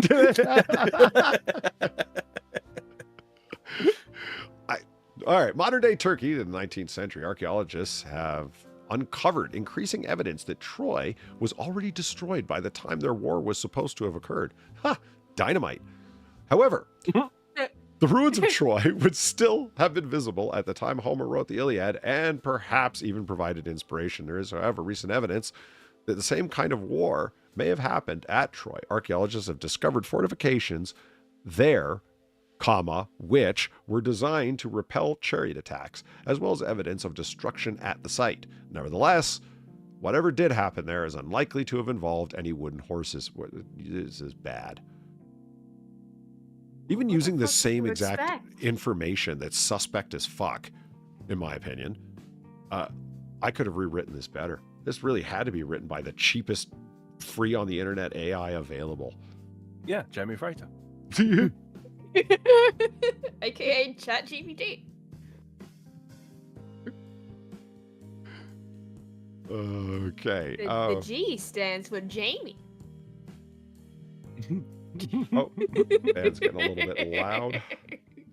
Am I? No. No. The band is. No, the band. Oh, the band. Not I need Sam. to. That's Yeah, one yeah. thing I got to put on. I am the Senate. That's one thing I got to get on to put on my list I of am the to-dos. band.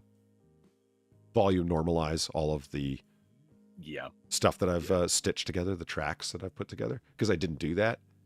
I should send you that program, Sam. I think you might find use for it. MP3 Gain, real simple EXE software that just volume levels everything, and you can either do it per track or per album. And if it's like a 400 song playlist, it'll considers that to be an album, and it'll gain level everything to whatever you set.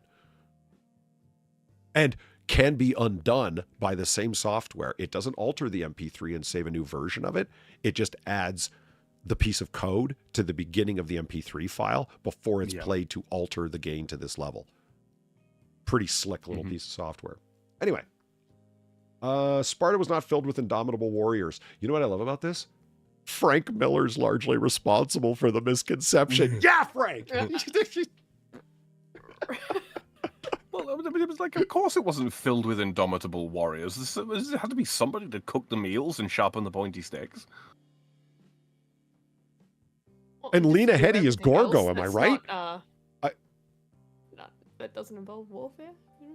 What's that? Sorry, well, I was distracted by thinking of Lena Headey as Gorgo. The riff tracks of fucking 300. Sam, you gotta watch riff tracks. The riff tracks of 300. It's great. Every time, say, Gorgo, Qui Gorgo. What kind of name is that? Oh, what were you saying, Bill? Is it nothing? I got distracted by lovely Gorgo. It's because it's a really bad sounding name. It doesn't sound feminine or attractive or anything. But then Lena Headey comes on in a toga, and you're like, well, shut my fucking mouth. Hi, Gorgo. No, the toga. That's right. Yes. We now know better. This is a learning experience. Unintentionally, but nonetheless. It was a scholastic exercise. Although Sparta was a powerful warrior nation for a short time, the popular perception of Spartans as indomitable warriors is inaccurate, though accreditable to the greatest comic book writer and artist ever, Frank Miller. The population of Sparta consisted of three main groups: the Spartans themselves, who were full of citizens; the Helots, who were slaves; and the I knew how to pronounce this one time. Perioki? I keep trying to remind myself. Largely in Greek, but always in Latin. There's no soft C's, right? Yeah. It'd be perioki, who were neither slaves nor citizens, but foreigners, visitors, and traders. And don't forget, they were all practicing pederasts. Mm-hmm. The merchant class. The Spartans had little interest in traditional ancient Greek pursuits of poetry and philosophy. You mean the largely Athenian pursuits? Yeah. The ancient Let's Greek. not leave out the Thracians entirely. No, not at all. But the city-states of ancient Greece, who really only came together when they weren't battling with each other to battle the invading savages. Yeah, I said it. Miller was right. They preferred to institute a military system for training their male offspring that absolutely involved pederasty, separating them from their families at the age of 7 and drilling them in warfare and in the butt. Oh, no. Wording. Unlike the 7-year-olds, I saw that coming. The boys were kept in austere conditions and fed only survival rations. They were expected to learn to steal food to survive. They drilled constantly until...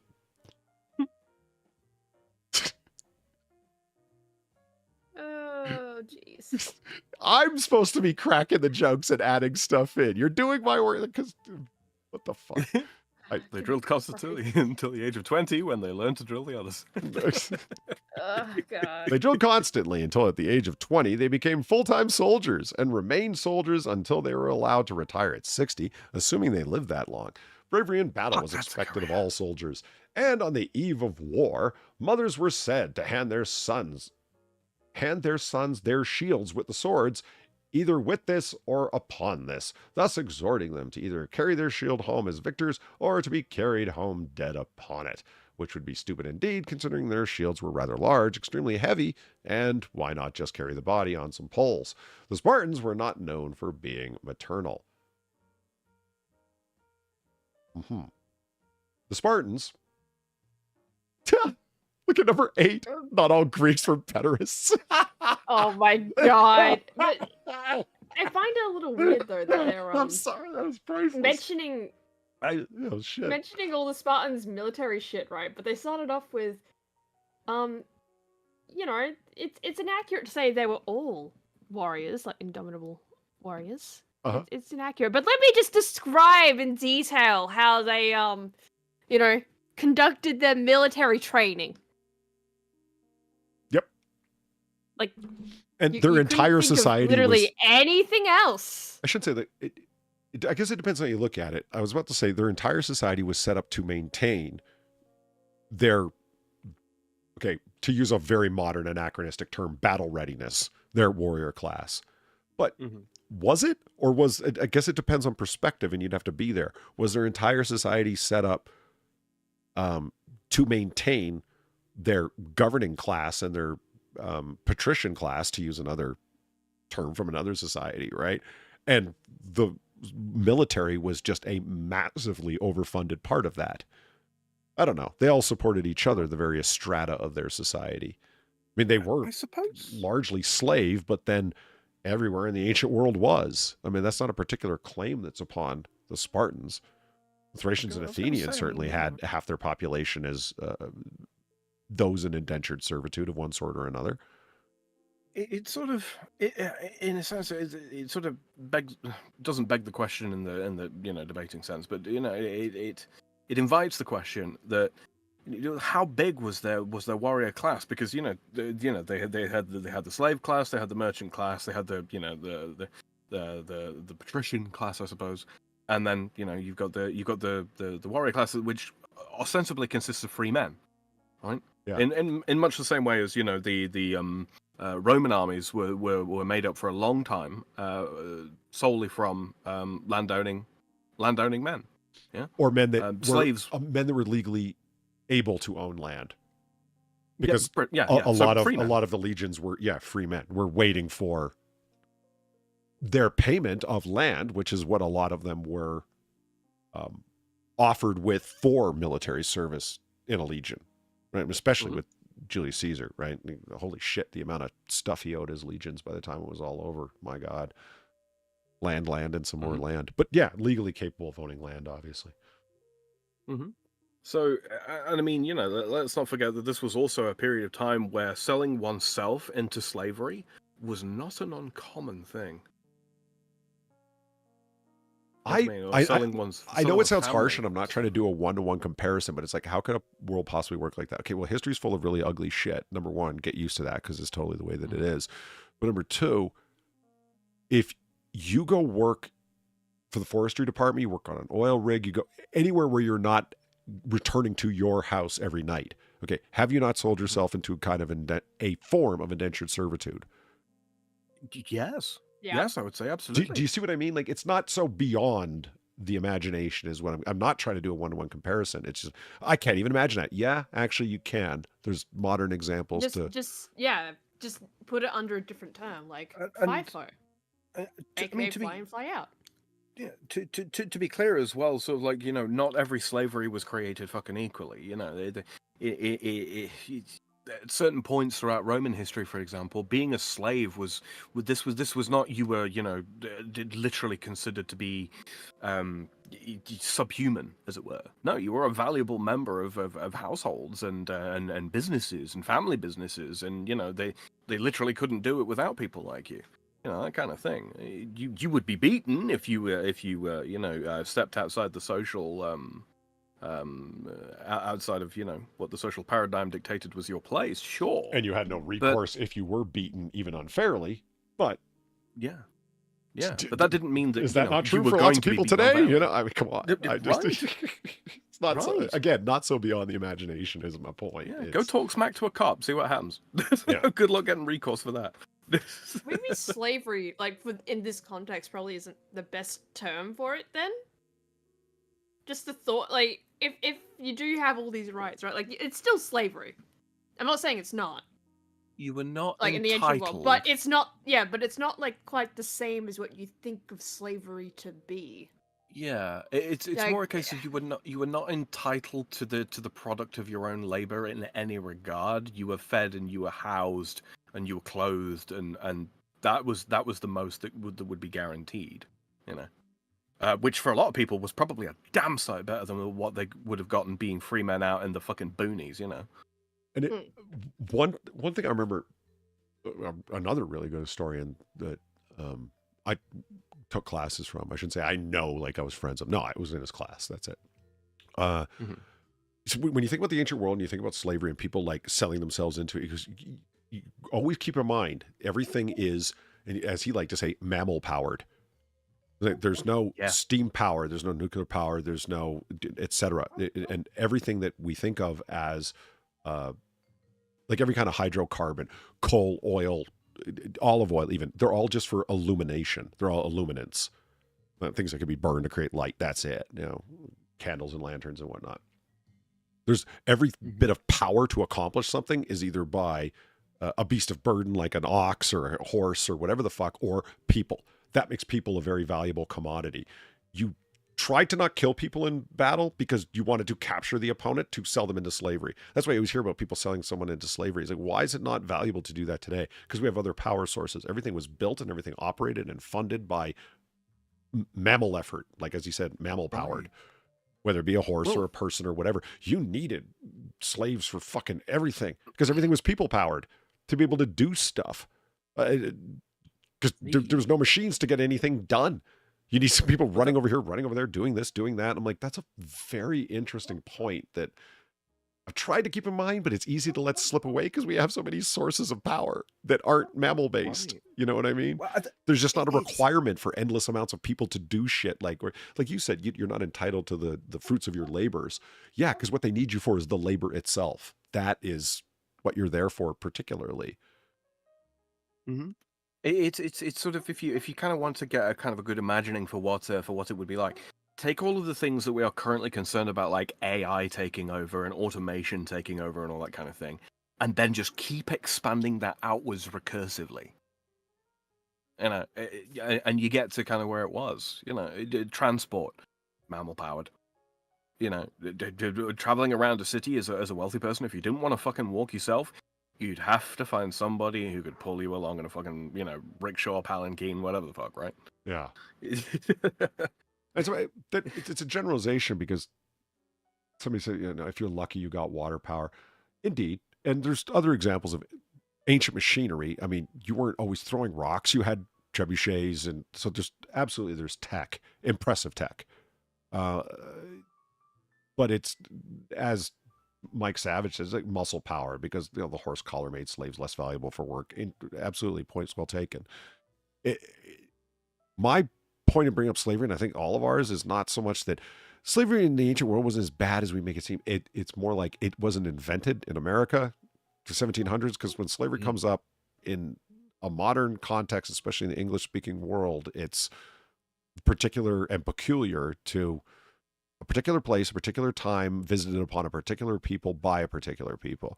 In other words, it's a political talking point.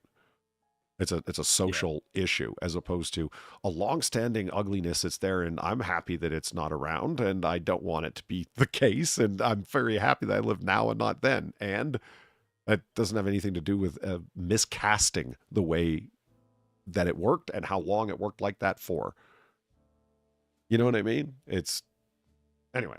It's very important to understand that, like, the way that we arrange our society these days, and the way that we that the power is assigned or derived or engaged with these days is not the way that it has always been, not by any stretch of the imagination. When feminists talk about like patriarchy today, they're not talking about like actual patriarchies as would have existed in parts of ancient Greece and parts of the Roman Empire and parts of Egypt and parts of Sumeria, Mesopotamia, Babylon, etc. Those were true patriarchies. Yeah. And speaking of patriarchies, at least it's like slavery still around today in certain parts of the world. Yes. Sure is. Worse than ever, if you ask me. Largely Africa and the Middle East. There, I said it. Mm-hmm. Moving along. Yeah. Number 8. Yeah. Well, the Spartans were especially skilled, and they mentioned the phalanx formation, the side-by-side. There's mentioned the side-by-side aspect of one Spartan soldier to the next. It was also in multiple rank orders that made it the phalanx powerful, right? Is that one could move up. That sort of thing. It wasn't just one line of dudes, is my point. However, it seemed to do them a little good. Spartan civilization was a remarkably short one. They suffered a humiliating defeat the following year. After 371, their land was invaded. The Helot slaves were liberated, and marking the beginning of the end of the Spartan nation. City-state. City-state. There's a reason we got a word for that. Just think like ChatGPT can't get it right all the time. Touche. Touche. What is their source? Oh, you don't want to... Yeah, actually, what is it? History.com, for God's sake. Topics, ancient Oh my history, God. Sparta. How trustworthy is history.com? Hold on, I got a meme for that. I'm guessing not very. Or you're gonna like this, I think, more than anyone. I saw this fucking meme earlier All today. right. There it is, right there. Sweet. Holy fuck, how quick was that? Copy link. Boom. Paste. Tee. Yep.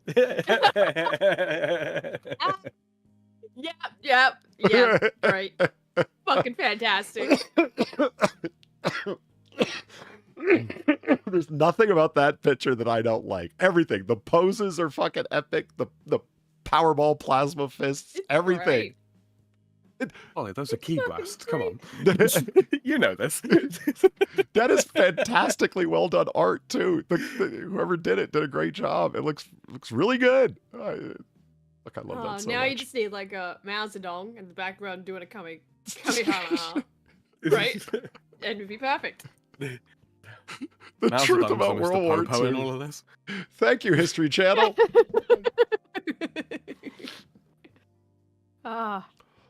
The History Channel. It's just a gift Wait, that does that- keeps on giving. Does that mean that America is Son Gohan in this?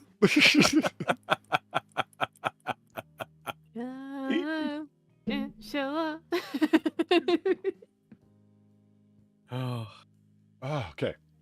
That was fucking perfect. I'm so glad I came across that.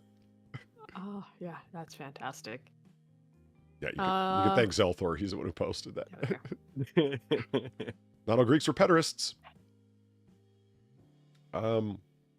Despite this entirely unrelated image. Yeah, right. In ancient Greece, it was customary for an adult male to take a young Greek boy as a protege, or Aromenios.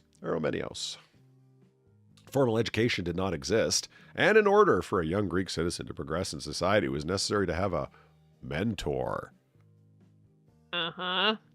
Some scholars believe that pederastic practices originated in Dorian initiation rites, though there do appear to have been some conventions about the proper way to conduct these relationships. The adult man was always to be the dominant partner, and the relationship was to cease when the Eromenos grew a beard, thus signifying his adulthood. Sexual relations between adult men were not considered dignified. Pressing X to down right there. Okay. Adult men. So What's up? this is another issue of like same as the previous one of like, yeah, this wasn't the fact, but here's how it went down. Like, what the fuck? Why are you trying to say, oh yeah, it totally wasn't like this, but then describe it as if it totally was like that? Yeah. What are you doing? What are you doing, Jamie Frater? I think that Frater should have just dropped this entire thing and had people like should have making sneaky smart ass comments about it. This is it was wildly complex what was going on, and I've sat in classrooms where a professor's talking, and like, I'm not a Greco-Roman expert or anything like that, but I've taken classes in it, and after the class, when the professor would go on and on and on about this aspect of ancient Greek society, before people were even leaving the room, it was like, that dude's so full of shit. Is it really? Oh man, like, and they were from the Greek and Roman Studies department. And they're like, oh my god, he's pushing some bullshit. It's like, you know how it is when you're talking to somebody who knows a lot about like a particular area of history. Like, it's yes, in this area at this time in this city state, but not this one. And he made it sound like it was everywhere at all times and open. No, it wasn't. And it's just as complex as gay relationships are today. And he made it sound like it was all one way. And I was like, that sounds way more reasonable than what I just heard for the last 90 minutes. Do you know what I mean? It's like, it's as complex as it is today. And I'm like, I could buy that, you know. Anyway. But let's hear Jamie Frater's brochure version of history here. Adult men in Greece took citizenship seriously. And when it was kind of your end-all, be-all. Whereas unlike today, where citizenship is absolutely meaningless and irrelevant to your day-to-day life. Totally. Yeah. 100%. Right. And would enlighten their proteges in all the ways of the world, which sometimes, but not always, included sex. Sexuality in ancient Greece was not considered in terms of relationships, but only in terms of desire, or aphrodisia, which might overpower them at any moment. Okay. The Erimenios was addressed during this period of patronage for his potential to assume civic responsibilities. Was assessed, excuse me, not addressed. It was assessed during this period for his potential to assume civic responsibilities. It sounds like you're talking Athenian governmental citizenship structure here. Because in other... Yeah. Statesmanship, that sort of thing. Yeah, because if you were of... It doesn't matter. Okay, the older male refrained from having sex with the Erimenios. If the older male refrained from it, it was considered to be a mark of respect for the boy's status, as well as a sign of powerful self-control in the adult, which was good for the both of them. However, should the adult lack self-control, the Erimenios was expected to comply with any requests out of gratitude and respect, as well as a prospect of a lifelong career.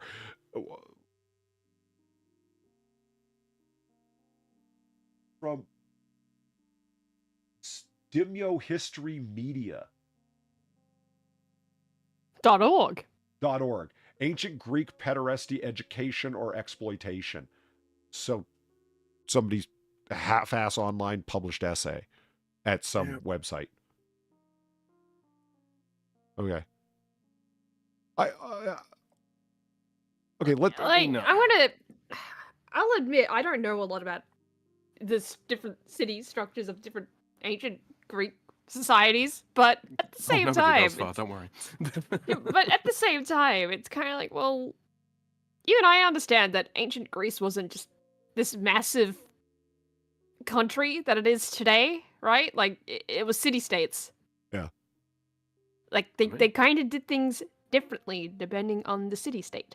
Very much so, like the previously addressed Sparta, which was not like Yeah. Athens, which was not like Thrace. Anyway. In a lot of senses, they're still like that. Yeah, like- but it... Greek mafia's a thing still.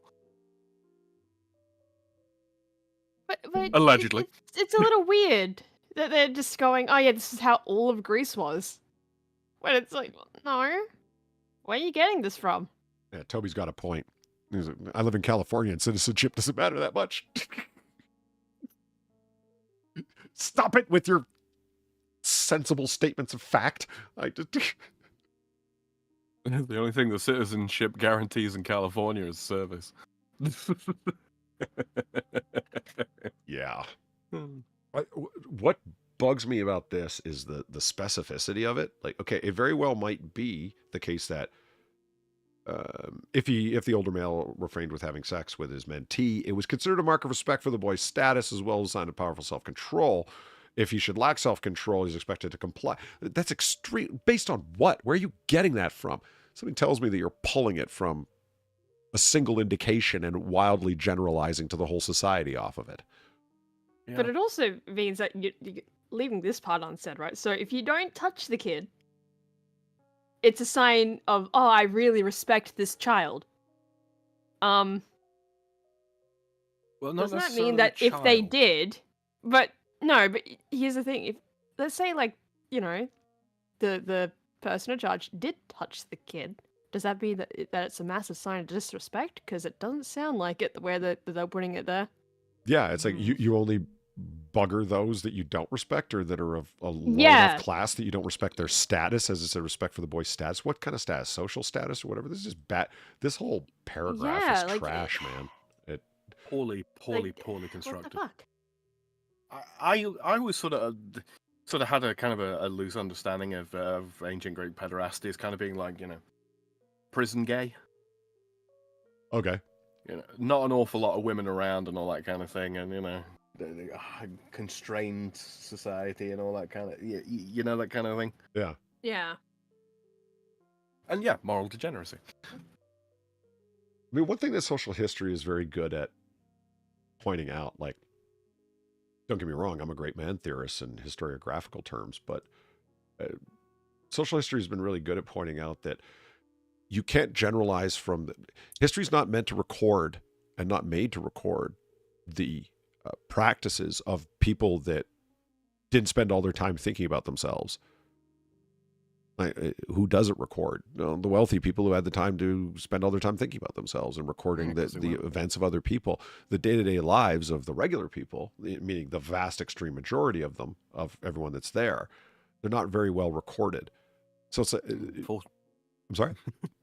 You ain't got a lot of time to write stuff down when you're working in the fields for 14 hours a day, you know? Right. And if you're even, lettered. It becomes difficult to broadcast to a whole society what records do remain that are largely from not necessarily people that were wealthy, but there were people that were in the position by one means or another to be able to have that kind of jazz recorded, if it only survived by either because there was so much of it or because of sheer circumstance. Here's what we know and here's how we know it. And that's why you make arguments of how do we know this?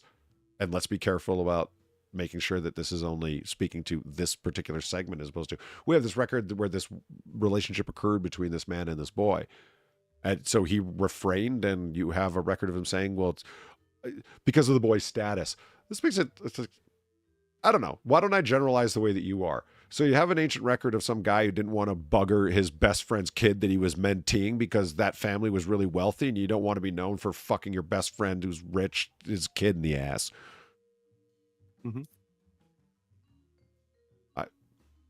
Or maybe you're a 70-year-old mentor and blah blah blah blah blah, and your sex drive is completely and totally diminished, so it doesn't even occur. Do you like gladiator movies? Nice, Eagle. Have you ever been to a Turkish prison? In some of these people's cases, yeah. I'll admit something. I got it because the way, holy shit, was it? Have you ever seen a grown man naked? Holy shit. Peter Graves in that, I got it, but I don't get the reference. Turkish prison? Are they known for being rape holes? Yes. Are they? Okay. All right. Yes. Really? To this day. Okay. Like gladiator movies. How is that funny? That's such an incredibly creepy moment. But it is really, really funny. I don't quite get it. We're talking about the movie Airplane for anybody who doesn't follow that. Or you got to watch Airplane. I think you would find it funny. Oh, she would. Absolutely. It's, Toby says, it's like the whole Yasuki thing. They take 1 point in history and hyper-focus on it as if it happened all the time and was normal. Yeah. Ever hang out outside chariot races? Yeah. A fascinating thing from a book that I've read many, many times and tried reading books in and around it to understand as best I can, as a particular volume from 17th century Japan called Hagakure or Hagakure Kikigaki. There's the Nabeshima clan. There's this one retired retainer named Yamamoto Sunitomo, and in his retirement imparted his knowledge after he had become a monk to a young retainer who had been recently brought on as a retainer by the Nabeshima clan. And it looks like the younger guy sought this older Sunitomo fellow out in his retirement, so to speak. He's like, what's it?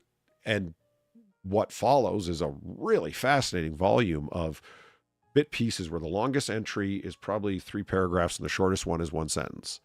And that's what makes it up. Bits and pieces. It's not a comprehensive narrative like that follows a narrative structure. Really worth reading out of just general interest. And it's so unvarnished and not intended to be read by anyone outside of the clan anyway. It's not like it was secret knowledge. It just wasn't written in that way or with that intention or with the imagination that somebody on the other side of the globe in another language would be reading it 400 years later, namely me. So he gets into what the proper relationship is like between an older man and a younger boy, what homosexual relationships should be like. And I don't know about you, but I just didn't ever associate samurai bravado and status with the proper way to conduct a homosexual relationship. I just didn't think about it. And it's fascinating to hear Sunitomo's thoughts on it. It's, in and of itself, there's nothing wrong with it. And he doesn't say there's anything wrong with it. It's just implicit. It's implicit because here's the way to go about that. Well, that implies that it's okay to go about it at all. And he doesn't say keep it secret. It's just, it's when it becomes obsessive, and like a male-female relationship, it's similar in this way, but distinct in this way.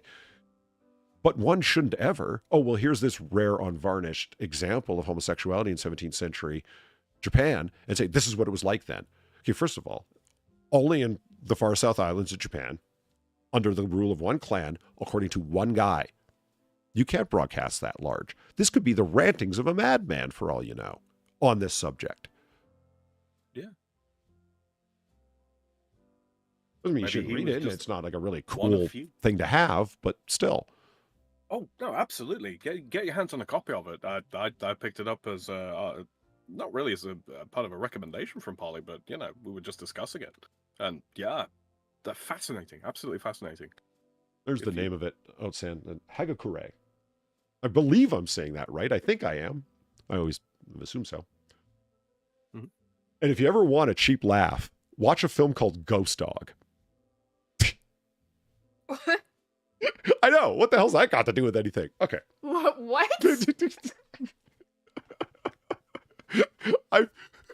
When those moments happen, Sam, I can picture far because she's at her camera to see what her bedroom looks like, so I can imagine it. Right? She's drawing, and all of a sudden, wait, what? As she looks up at the screen, like, what just happened? Timmy, have you ever been to a tea ceremony?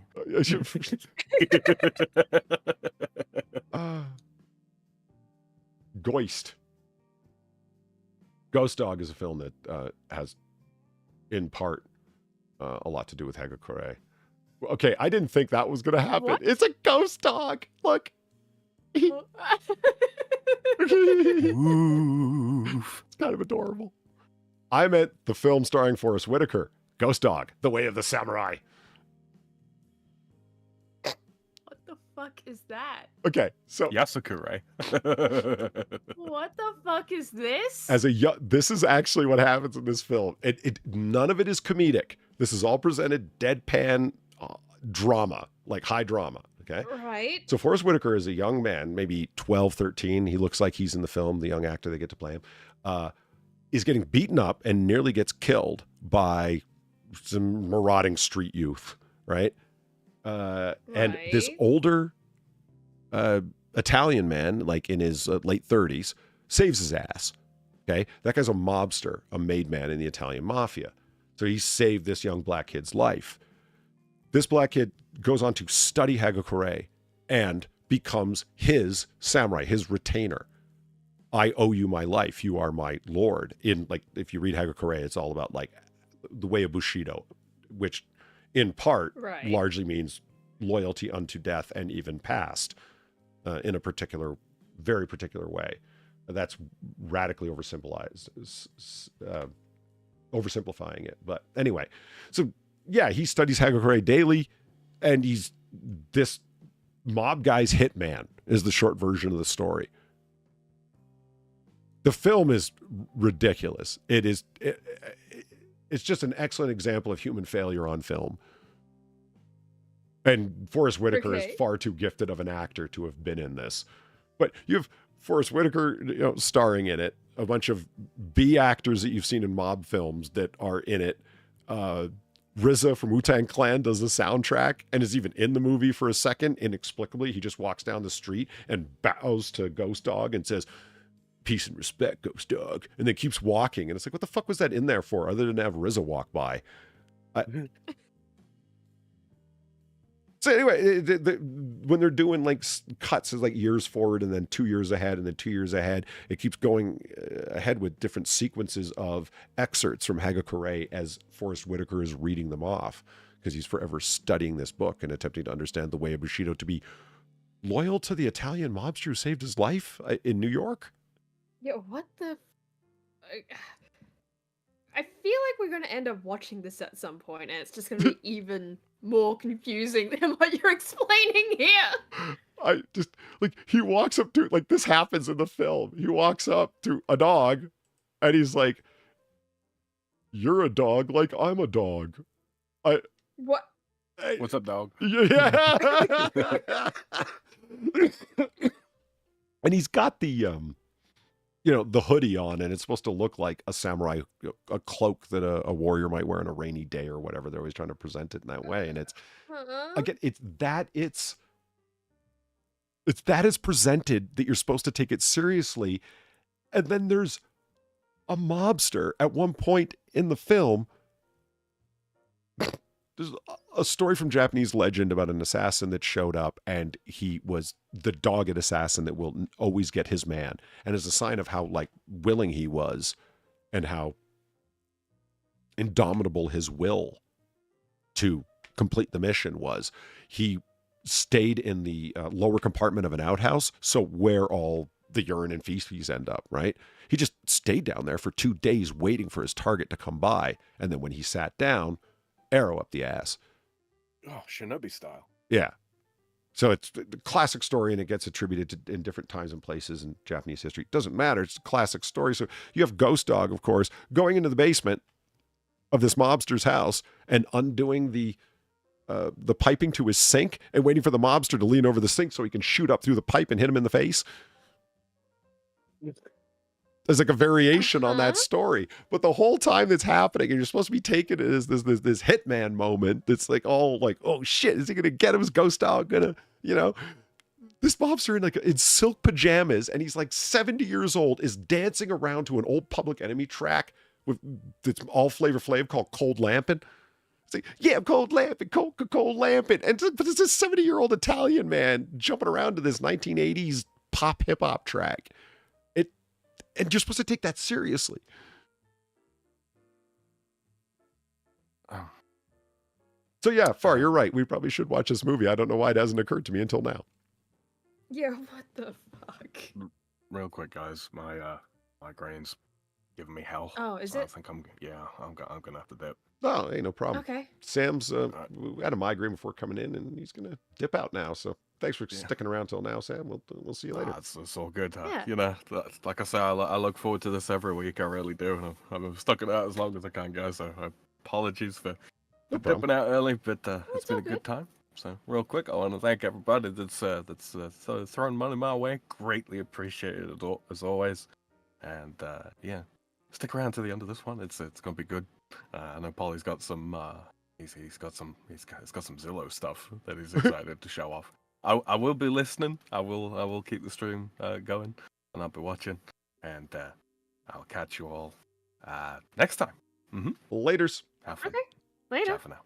Hope you feel better. I will certainly try to. Let us. I actually do have a number of Zillows, but I got one that's particularly short. So why don't we finish off the list? I'll show you the Zillow thing because it is a marital home for you and Platty, and then we will. Another one. I'm dedicated to the cause, Far. Yeah, I'm saying. We will find you a place to live. They weren't all that democratic. No one said they were outside of Athens. And even he's going to start describing Athens, though, isn't he? Like, but here's how they were totally democratic, and it's just going to be, a description of complicated shit. Yeah, it's going to be, well, you had to be male, and you had to be of a certain class, and it's like, yeah, and? Is it? That's still a democracy. It's like, no, it's not. Democracy is when every single you have a very proprietary, particular understanding of what democracy is, as opposed to like monarchy, where that's totally different, isn't it? It's not a group of people by virtue of who they are in society in and of itself being able to vote. I mean, it's very undemocratic the way we don't let people 17 and under vote. Am I right? They're people. The fuck? Oh, just you wait, Polly. People in Australia are trying to do that. I'm not surprised. Yeah, it's not going well for them, from what I understand, but, they're trying. I mean, I wonder if it has, and it's always a certain set of political parties that are looking for it, because the youth vote as Yep. intermittent and low turnout. Well, I guess not in Australia where it's mandatory, but as it tends to be, tend to vote left because this is an overgeneralization, but like, you know, left parties tend to sell pie in the sky. We can make everything better through legislation type theories. And like, yeah, why don't they just make a law and everything will be better? And as a professor of mine once said, you know, how do you define a liberal? I was like, how? A conservative who hasn't been raped by reality yet. Whoa. I was like, yeah, don't let that one out in public. Holy shit. How do you know that was years ago, right? I did. I've heard the same joke. That was phrasing? Well, it's for first time I had heard that joke, but I've heard it said elsewhere. It's a conservative who hasn't been mugged by reality yet. And it's like, yeah, that gets the same point across. You don't meet a lot of older retired folks that are, you see a higher preponderance of older retired folks voting conservative, and less of them that are voting liberal, regardless of the setting. Why is that? I guess you can come up with the narrative that's, well, they're old, so of course they want things like it used to be. It's like, or they've lived long enough to not be sold on stupid pipe dreams. Both of those are overgeneralizations, but you know. Anyway, in 507 BC, the Athenian ruler, here we go, Cleisthenes, introduced a new system of rule by the people, thus heralding in what is often regarded as the birth of democracy. His system comprised 3 separate institutions. One which wrote laws. I'm going to stop from the butchering. The other, which heard the representatives of the different tribes. And then the third, which formed the judicial system for Greek citizens. Herodotus praised Greek citizens' equality before the law. However, the term Greek citizens was interpreted narrowly. Citizenship was conferred only by those whose parents had also been citizens, thus excluded the 10,000 foreigners who resided in Athens. It was a city-state where you could literally come and go, you know, like California. Sorry, everyone in chat. I lost it there for a second. As well as 150,000 slaves. Of the 100,000 confirmed citizens, only males over the age of 18 were eligible to participate in the new democracy, meaning that only around 40,000 qualified. Okay. Uh-huh. Although membership was supposed to be decided by drawing lots and therefore not susceptible to influence or corruption, historians have discovered that in practice, wealthy people and their families were picked far more frequently than the odds in a random lottery would suggest. Really? Like 6 elections in a row having either a Bush or a Clinton on the ticket? Like that? Fuck off. Unlike today, where we've worked out all those problems. Didn't I call it, though? I'm sorry? Didn't I call it, though? Yeah, you did. Totally. Yeah, like they just started talking about, you know, Athens. They don't have the experience to recognize the BS. Yeah, Zed Hero. That's another way to, you know. Let them vote? Okay. You want to work out a bunch of other kinks in the system, I'd be happy to go along with it. Let's not just work out the kinks that tend to have people that you want vote in a particular way. I mean, like in America, the idea of getting convicted felons to vote is a big push, as much as the expansion of voting rights or any push and can be called big. It's like, gee, why would you want convicted felons able to vote when they weren't able to before? Which political party is interested in lower jail terms and more humane conditions in jail and lower prosecutions? But we don't do politics here. Right. Oh, yeah. Good call. Even the court system was abused, so let's do ancient politics instead. There were no restrictions. Right. There were no restrictions on the sort of cases that the court could hear. So the citizens of Athens frequently used the court system to arbitrate petty disputes and embarrass their enemies. Yeah, I was waiting for it. Wow. I was waiting for the lol suits. Right. For the fucking lol unlike suits, today, right? where that never happens. Holy shit. Yeah, unlike today, where, you know, you cannot totally go onto certain web forums and find threads dedicated to very hilarious lol suits as you know, I just referred to, right? Yeah. Totally not. Yeah, you totally cannot find those. Not at all. Nah. People don't still do this. Maybe it's just my cynicism, but I don't know why, but it occurs to me that ancient Athens, that the legal disputes were probably less petty than some of the ones that go on in America. I'm just saying. I don't think they had I the wanna see some of overabundance them. of barristers, legal arbiters that America has. We have a surplus of lawyers, man. They need to pay for law school somehow. Oh, this should actually be interesting. 6, Hades was not evil. Okay. Yeah, let's get into the pantheon of gods. That's where the interest is actually happening for me. In modern times, Hades is often depicted as a god, having failed to overthrow Zeus, is banished to the underworld. Hades is a kind of fallen Literally angel. where? And the underworld is where? Yeah, and a kind of fallen angel. Only somebody who's grafting on Judeo-Christian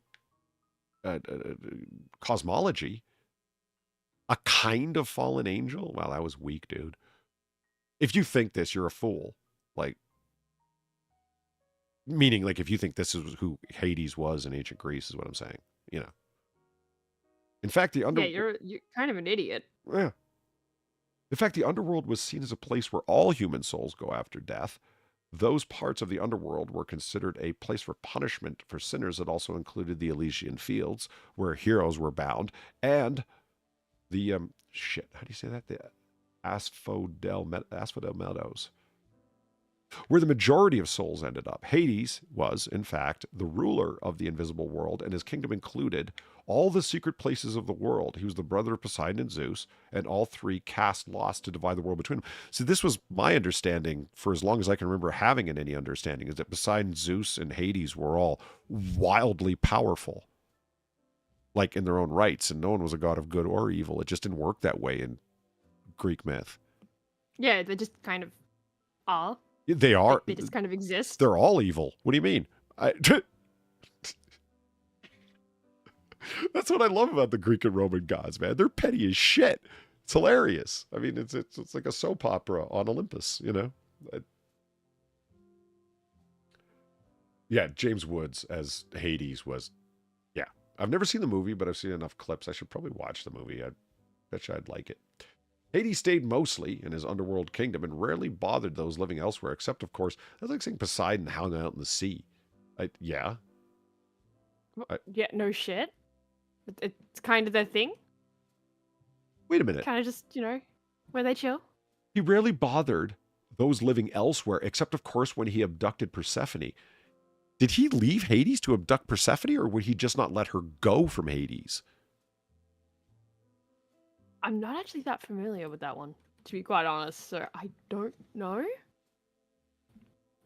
Having fallen in love with her, he created a beautiful flower that would suck her down to the underworld when picked. Zeus was forced to negotiate her release, but because of some injudicious pomegranate eating, she was doomed to spend a third of every year in the underworld with Hades, thus causing winter. Other than that, Hades was a pretty good guy. I think he abducted her. I thought she had gone down there of her own accord. And like her mother, Ceres, that's how you say that, goddess of the harvest and of wheat and et cetera, she's the one that went to Zeus to arbitrate it. Like, he's got my daughter and he won't let her go. And he's like, let her go. Well, she can't because she ate a pomegranate. We're down here, and anybody who consumes something of this place, you know, has to be here. And it's like, okay, well, she's got to stay there a third of the year. So whenever Persephone is down there for a third of the year, her mother's sad, thus fall and winter, when crops don't grow. Charming, charming legend. Pandora never opened a box containing her breast implants. Okay. Are we able to show this on you? Oh, what? If we're not, then fuck the whole thing. The bots? I mean, seriously, if we're Are not, the bots then gonna come for us? Man, fuck streaming if this is a problem. I mean, you got to be fucking. What the hell? Well, it's a valid question. I guess it is, but Bots have gotten us for a lot less. that's true. Better stream off of that. Okay, it's true. I mean, how many times I got hit for nudity because of superheroines in cat suits? It's like they were clothed. What are you doing? Yeah, so many times. Yeah, they had a butt detector bot apparently, but Which is hilarious. I know. She isn't Turkey Man. Oh, San, that's slander. Scurrious lie. It was the name of the stream. In Greek mythology, Pandora was the first woman on Earth.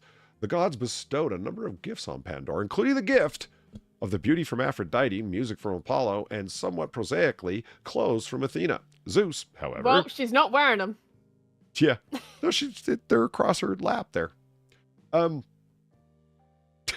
Yeah, so she's still not wearing them, but just kind of lying on them. Yeah, fair enough. They're there. She's using them as a blanket. He gave Pandora a box and told her never to open it, which seems kind of mean. A rare point of agreement between me and Freighter. The hell? What'd you give it to me for? Here's this box, but don't open it, yeah? Pandora, of course, opened the box, which turned out to contain all the evils of the world. Okay, I'll go leave that alone. Okay, the evils escaped, and Pandora quickly slammed the lid shut, with only hope still left in the bottom of the box. Hope is an evil? Oh, no, okay, I see. You didn't... Okay. It contained all the evils of the world, including a bunch of other things, including hope. All right. However, Pandora never had a box. She had a jar. The jar, or pythos, was the size of a small person and would have been used for storing wine or oil. Such jars were also sometimes used in the place of a coffin as a burial container. It is believed that the error comes from mistranslation by the 16th century writer Erasamus? Doesn't sound like a 16th century name. Okay. Who mixed up the word pythos with Pixis. Name, sorry. What? Where is it? Oh. Erasmus? Erasmus, yeah. That sounds much better than what I Erasmus? said. I wouldn't get the Z out of it, but yeah. Well, I've seen a similar name where it had a Z in there, so I'm guessing that's probably where that one came from. So I'm probably inserting a Z where there shouldn't be, but Erasmus? But that sounds... The library at Alexandria was not destroyed by a Muslim army. What? What? Who's claiming? Yeah. Where'd you hear that from? Okay. The library at Alexandria was one of the wonders of the ancient world. No, it wasn't. Oh, you mean just in general? You're saying it was wonderful, like not one of the 7 wonders of the ancient world. It contained books and scrolls from ancient civilization, was the hub for scholars from all over the known world. Alexander the Great was known to not only be a soldier, but a scholar. Is there anything that isn't attributed to Alexander the Great? I mean... Dignity? I don't fucking know. It's pronounced like sass. Erasmus. That's even harder to say. I want to throw the Z back in there. Erasmus. I agree. Yeah, I've never heard that it was destroyed by Muslims either. After his death, the Great Library was eventually built in his honor. But that's it. Okay, it wasn't built in his honor. Alexandria is named after Alexander the Great, but it was built by Ptolemy, one of his lieutenants. Well, okay, anyway, it doesn't matter. To contain all the knowledge of the world, books and scrolls were brought from all over the known world.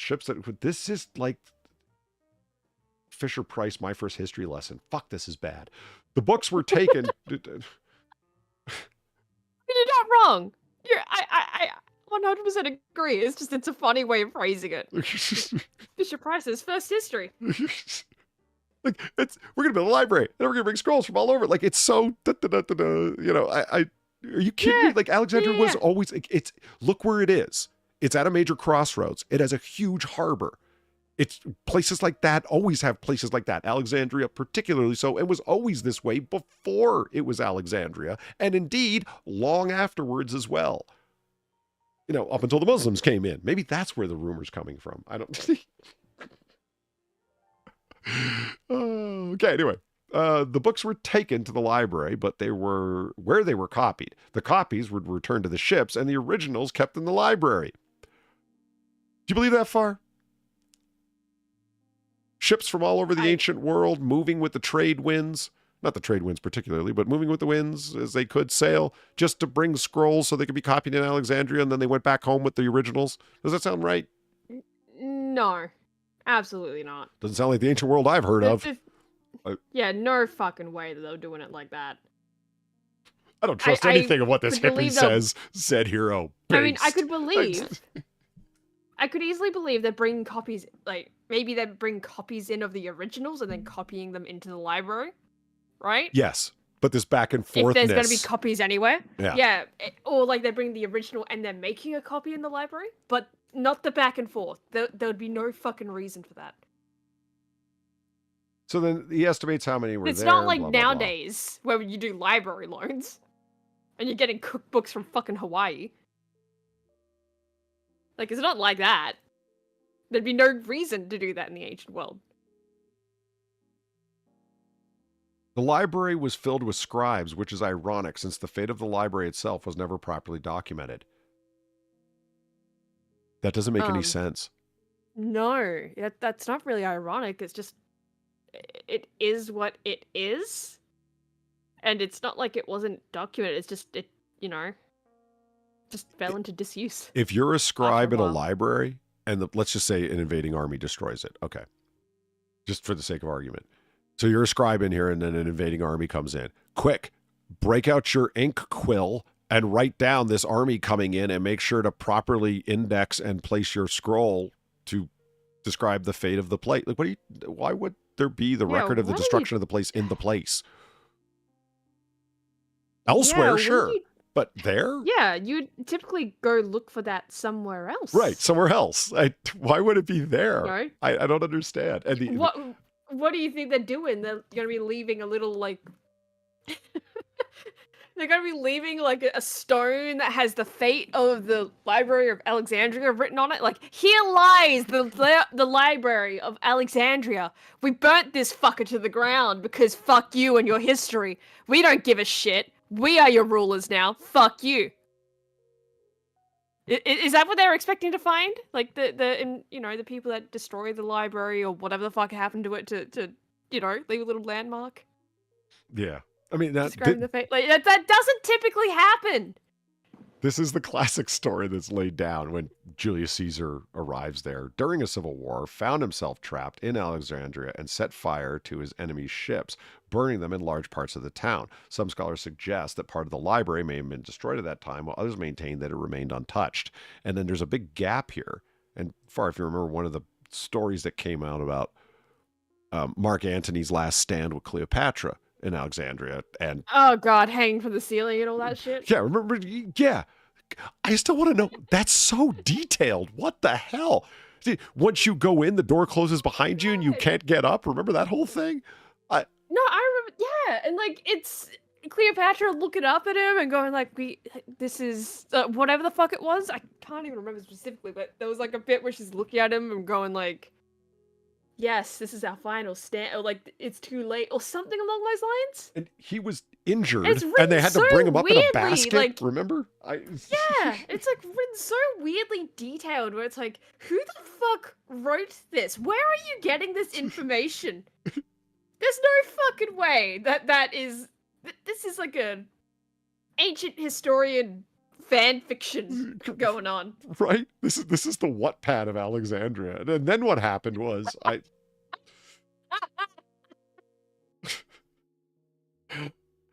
and anyway, that's not a website. That needs to be a website. The Wattpad of Alexandria. It's just an archive of like just really shitty Wattpad fan fictions that all have to do with people in togas. Yeah. And in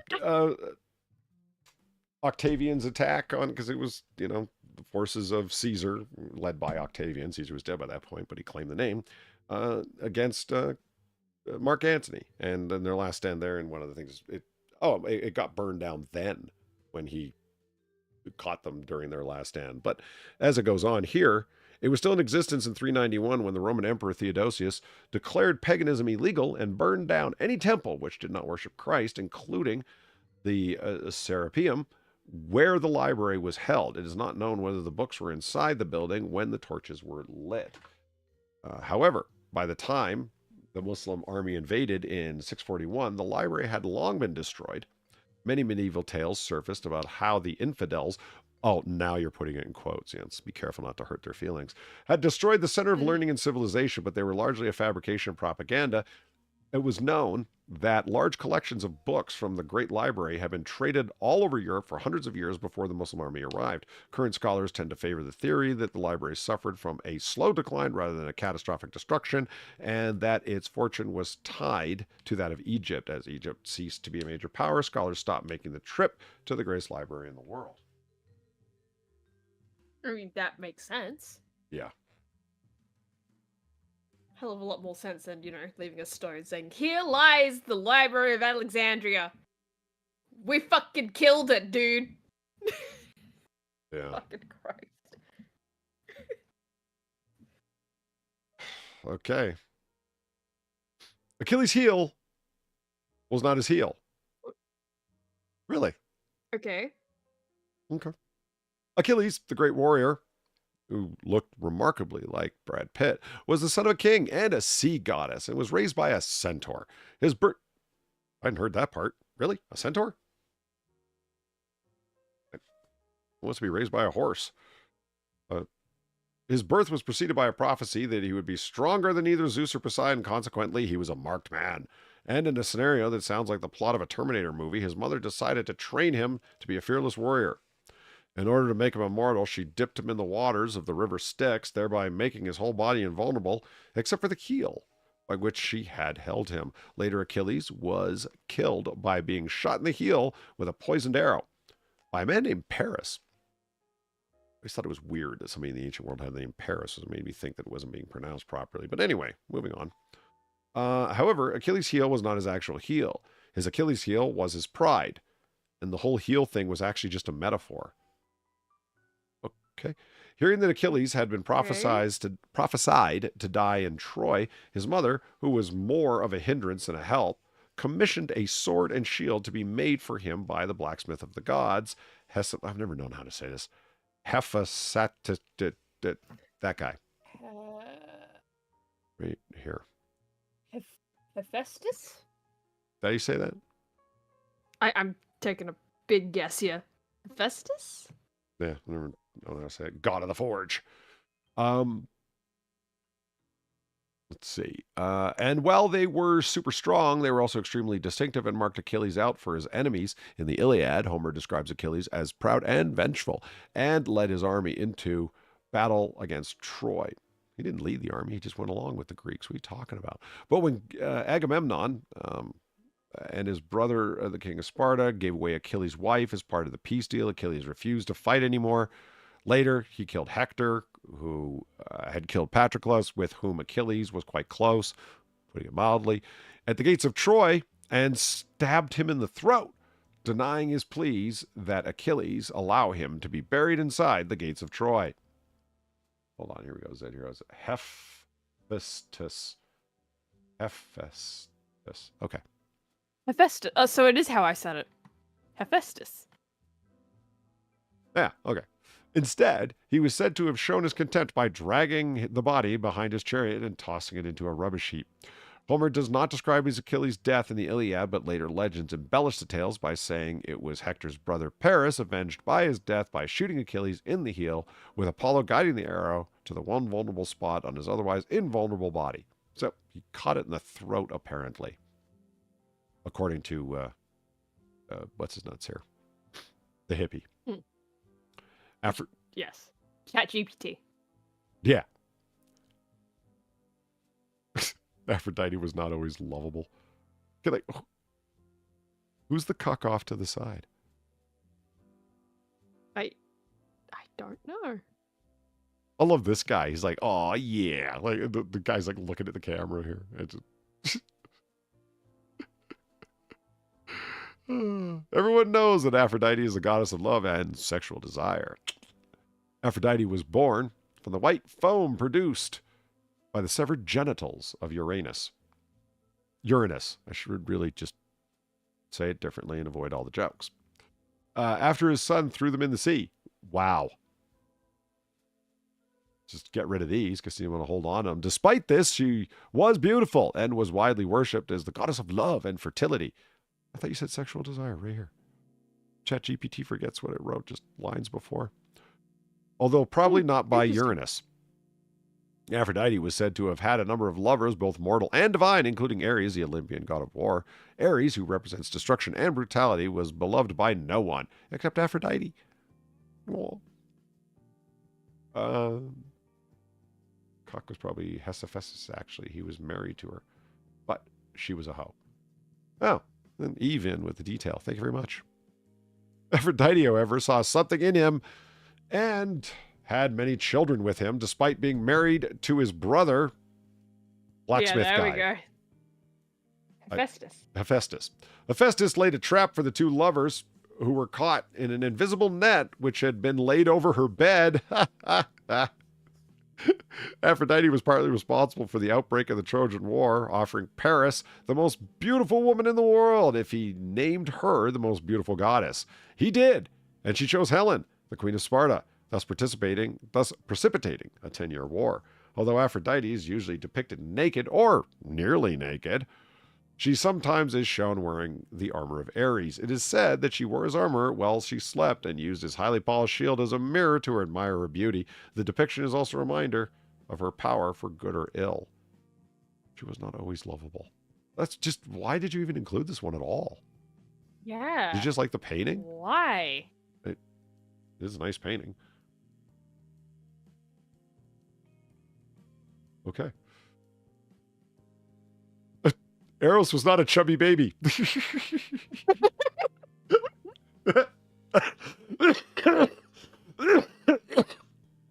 Sorry, that's pretty funny to me. That's, oh. I didn't think Eros ever was. What are you talking about? Chubby baby, like a cherubim? Yeah, are you talking about cherubs? Yeah. Eros was originally said to be the son of Chaos, although later history said it was the son of Aphrodite, and either Zeus, Ares, or maybe Hermes. Let's go with Zeus. He got around. It's always fun. That's always fun, right? Let's just go with Zeus. Yeah. Eros was the god of passion and fertility. Wait a minute. I thought that was Aphrodite. Well, they overlapped. I mean, there could be two of them. I don't know. That's a question I would like to ask somebody in ancient Greece. I don't think they actually cared much about the detail. It was more about the yarn being spun. It seems that way anyway. Yeah. They didn't seem to... No, it does. We try and construct very detailed pantheons, and I think who begot who and who was detailed, but I don't think what was their particular area of provenance mattered very much. Doesn't seem. Anyway. I mean, it probably only mattered in the sense of who am I worshipping? Right? Yeah. Of like, why am I worshipping this particular god, right? But beyond that, probably not. Zombie Teddy with the fucking pun of the night. It's all Greek to me. Wow. Eros was depicted as a young man in, shall we say, the prime of his life. What's wrong with... Okay. Yeah, what do you mean by that? Just you mean just the prime of his life? Yeah. Just say that. Why do you need to preface that with, how we say, how do we put this? But, dude.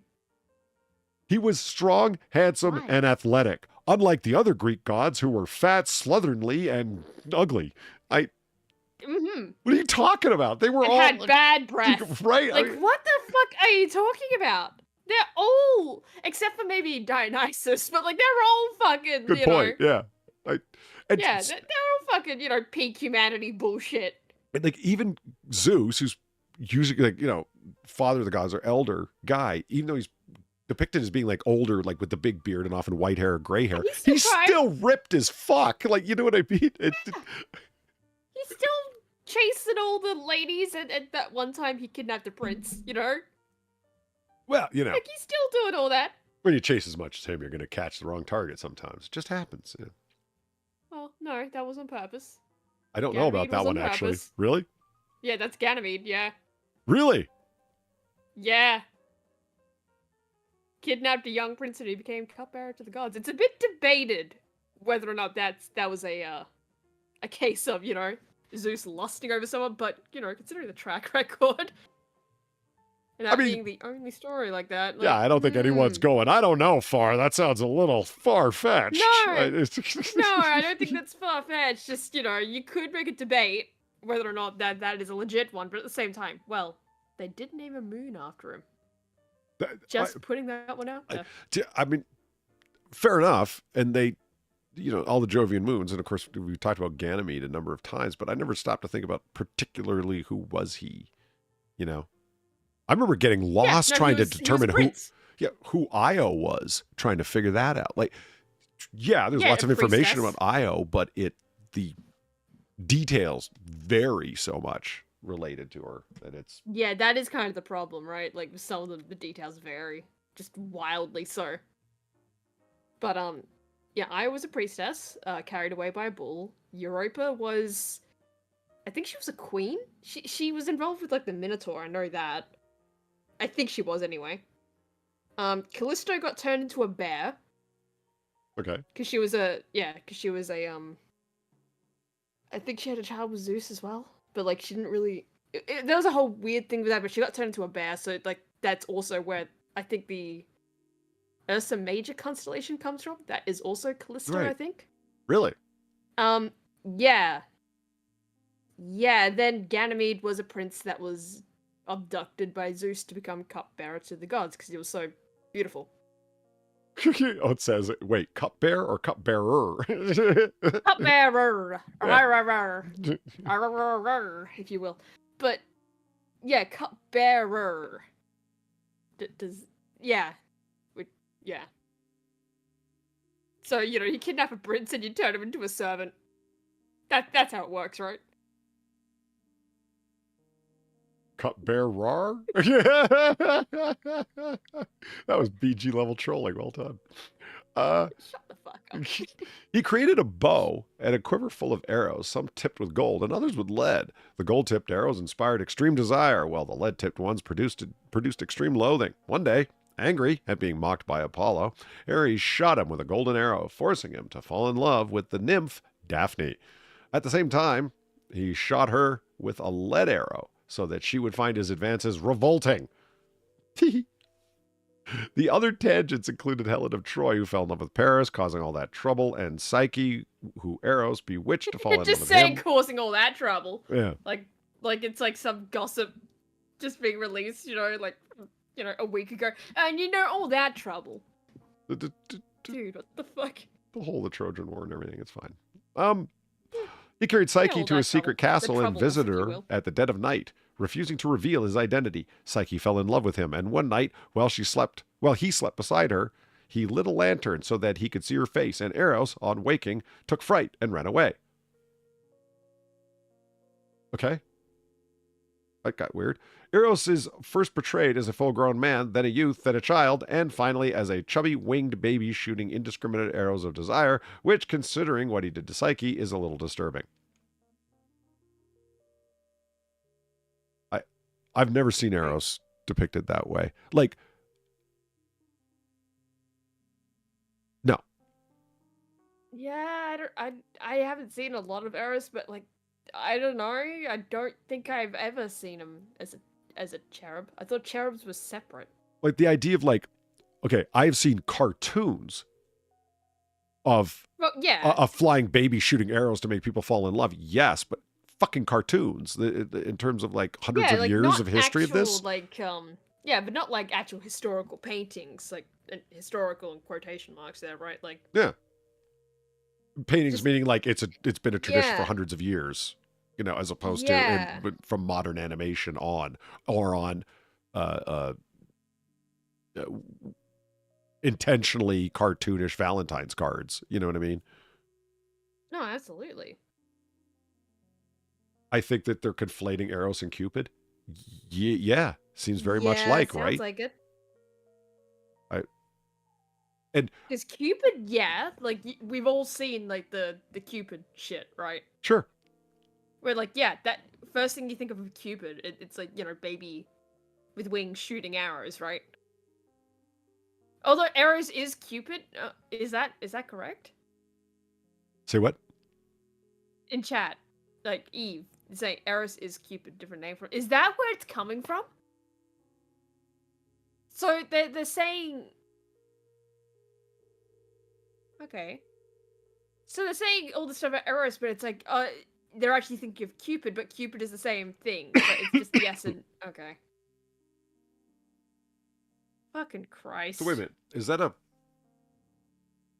Well, like Eagle says right there, is that a syncretistic thing?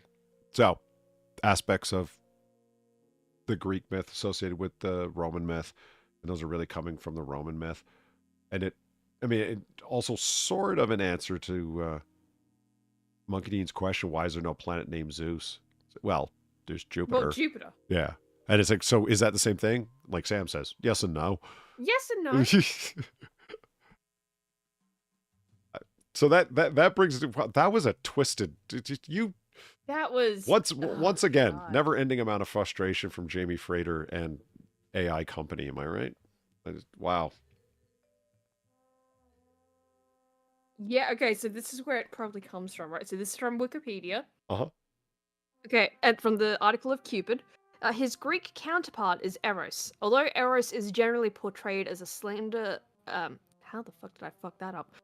A slender, winged youth in classical Greek art. During the Hellenistic period, he was increasingly portrayed as a chubby boy. So, it's as a time goes on type thing. Basically.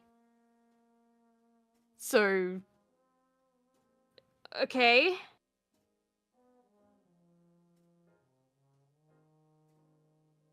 Okay. Yeah. I feel everything's So what resolved. you're saying with... I feel like that was such a nothing burger. I mean, the whole thing is a nothing burger. Yeah, The whole article here is yeah. a nothing burger, but like... So that one the in whole article particular was is like, BS. what? Yeah, pretty much all of the, like all 10 items. I don't know. Was there... There was a fragment of interest here and there. Where we went but like, oh, okay. But, yeah. we've got to do a redemption arc for Greek mythology after this. Like, I'm going to find something for next week that will allow us to do a redemption arc. We'll find something like Greeks behaving badly, or no, that sounds like a name of a bad porn.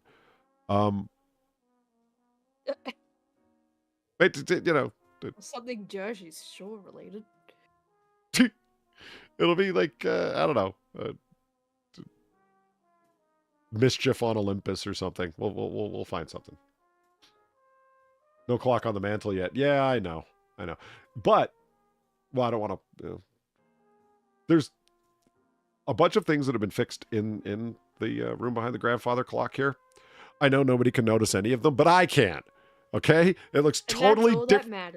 It looks totally different to me and a lot better, even though I defy anyone to notice any of it. And what are you gonna do? That's what happens. Bar's an artist; she understands. Not that I am, but you get my point. No, you're an artist of a kind. It's fine. I don't accept that particular label. Thank you. Well, you're getting it. Well, I refuse delivery. Okay. No, you don't get a choice. What the fuck am I looking at? I know. Well, your bridal home, Far. My God. Okay, if I didn't see the California there, I would assume this is like somewhere in the fucking Philippines or some shit. What the fuck? I know. Chat's like, what the fuck are you guys talking about here? Let me show you. Just do the large display capture. Oh. This is a 3-bedroom. Take that with a grain of salt. 4-bath, also with a grain of salt. 1,600 square foot property. I'm taking this all with a grain of salt, Polly. Because I'm even taking this being in California with a grain of salt. Yeah, and it is indeed in. It's on Heidi Street in Garden Grove, California. And Santa Grisity. Yeah, that's something from the Philippines or Brazil. Yeah. Wait till you see the rest of it. It gets better. Oh, is it all that level? Well, Just it looks like it could not be a thing you would find in like America or you know. Well, salt for disinfecting Europe the or wounds something. that you might get from catching your arm on something that might become infected, considering how this place looks on the inside. But it is going for an unbelievable $770,000. That's right, just over $750,000. That's still a better price than what we see on some of these places. $750,000. You gotta admit. Yeah, but Like, let's take a It's look. not over $1 million. True. But those places are still largely standing. Yeah, but they're also just you would spend more money fixing those places and taking out all the bullshit that the previous owners have put into them. Well, Than what you'd by the spend on time we house. scroll through this, you tell me. Do you think? I mean, I think you could easily spend a shit ton of money trying to fix this place up, just looking at the outside. Right. Not gonna lie, but just putting that out there. Fair enough. So, I mean, and it still is up for sale. So this could be yours Oh joy! if you're so interested, or you could purchase it for Hey, far. Platy, you ever wanted to move to California? I know how much you love California and all their restrictions and bullshit. This over here. Break the whole thing. There we go. Okay. Like so. Okay, so let's take a look. So 770. Here we are. All right. Now, get used to the rust. We see some rust here, and there will be more. I'm very used to rust anyway. Not gonna lie. Like, rust is probably the least of my issues with finding a place. Like, just, it's rusty on the mailbox. I can get a new mailbox, it's fine. Oh, really? Toad Midnight says, look up the crime rate in Garden Grove, California. Lol. I'm like, holy shit, that bad, huh? And they still want Is it $750,000 that of a mil. high? Yeah, I'm assuming you would be laughing unless it were pretty fucking bad. But they do have palm Oh, trees. Jesus. That's very Californian. Yeah, they do, but they also have a lot of dead palm bits on there. Those They are absolutely do. And they also look like scraps of houses or just stray pieces of yeah. lumber. Well, to be fair, that is how a lot of palm trees end up looking if you don't if you don't remove the dead branches and shit. Oh, yeah, they have no. a tendency to look like that. And you're supposed to, it is a bitch because maintenance of palm trees, like you're saying, yeah, it's a pain in the ass. You got to hire people to climb the tree and prune them. I don't think that's the actual word for it, but they do have to get up there and prune them properly, and it's an ongoing maintenance thing. So if you want the palm trees, And every time I've seen palm trees recently, which isn't all that recent, honestly, but I think it's very rare that I've ever actually seen a palm tree that's been properly maintained. I believe you. So, people don't really do that even here. Yeah. So the one thing that I do, okay, how orderly their garbage cans here are. So regular Right. garbage, Oh, the only, recyclable, and biological stuff, I'm assuming. Like, This is probably the only orderly part of the whole house. E- The bins. I've kind of scrolled through it. I believe it to be, yes. This I'm going to consider to be very ironic. Man. So let's just look at Okay, we got more trees. like what happened here? Where did the fire only reach wow. up this high? Is that what happened? Is that like weathering? Like that was covered and that's just the exposed wood underneath? Or Oh yeah, something? maybe. Then how did the windows get busted out that they had to board them over? I don't know, but okay. Okay. Dangling electrical wires, busted plaster. Hell yeah. Was this a former meth den? Was somebody using this as a cookhouse? Is that how it's in crime-ridden Garden Grove, but yet looks like it's been raided? Possibility, like considering the majority of the outside doesn't look like it's Wow. been maintained in Holy who knows shit. how long. That is the shittiest looking backyard I That is it. I Holy don't think it's the fuck. shittiest, but it's definitely up there. I- Like that pool, man. That's a pool, right? yeah. Well, it could be one. If you know what I mean. If it was, actually cleaned up and treated well, it could be a pool. Squatters. That's not an unreasonable suggestion, actually. Yeah, it's not. I think I found my posting for Twitter with no context. This is priceless. What I love about this is that murky green sludge petri dish at the bottom of the pool. Yeah. Oh my god. You fall in there. There isn't enough bleach Wow, in the new world, forms man. of life are probably living in there right now. Yeah. That's what we call a primordial soup. Oh god, a closer view is not what I needed. Okay. That defines murky. You look up murky in the dictionary and it's just a picture of that. It's so That's all you green need to know. brown. I don't even have the word for it. Oh god. Why did you give a close? I guess they give a closer view because there's people that, yeah, you know what? I got $750,000 to fucking hide away from the IRS and to shuttle away my fucking hedge fund money. So, and I've got another $400,000 to fix this place up. This could be beautiful. I guess that's what's happening. Maybe it's to display that like it's not cracked or broken. It's just extremely in disrepair. Maybe that's the idea. Yeah, I mean, maybe it's like, hey, you could fix this? Yeah. Or hey, here's a neat, like, backyard pond.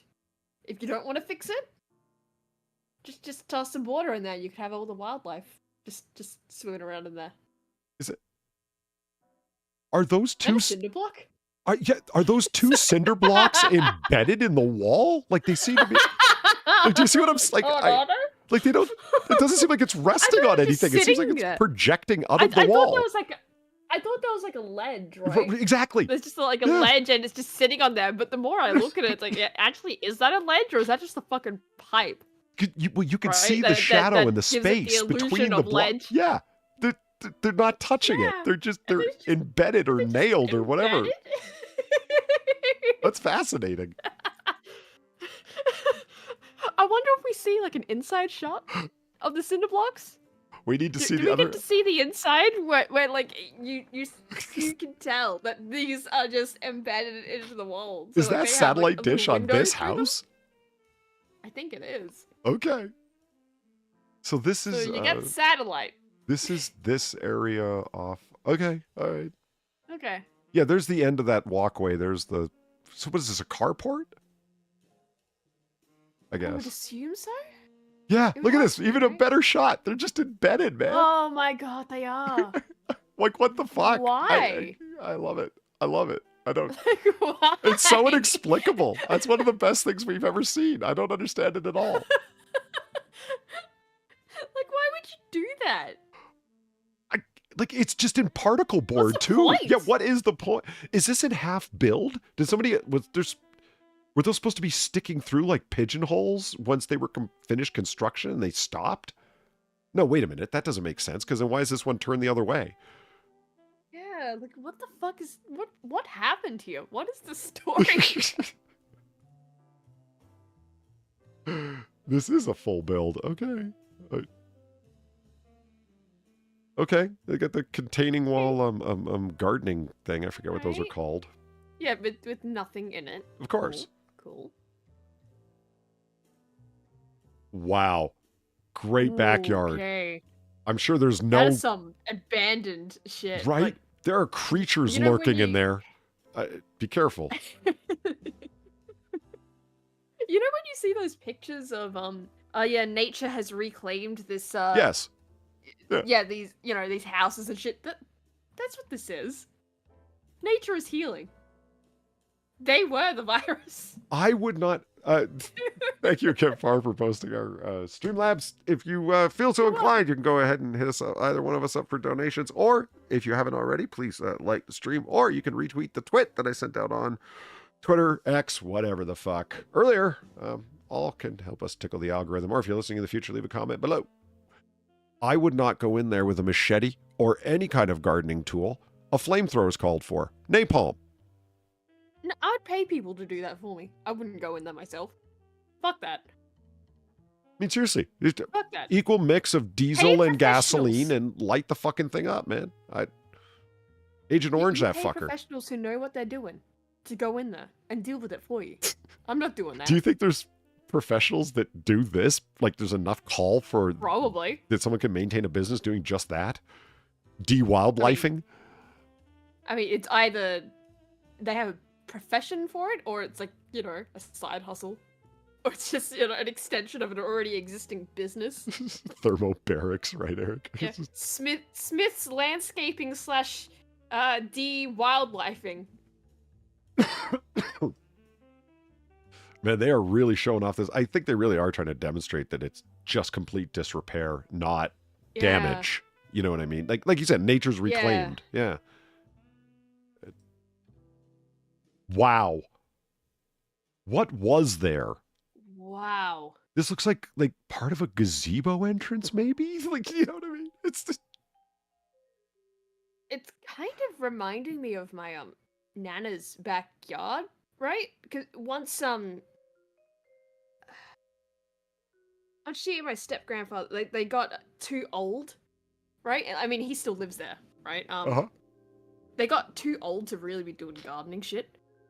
I swear to God, if I went over to that house right now, went into the backyard and started taking pictures, you would not be able to tell the difference.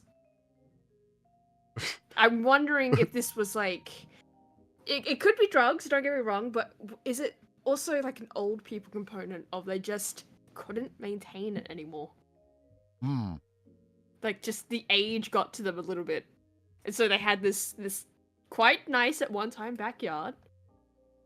And they just, you know...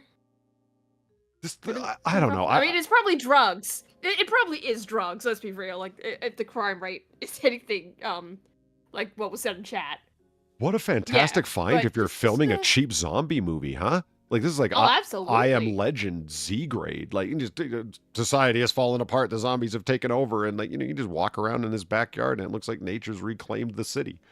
You know, and then you do a reverse shot and it's like, yeah, you know, this was once an expensive multi-million-dollar property. Yeah, or just, you know, it could even just be any kind of apocalypse movie. Or even a time travel movie, right? Right. Like, this is where you lived, it used to be nice. Like, you clean it up for the nicer shots. Then you record, like, before you clean it up, you do all the future bullshit. Right? Yeah. The house hasn't been taken care of for God knows how long, it's in disrepair. You're like, this used to be so nice, what the fuck happened? And we're back to the bricks. Yeah. We've been seeing this bundle of unused cable that's coming out of the wall and all of these shots in the background, and I love that. It's like, again, it's like somebody abandoned this in the middle of a repair, or this is just where the wiring for the cookhouse came out. I don't know, maybe a giant grow op. I don't know. Have you? I mean, you know, if it was a grow op, that would make sense. There is a way of. This is what I've heard, right? People go into rentals and they start the grow op, right? They don't tell the people they're renting from that they're doing this. Right. And then they leave once they've fucked up the house enough and they've, you know, made a profit. And then it's the rental owner's problem from there. So maybe that's also what's going on here. Like, just someone pulled that with this house and Do you know what we haven't seen yet? And it just occurred to me right now. We haven't seen a door or glass yet. No, you're right. Every window and every door is covered by particle board. What the fuck happened? Is that after the police raid? There were no glass or doors left? Again, with the pool. You know, they boarded up so that they could grow inside. Yeah? Yeah, like, so they could grow inside, right? Yeah. Oh, okay. Like, fuck the outside. We don't need that. They actually went into the yard. So it wasn't because they... A greenhouse? So it wasn't because... Okay. No, this is, So when I bring up the you know, Nana's place, right? Right. I've seen that kind of thing before. Yeah, it literally is just a kind of, Sam probably knows what this is better than what I'm going to be able to describe it as. It kind of is just like a vineyard type deal. But not completely. Like, you just have these things in there, they're like little planter box almost. Yeah. Like, it's just a table thing. Like, this is just, you know, people are really into their fucking gardening and they like these things. Okay. But this is just really in massive disrepair. You know, I think we're getting closer to the truth here with a pergola. Yeah, there we go. Sam's there. Pergola. Yeah, there you go. I think we've gotten. It's a conservatory. There. It's the places that I. Sure. The rooms that I thought were for music. Yeah, and had no idea what I was thinking for years. I think we're getting close to the truth. In Cali, they board up the buildings and houses now to prevent squatters. The doors are nailed over, as are all the windows, so people can't get in. This has been reclaimed by the bank and owned by the bank. This is like a condemned, forgotten, abandoned building, whatever, and that's why it's grown over. And now the bank is looking for someone to take it off their hands. Right. And they've boarded everything up, so squatters, homeless, Mexicans, whatever, don't show up. I don't like the look of this at all. Yeah, what? I mean, this is a hanger for a Okay. garden hose. I get that. Yeah. These are outside Yeah, taps, that's okay. those are taps. I don't get what's up with this chicken wire and all this paper coming through. I don't even know. I don't know what that is or what to make of That's it. supposed to be even exposed? Is that just... I don't think so at all, no. Is this No. is Like, it doesn't plaster look to like go it, on top right? of this? Like this is supposed to, you're supposed to put a Yeah. wet stucco-like material to this, and that's why that wire is there? Yeah, Gilcados is stucco wall. Mm. And they just, again, was it abandoned halfway through before it got stuccoed? The project isn't finished? I don't know.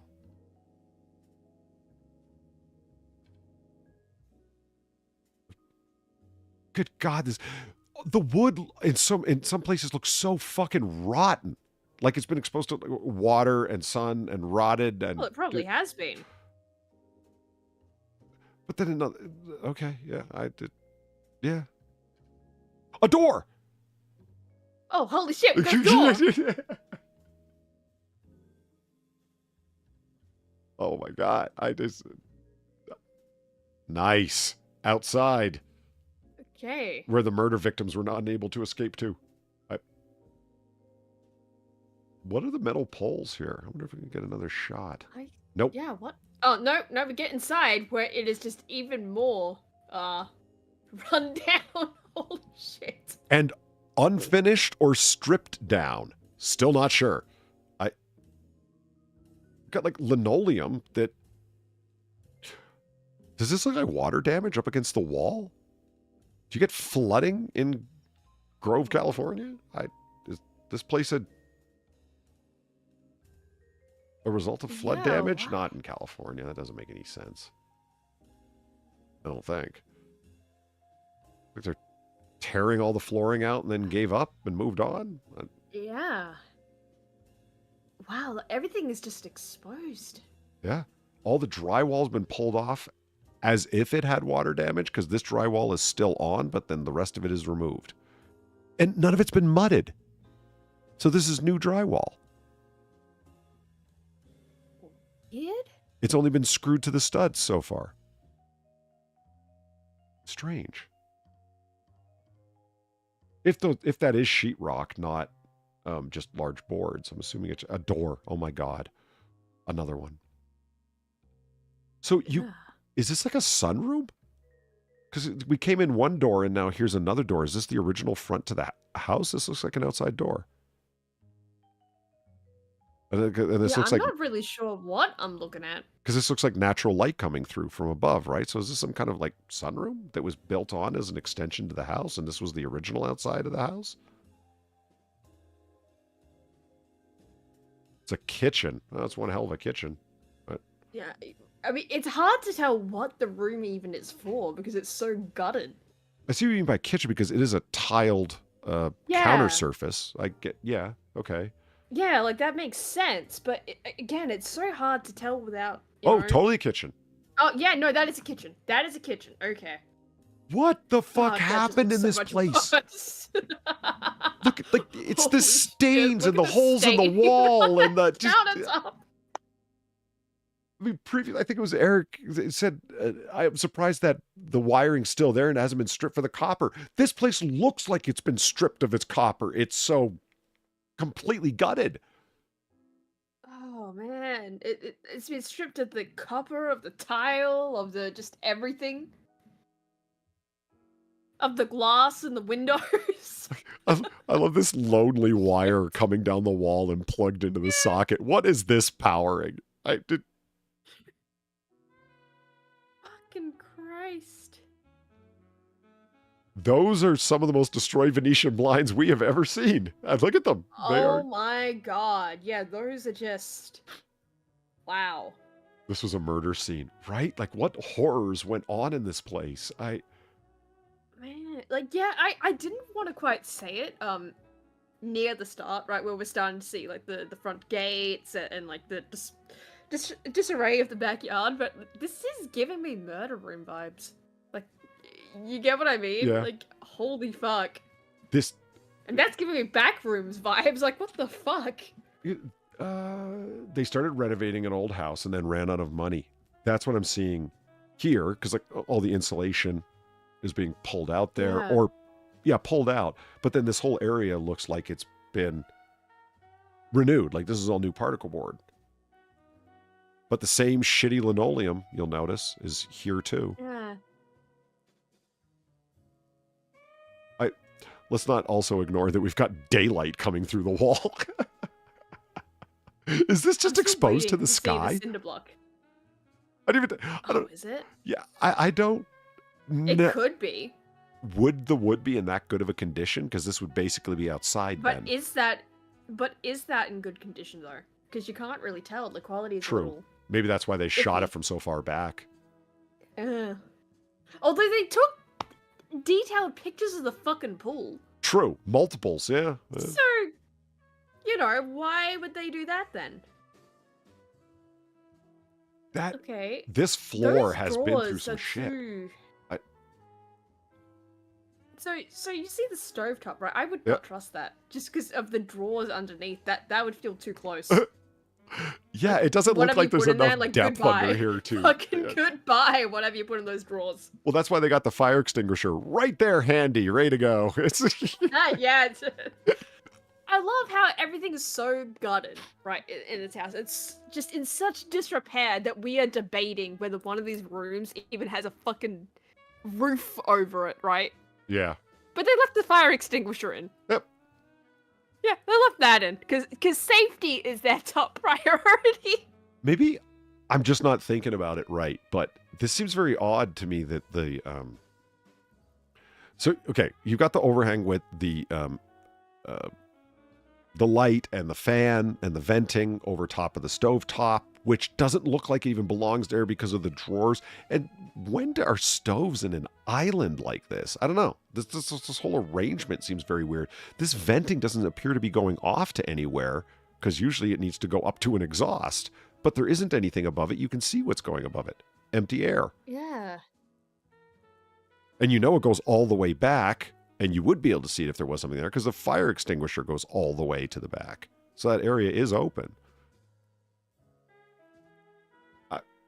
This really reminds, like, this in particular reminds me of, like, you know, like, a doll's house, right? Like, a little girl's doll's house where they have the furniture in, but it's really, it would never be practical. Yeah. You'd never be able to use it if it actually existed. That's that stove. Is that true? Cheshire Smurfs is probably, they stopped venting those properly 20 years ago. Is that true? Did the vents not go anywhere anymore? It's all just a ruse? That's concerning. Yeah, I mean, that's like atomized, aerosoled, hot, or vaporized grease. That can ignite. You need to properly exhaust that. All right. This, I love the fisheye lens effect of this. This looks like nightmare imagery in like It does. a dreamscape sequence from a movie where like the walls are all twisted and at angles that couldn't possibly be. Yeah, non-Euclidean geometry, right? Yeah. Which is, yeah, like why would someone build it like this? I would despise any doorway in my house where I had to like turn sideways to shuffle through. I would not like that. Okay. Uh, Are those still paintings? Yeah, I was just on the going wall, to like, say, photos or something? they're still hanging. Of all things, Yeah, three ugly you didn't take paintings. your or photos. Who knows these pictures? You didn't take your pictures? I have no idea. What the This is fuck? an odd ceiling that looks like it's okay, like angled roof going up because the roof is shaped that way, and then they created a drop ceiling to make it level. I think. Yeah. At that point, why even bother? Yeah, why did you put the drop ceiling there at all? Why not just have the high expanse of the ceiling? Because it looks like the wall, your drywall, your sheetrock goes all the way up to the top of the roof. Why did you? Does. Why bother? Like you said, why did you bother with this? Like, I've been in plenty of houses where the ceiling is kind of angled. You don't even notice it unless you're actually, paying attention to it. Like, it's not that big of a deal. Why would you even bother trying to make it Storage space? Yeah, I level? mean, you can put shit up there. It looks pretty solid, I Well, guess, but yeah, I guess, but again, why? were there counters all the way around the room that have now been removed, and that's what It all of... does look like it. So you Looks removed, like something was there. you removed all the counters. The glass in the window's missing because you can see the wood here and the drape sticking Yeah. through the where the panes of glass were.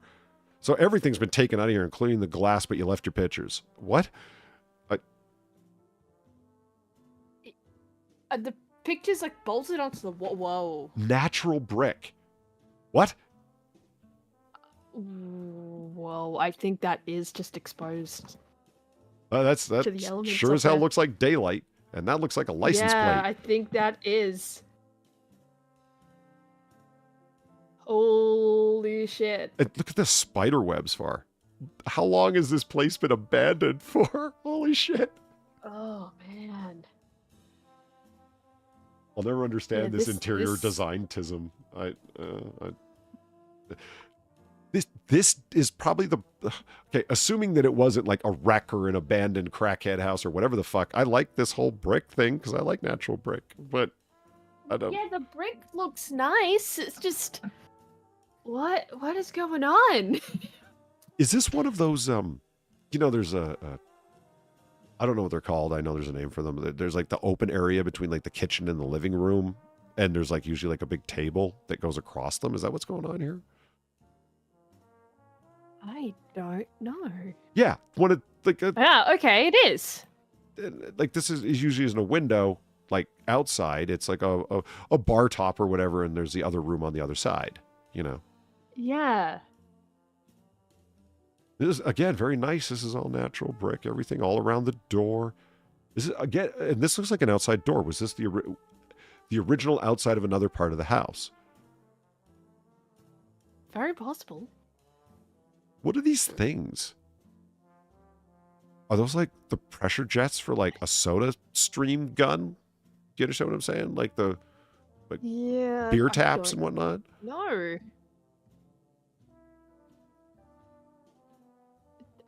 This is all very bizarre.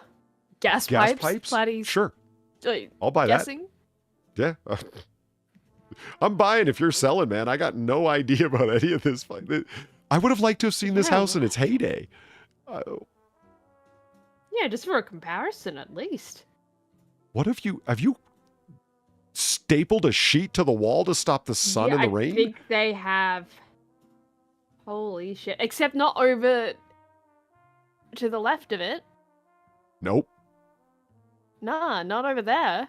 That's just open air. This screams squatters to me. Yeah. Yeah. Is that a Oh safe? my god. And what's with the 3 jury-rigged shelves here? God. What did you have here that you had electrical wire running to it? Did you like Why did you have electrical wire like right underneath an open, like, open ceiling? Yeah, there is no fireplace. You're right, and a house this old, but this had to be the original way that this room was designed and had been like that for a while because somebody bothered to put a proper light bulb fixture up here temporarily because it's there and it's wired and it's got a bulb in it. Like, do you see what I mean? But Yeah. they've got this open rafter thing happening in this. I don't understand it. Another bar kitchenette area All right. that's There's a lot of disturbingly those. stained. So they got double French doors with a lot of, I don't know if the glass is little actually windows. there. Yeah. Really stylized little windows above. But that would be weird to come through, like if this is the outside. Well, it is outside because that's daylight. Okay, you come from the outside and you're immediately in a kitchenette. Well, you don't know that. You don't know that because it could be like no ceiling in that room. Good point. There's no way to tell.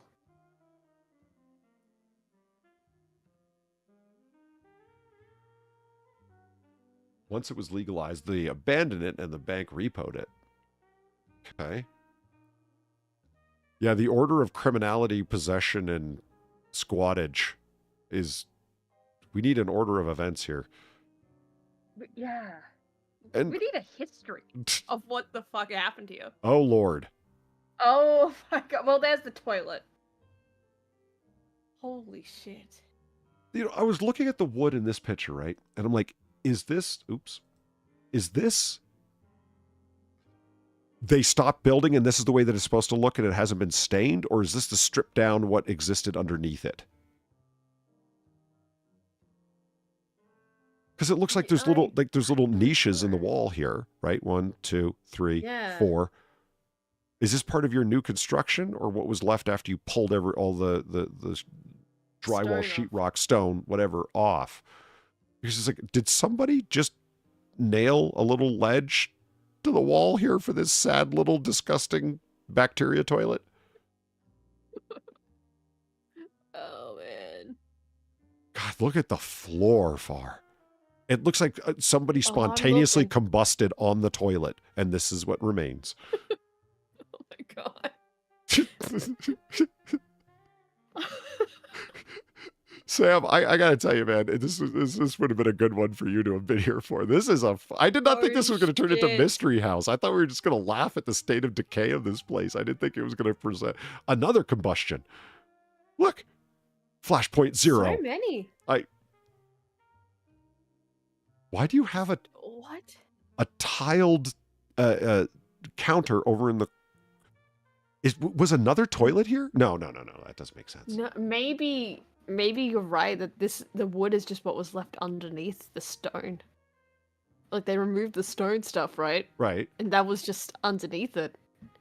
Look at the wall on the other Which is side. weird. I don't really know why you would Using do sla- that. Yeah. But Using slate rock or something. Yeah, like inside this Yeah. little room. There's a lot of abandon to this, yes. Okay, look at this brass hook. This looks like has this been the last thing that wasn't taken off yet? Or the first thing that they put on after they put their new wood up? I would assume it's the first thing that I put on. Because why would it be that if it was all slate, right? Right. And this is just they've taken off all the slate. How would this work? No, Sam, it's fine that you're not here. I'm just saying I think this would have been funny. We have an unerring ability to find the strange Zillows, man. Seriously. I want to know, like, it's what's going on with the floor here. This looks like massive water damage, or like I said, the remains of Granny after she went up spontaneously. I don't know.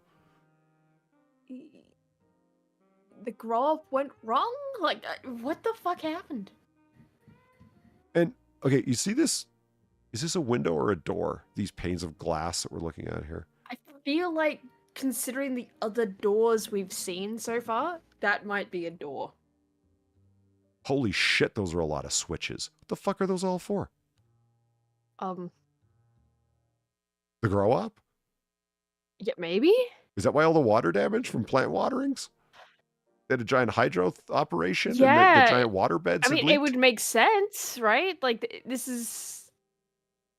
It lines up with it, right? Like, it's just a massive grow up that someone did. And so, like, the water damage is from, like, watering a shit ton of plants? With a security door. Oh, well, that obviously did a world of difference. Right. Yeah, it sure did. Mm-hmm. This looks like the point where a water heater would be sitting from the piping going up and down. These are the most disgusting toilets I have ever fucking seen in all of the houses we've looked through. This one still looks better than the other one, though. Let's, you know. Yeah, oh, it does. It If does. we were to compare. Yeah. Like, this is a world of improvement. Imagine saying this out loud. Where are you going? To the good bathroom. And you mean this place.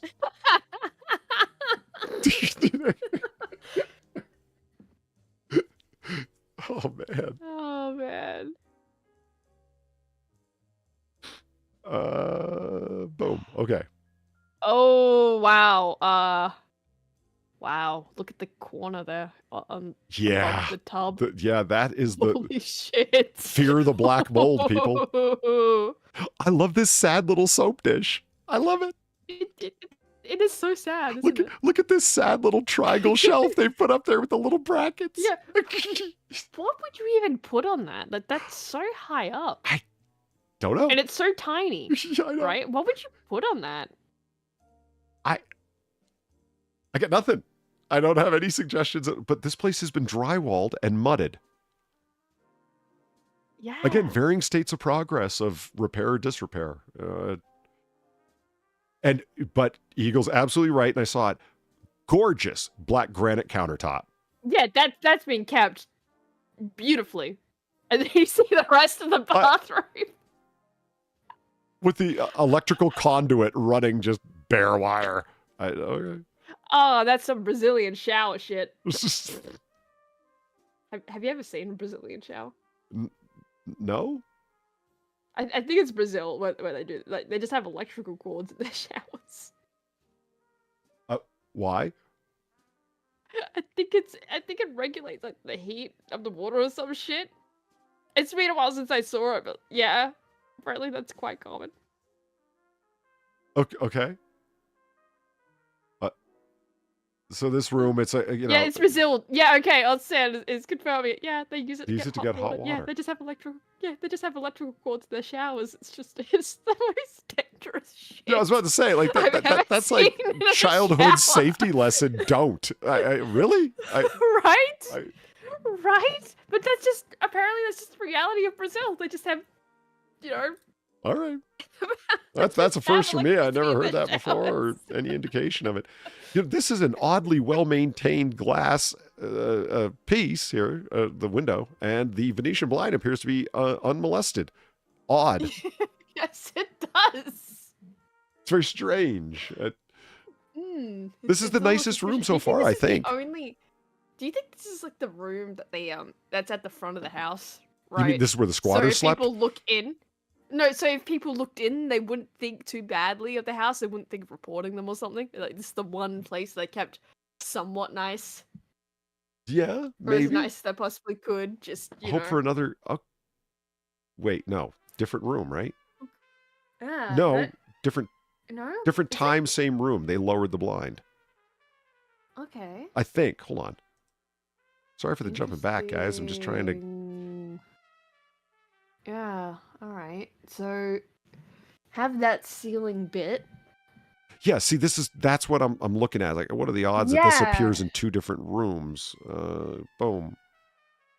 No, it's the same room. I think. No, yeah. I wonder if it's no, because you'd have to see that corner. You'd have to be standing. You'd have to be able to see the door, wouldn't you?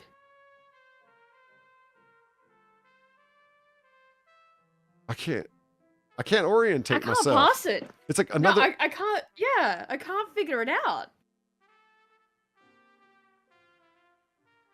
This is how you film in the same house and make people think it's different houses. Like we were watching that Red Letter Media where it's like, yeah, this is just the reverse angle from like Samurai Cop. That they filmed in the same house for like one day and it looks like 3 different locations just by reverse angle shots taken differently. Okay, what is this anyway? Is this the back of an entertainment center? Or the front of something I can't recognize? It does look like it's the back of a TV, right? Or like, you know, what you would consider like you said, an entertainment center, right? Yeah. But this looks like a really deep slot in the wall. Like where your VCR and shit would go or whatever. I say VCR because I think that's the last time anybody lived I here. mean, but that's... But- Well, I mean, it's also a huge fucking segment. Yeah. Like, yeah, VCR would absolutely fit in there.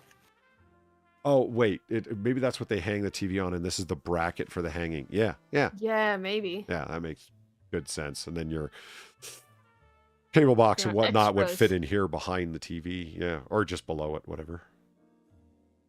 Because of the angle, like it seems like a really narrow room where if even you put a couch right here, you wouldn't be very far away from the TV. But I think the camera lens and its distortion's doing a lot of distorting. As usual. Outside. Okay, that's a very interesting tree. Okay. I'll give you that. Fuck, this looks like it's on such a normal street where it's like, you know what happened It down at the does. Johnsons' house, don't you? The Johnsons haven't lived there in 30 years. What the fuck are you talking about? I know. They only found their skeletons last week. Yeah, this doesn't look like Murder Avenue, does it? No, it doesn't. Then you go into the house and it's just, what happened here? Pay no What is attention to the this? urban youths hanging out on the corner. They're just engaged in local entrepreneurialism. Mm-hmm. Really? Oh, so we have a house plan. Uh, One of the rooms is just bonus room.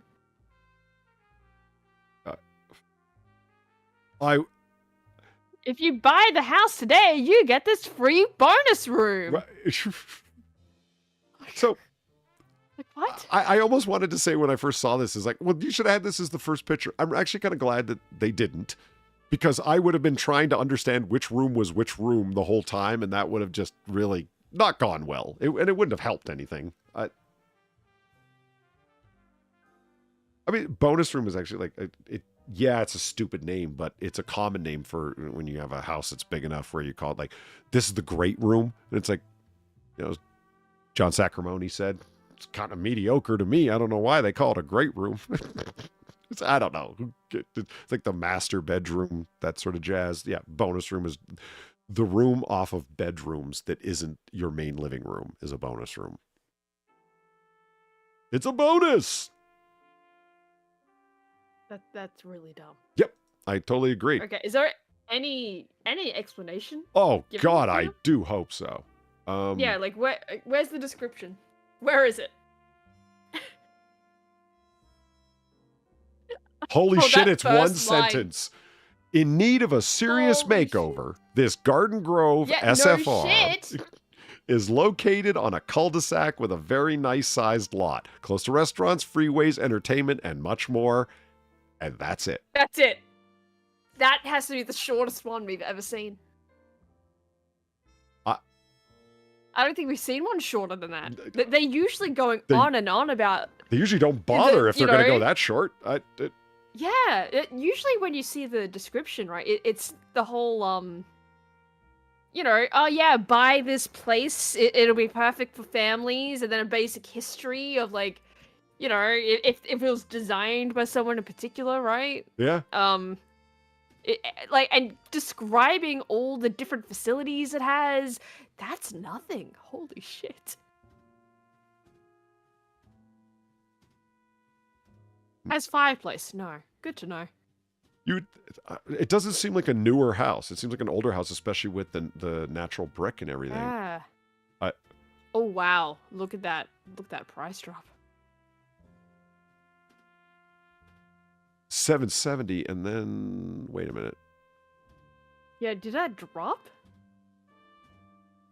Because that looks like it's dropped. Yeah, it looks like it- dramatically.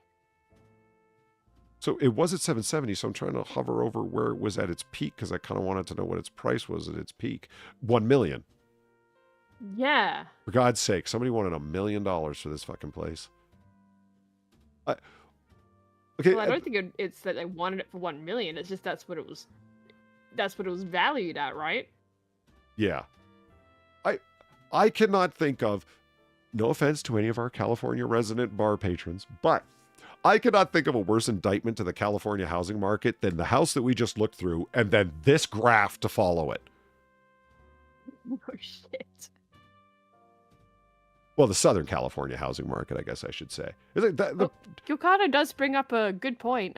Does it say that it was covered by HOA? No, it was blank. No under, HOA? Yeah, it was blank under the HOA. Yeah, it was blank. Ah, okay. So there's no HOA. Okay. Built in 1959. Oh, really? I missed that. Where did it say that? Yeah. Oh, right there. It says Yeah. that Older home. single family residence built in 1959. Yeah, no HOA. It's perfect for entertainment though. It's a very nice sized lot. It's only been up on Zillow for 9 days. I just found it recently. So 9 days. Yeah.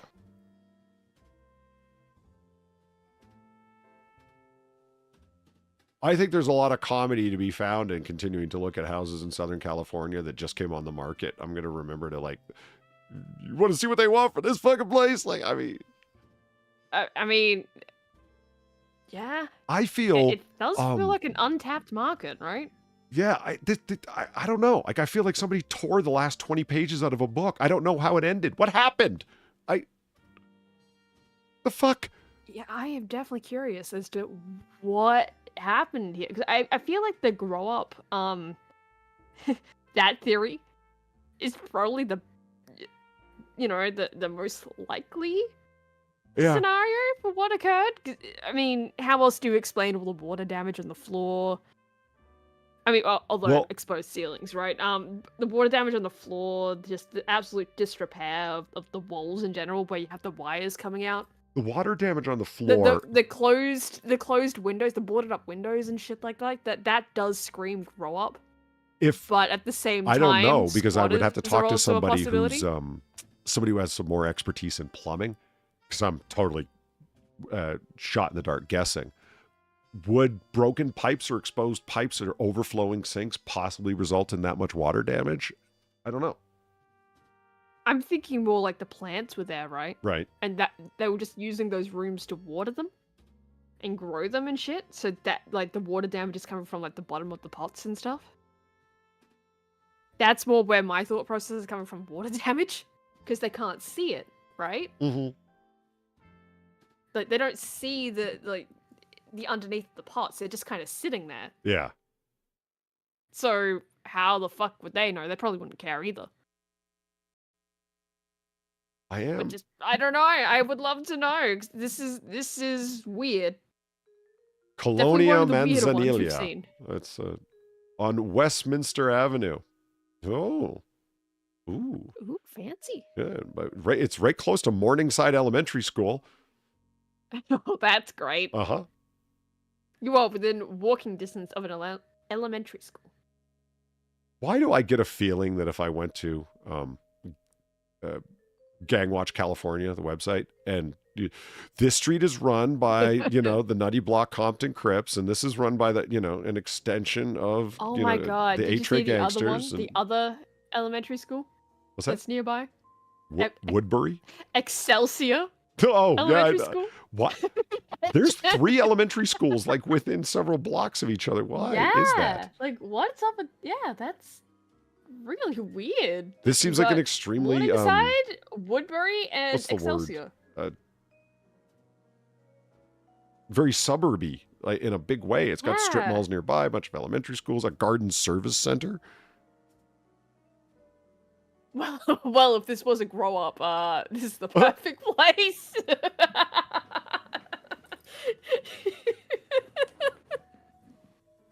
Mr. Caddington's why old did- family home. He doesn't speak of it anymore. After moving to the country, Oh, man. I Yeah, after moving to the country to that house that was literally in the middle of fucking nowhere, where he had the kitty litter room. He just doesn't think of this place anymore. He doesn't think of the place with the 3 elementary schools. I wonder how they calculate likely to sell faster than 99% of the nearby residences or for Yeah, sale how do you locations. calculate that? I'm assuming that they're all, meaning they, as in the realtors, are all hooked in through a market, and here are the last places that were for sale in this place, and how quickly did... Yeah, I still don't know. I'm guessing. Fuck, what do I know? I'm glad I'm not in real estate. I can tell you that much.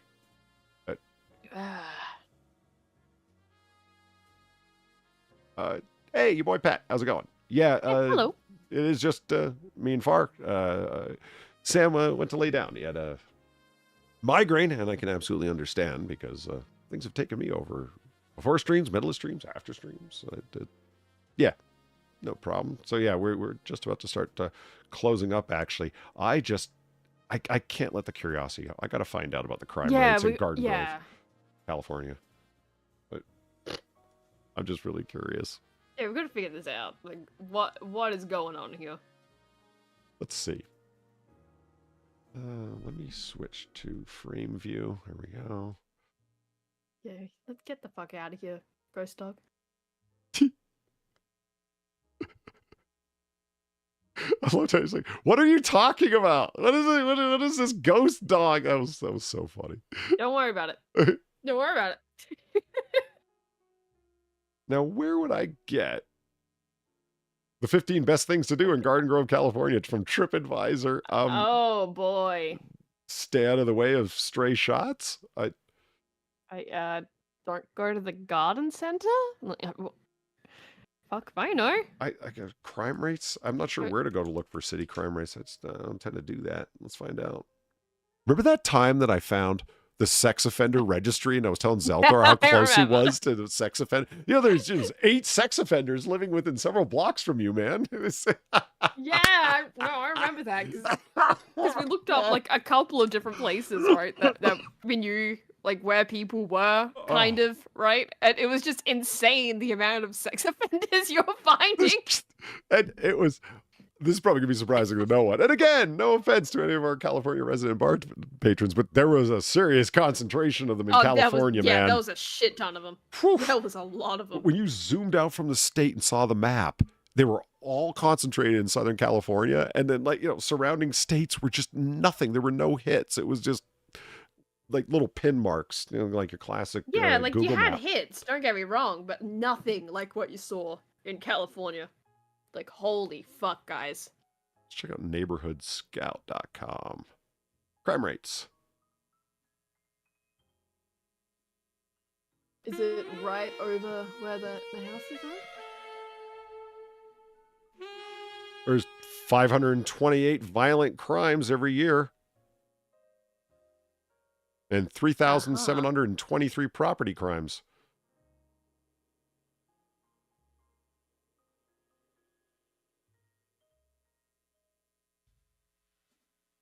Chances of being a victim of a violent crime are 1 in 321? Whoa. That doesn't seem good.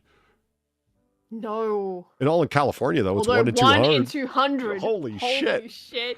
Man, if you had a lottery or a sweepstakes and the odds were 1 in 200 of winning, you'd sell out tickets in the first 5 minutes.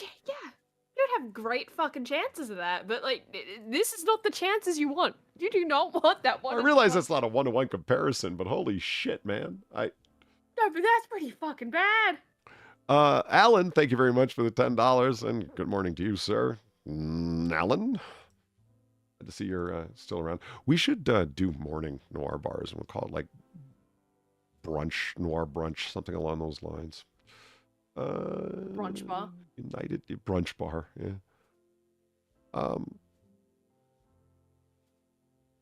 United States violent crimes, total report of so 3 murders in the past year, 56 rapes, 148 robberies. Whoa.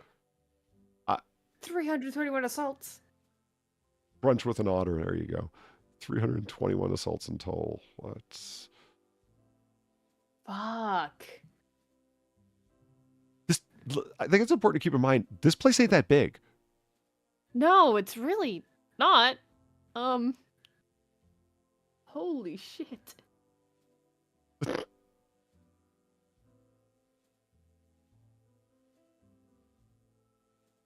Sorry, I was reading chat there. It's safer than 15% of U.S. cities. Let me think about that for a second.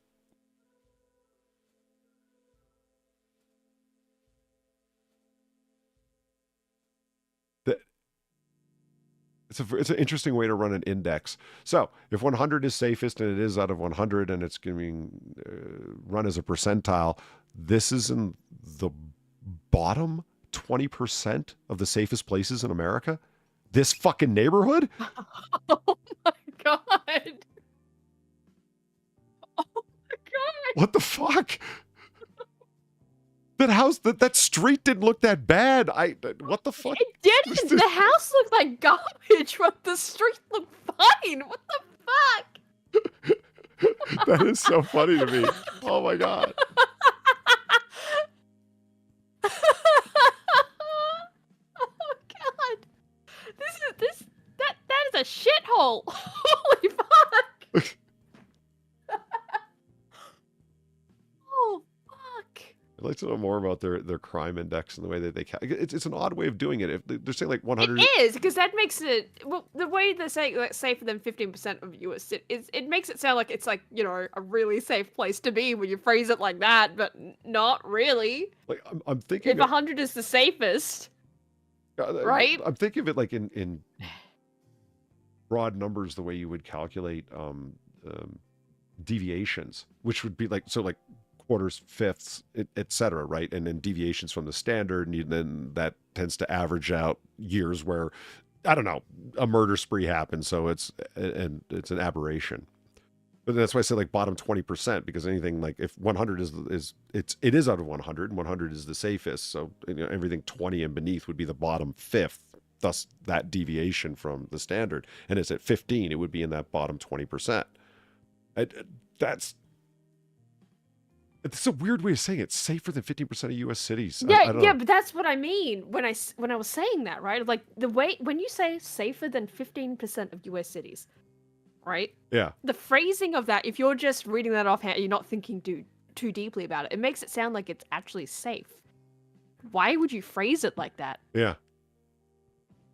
Why the fuck would you phrase it like that? Like just say it how it is. Garden Grove is fucking dangerous, yo.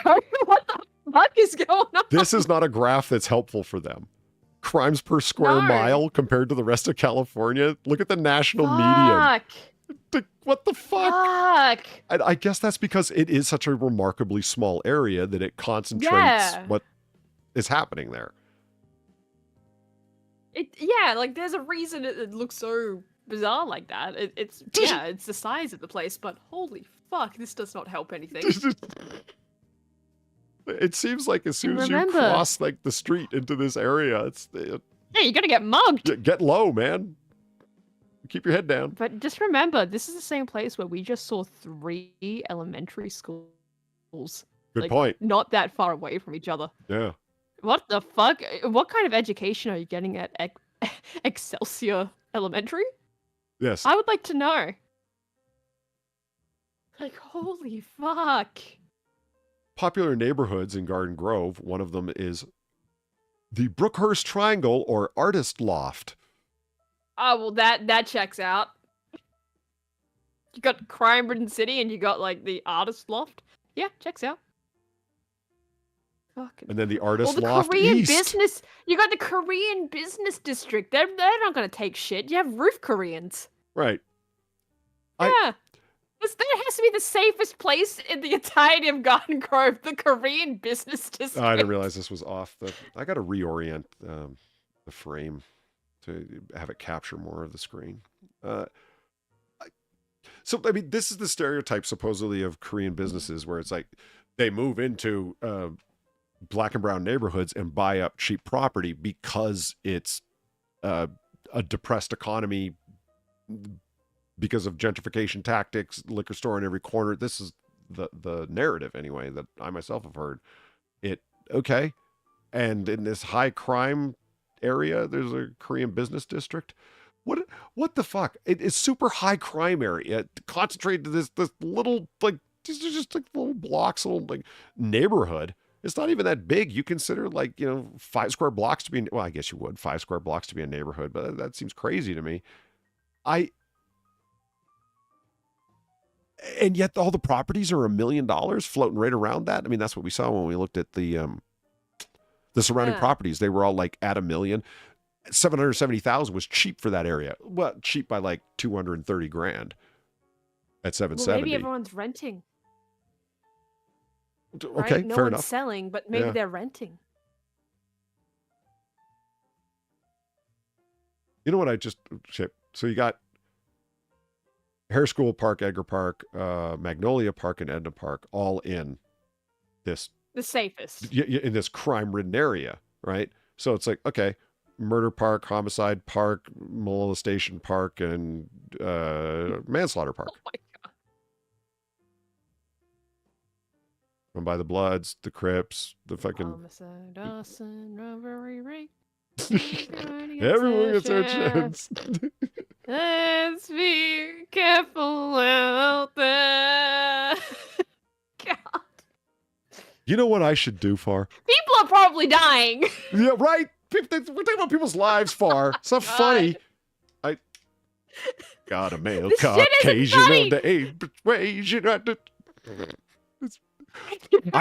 I've got to take. Let's be careful out there. From guys, we're saying this is Cop Rock, the police musical. Oh, fucking Cop Rock. We need to watch that again. I know, we really do. We really need to rewatch that. Let's be Cop careful Rock out there. Is on a fantastic. bunch of people's channels, and we've got each have our own copy of it, right? I need to run that through Topaz Video AI and upgrade it to 4K and upload it to YouTube. It needs to be upgraded. It needs to be at its peak quality. It does. Everyone needs to see. Let's be careful out there. Yeah. And Baby Merchant. Oh, definitely Baby Merchant. Yeah. And then my secret favorite, like, you know, because once you get past like the top 3 or 4 that are clearly like the peak ones, the one where the guy goes into jail and his whole song is about how he's hard as nails and he's not taking shit from anyone. The cop that gets convicted of murder and goes off to prison and Yeah. you know, yeah, I'll take you all on. Yeah, we got to give Cop Rock another viewing. Yeah. That's why we need to be over on God. Rumble. We could watch it live. We could, and we could just show everyone, you know, the cringiest line to ever be spoken by anyone ever. do you remember, Polly, what that was?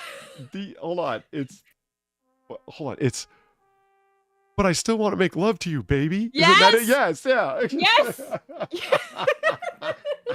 fucking bear, right? Who had plastic surgery to make her look pretty. Yes. Oh my god. I have never, I still remember when that happened. And she said that like, time slowed, chat. It actually slowed did. down because I could hear her It saying it. did. It's like, this isn't happening. She's not just like, like it's this aging state governor who's gets like plastic surgery and remade to make her a viable candidate to run for senator of California. Yeah. And she is going, she's has this relationship with the chief of police played by Ronnie Cox, of all people, a fucking fantastic actor. Who's playing, remember the cop that's obsessed with cowboyisms and he's got the shooting range in his he office? Did. Yeah, he had the whole thing going on. He like isn't there like an ending or like some song where he's like riding a horse and talking about being like hot country shit or something? It was like near that the as beginning well? of it where he's like, I'm just like a wrangler, a westerneer or whatever. And yeah, he's riding a horse down like the city street, that he's a modern day sheriff. Yeah. That show is pure psychedelic awesome, guys. It literally ends with a fat lady singing. Like they have her on a swing and they lower her down and she's singing and it's like it ain't over so the fat lady sings and they bring out the fat lady like fucking Cop Rock. That show got canceled mid-season out of nowhere because it became infamous in its own time for being so bad. So they got canceled mid-season, as rarely ever happens. I wouldn't even say it's bad, right? It's just for being so weird, right? Like who the fuck thinks of like, because it wasn't entirely terrible. There were parts of it where it's like you laugh at it. It's the only reaction you can really have to it, but No, it had its good moments. There Like, were, you know, there were like, good songs. There but- were, as far Yeah, as musicals but the point go. is still though, like who the fuck goes, okay, you have a cop show, right? Like this really like, I wouldn't call Cop Rock gritty, right? But like you have this gritty cop show, right? But what if it was a musical? Yeah. Like who the fuck thinks that and thinks of it as anything that's not comedy? Because that's what it ended up fucking being. Yeah, Unintentionally. unintentional comedy. Yes, yeah.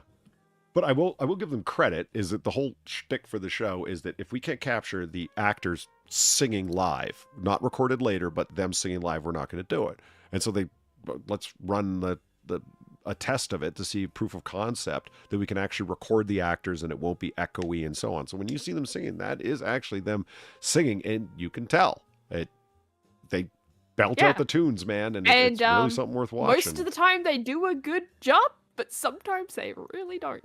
No, they don't. And I gotta give it to the credit. It's not like they flubbed their lines because it's all recorded live. They got it all down.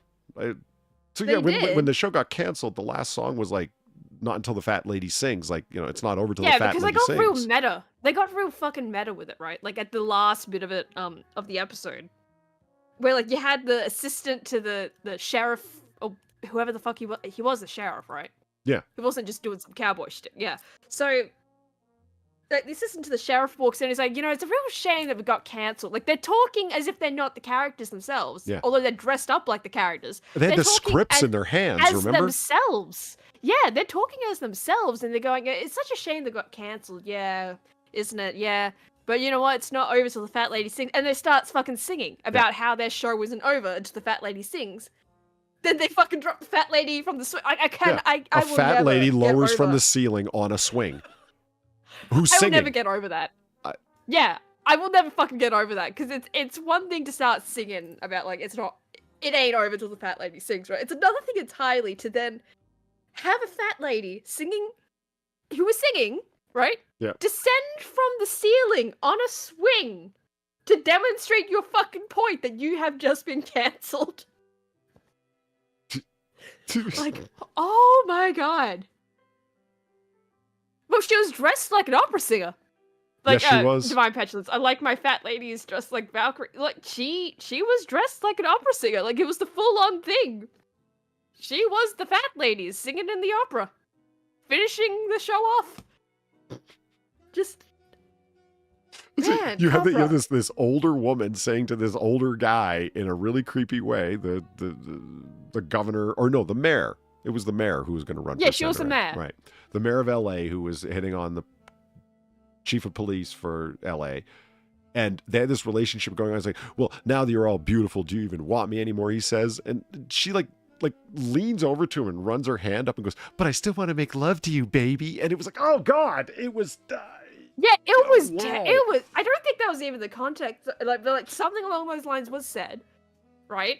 And it was just like, what the fuck? What adult speaks like that? That's some shit that you would like. I don't even know who the fuck would say that. Actually, thinking about, I wanted to say like something like teenagers would say, but I don't think even teenagers would say that shit. Right? Like. Still want to make love to you, baby. You gotta wonder why the actress didn't protest. But then again, they're breaking out into song in the middle of like court hearings and shit. They probably just think it's as funny as we find it, you know? Like they're probably having a great time. Yeah. Doing all this shit. Let's be fucking real. But holy shit, Cop Rock. Yep. Yeah, an episode by episode review of Cop Shop. Yeah, it's in the future. We should make it happen. Oh man. I think it's time we close up the bar. Yeah, I think it is. Yeah. Wow. And that does bring us to the end of Last Call here at Noir Bar, live from the Shays District in Noir City. I'd like to thank everyone for coming out tonight for our own little brand of 1940 booze-fueled banter. I'd like to thank Sam for sticking out as long as he did, even though he was sick, like the soldier he is, and Far for keeping me company at the bar. You guys are awesome company as always. No problem. And finally, I'd like to thank all the very generous people who tipped the bartender and my two good friends, because that's how we keep the candles burning, the fires on, and the cops paid off, scumbags that they are. Thank you very much, one and all. Greatly appreciated. So, as we always say about this time, you don't got to go home, but you got to get the hell out of here. Thanks for coming, everybody, and we'll see you again next time. Later.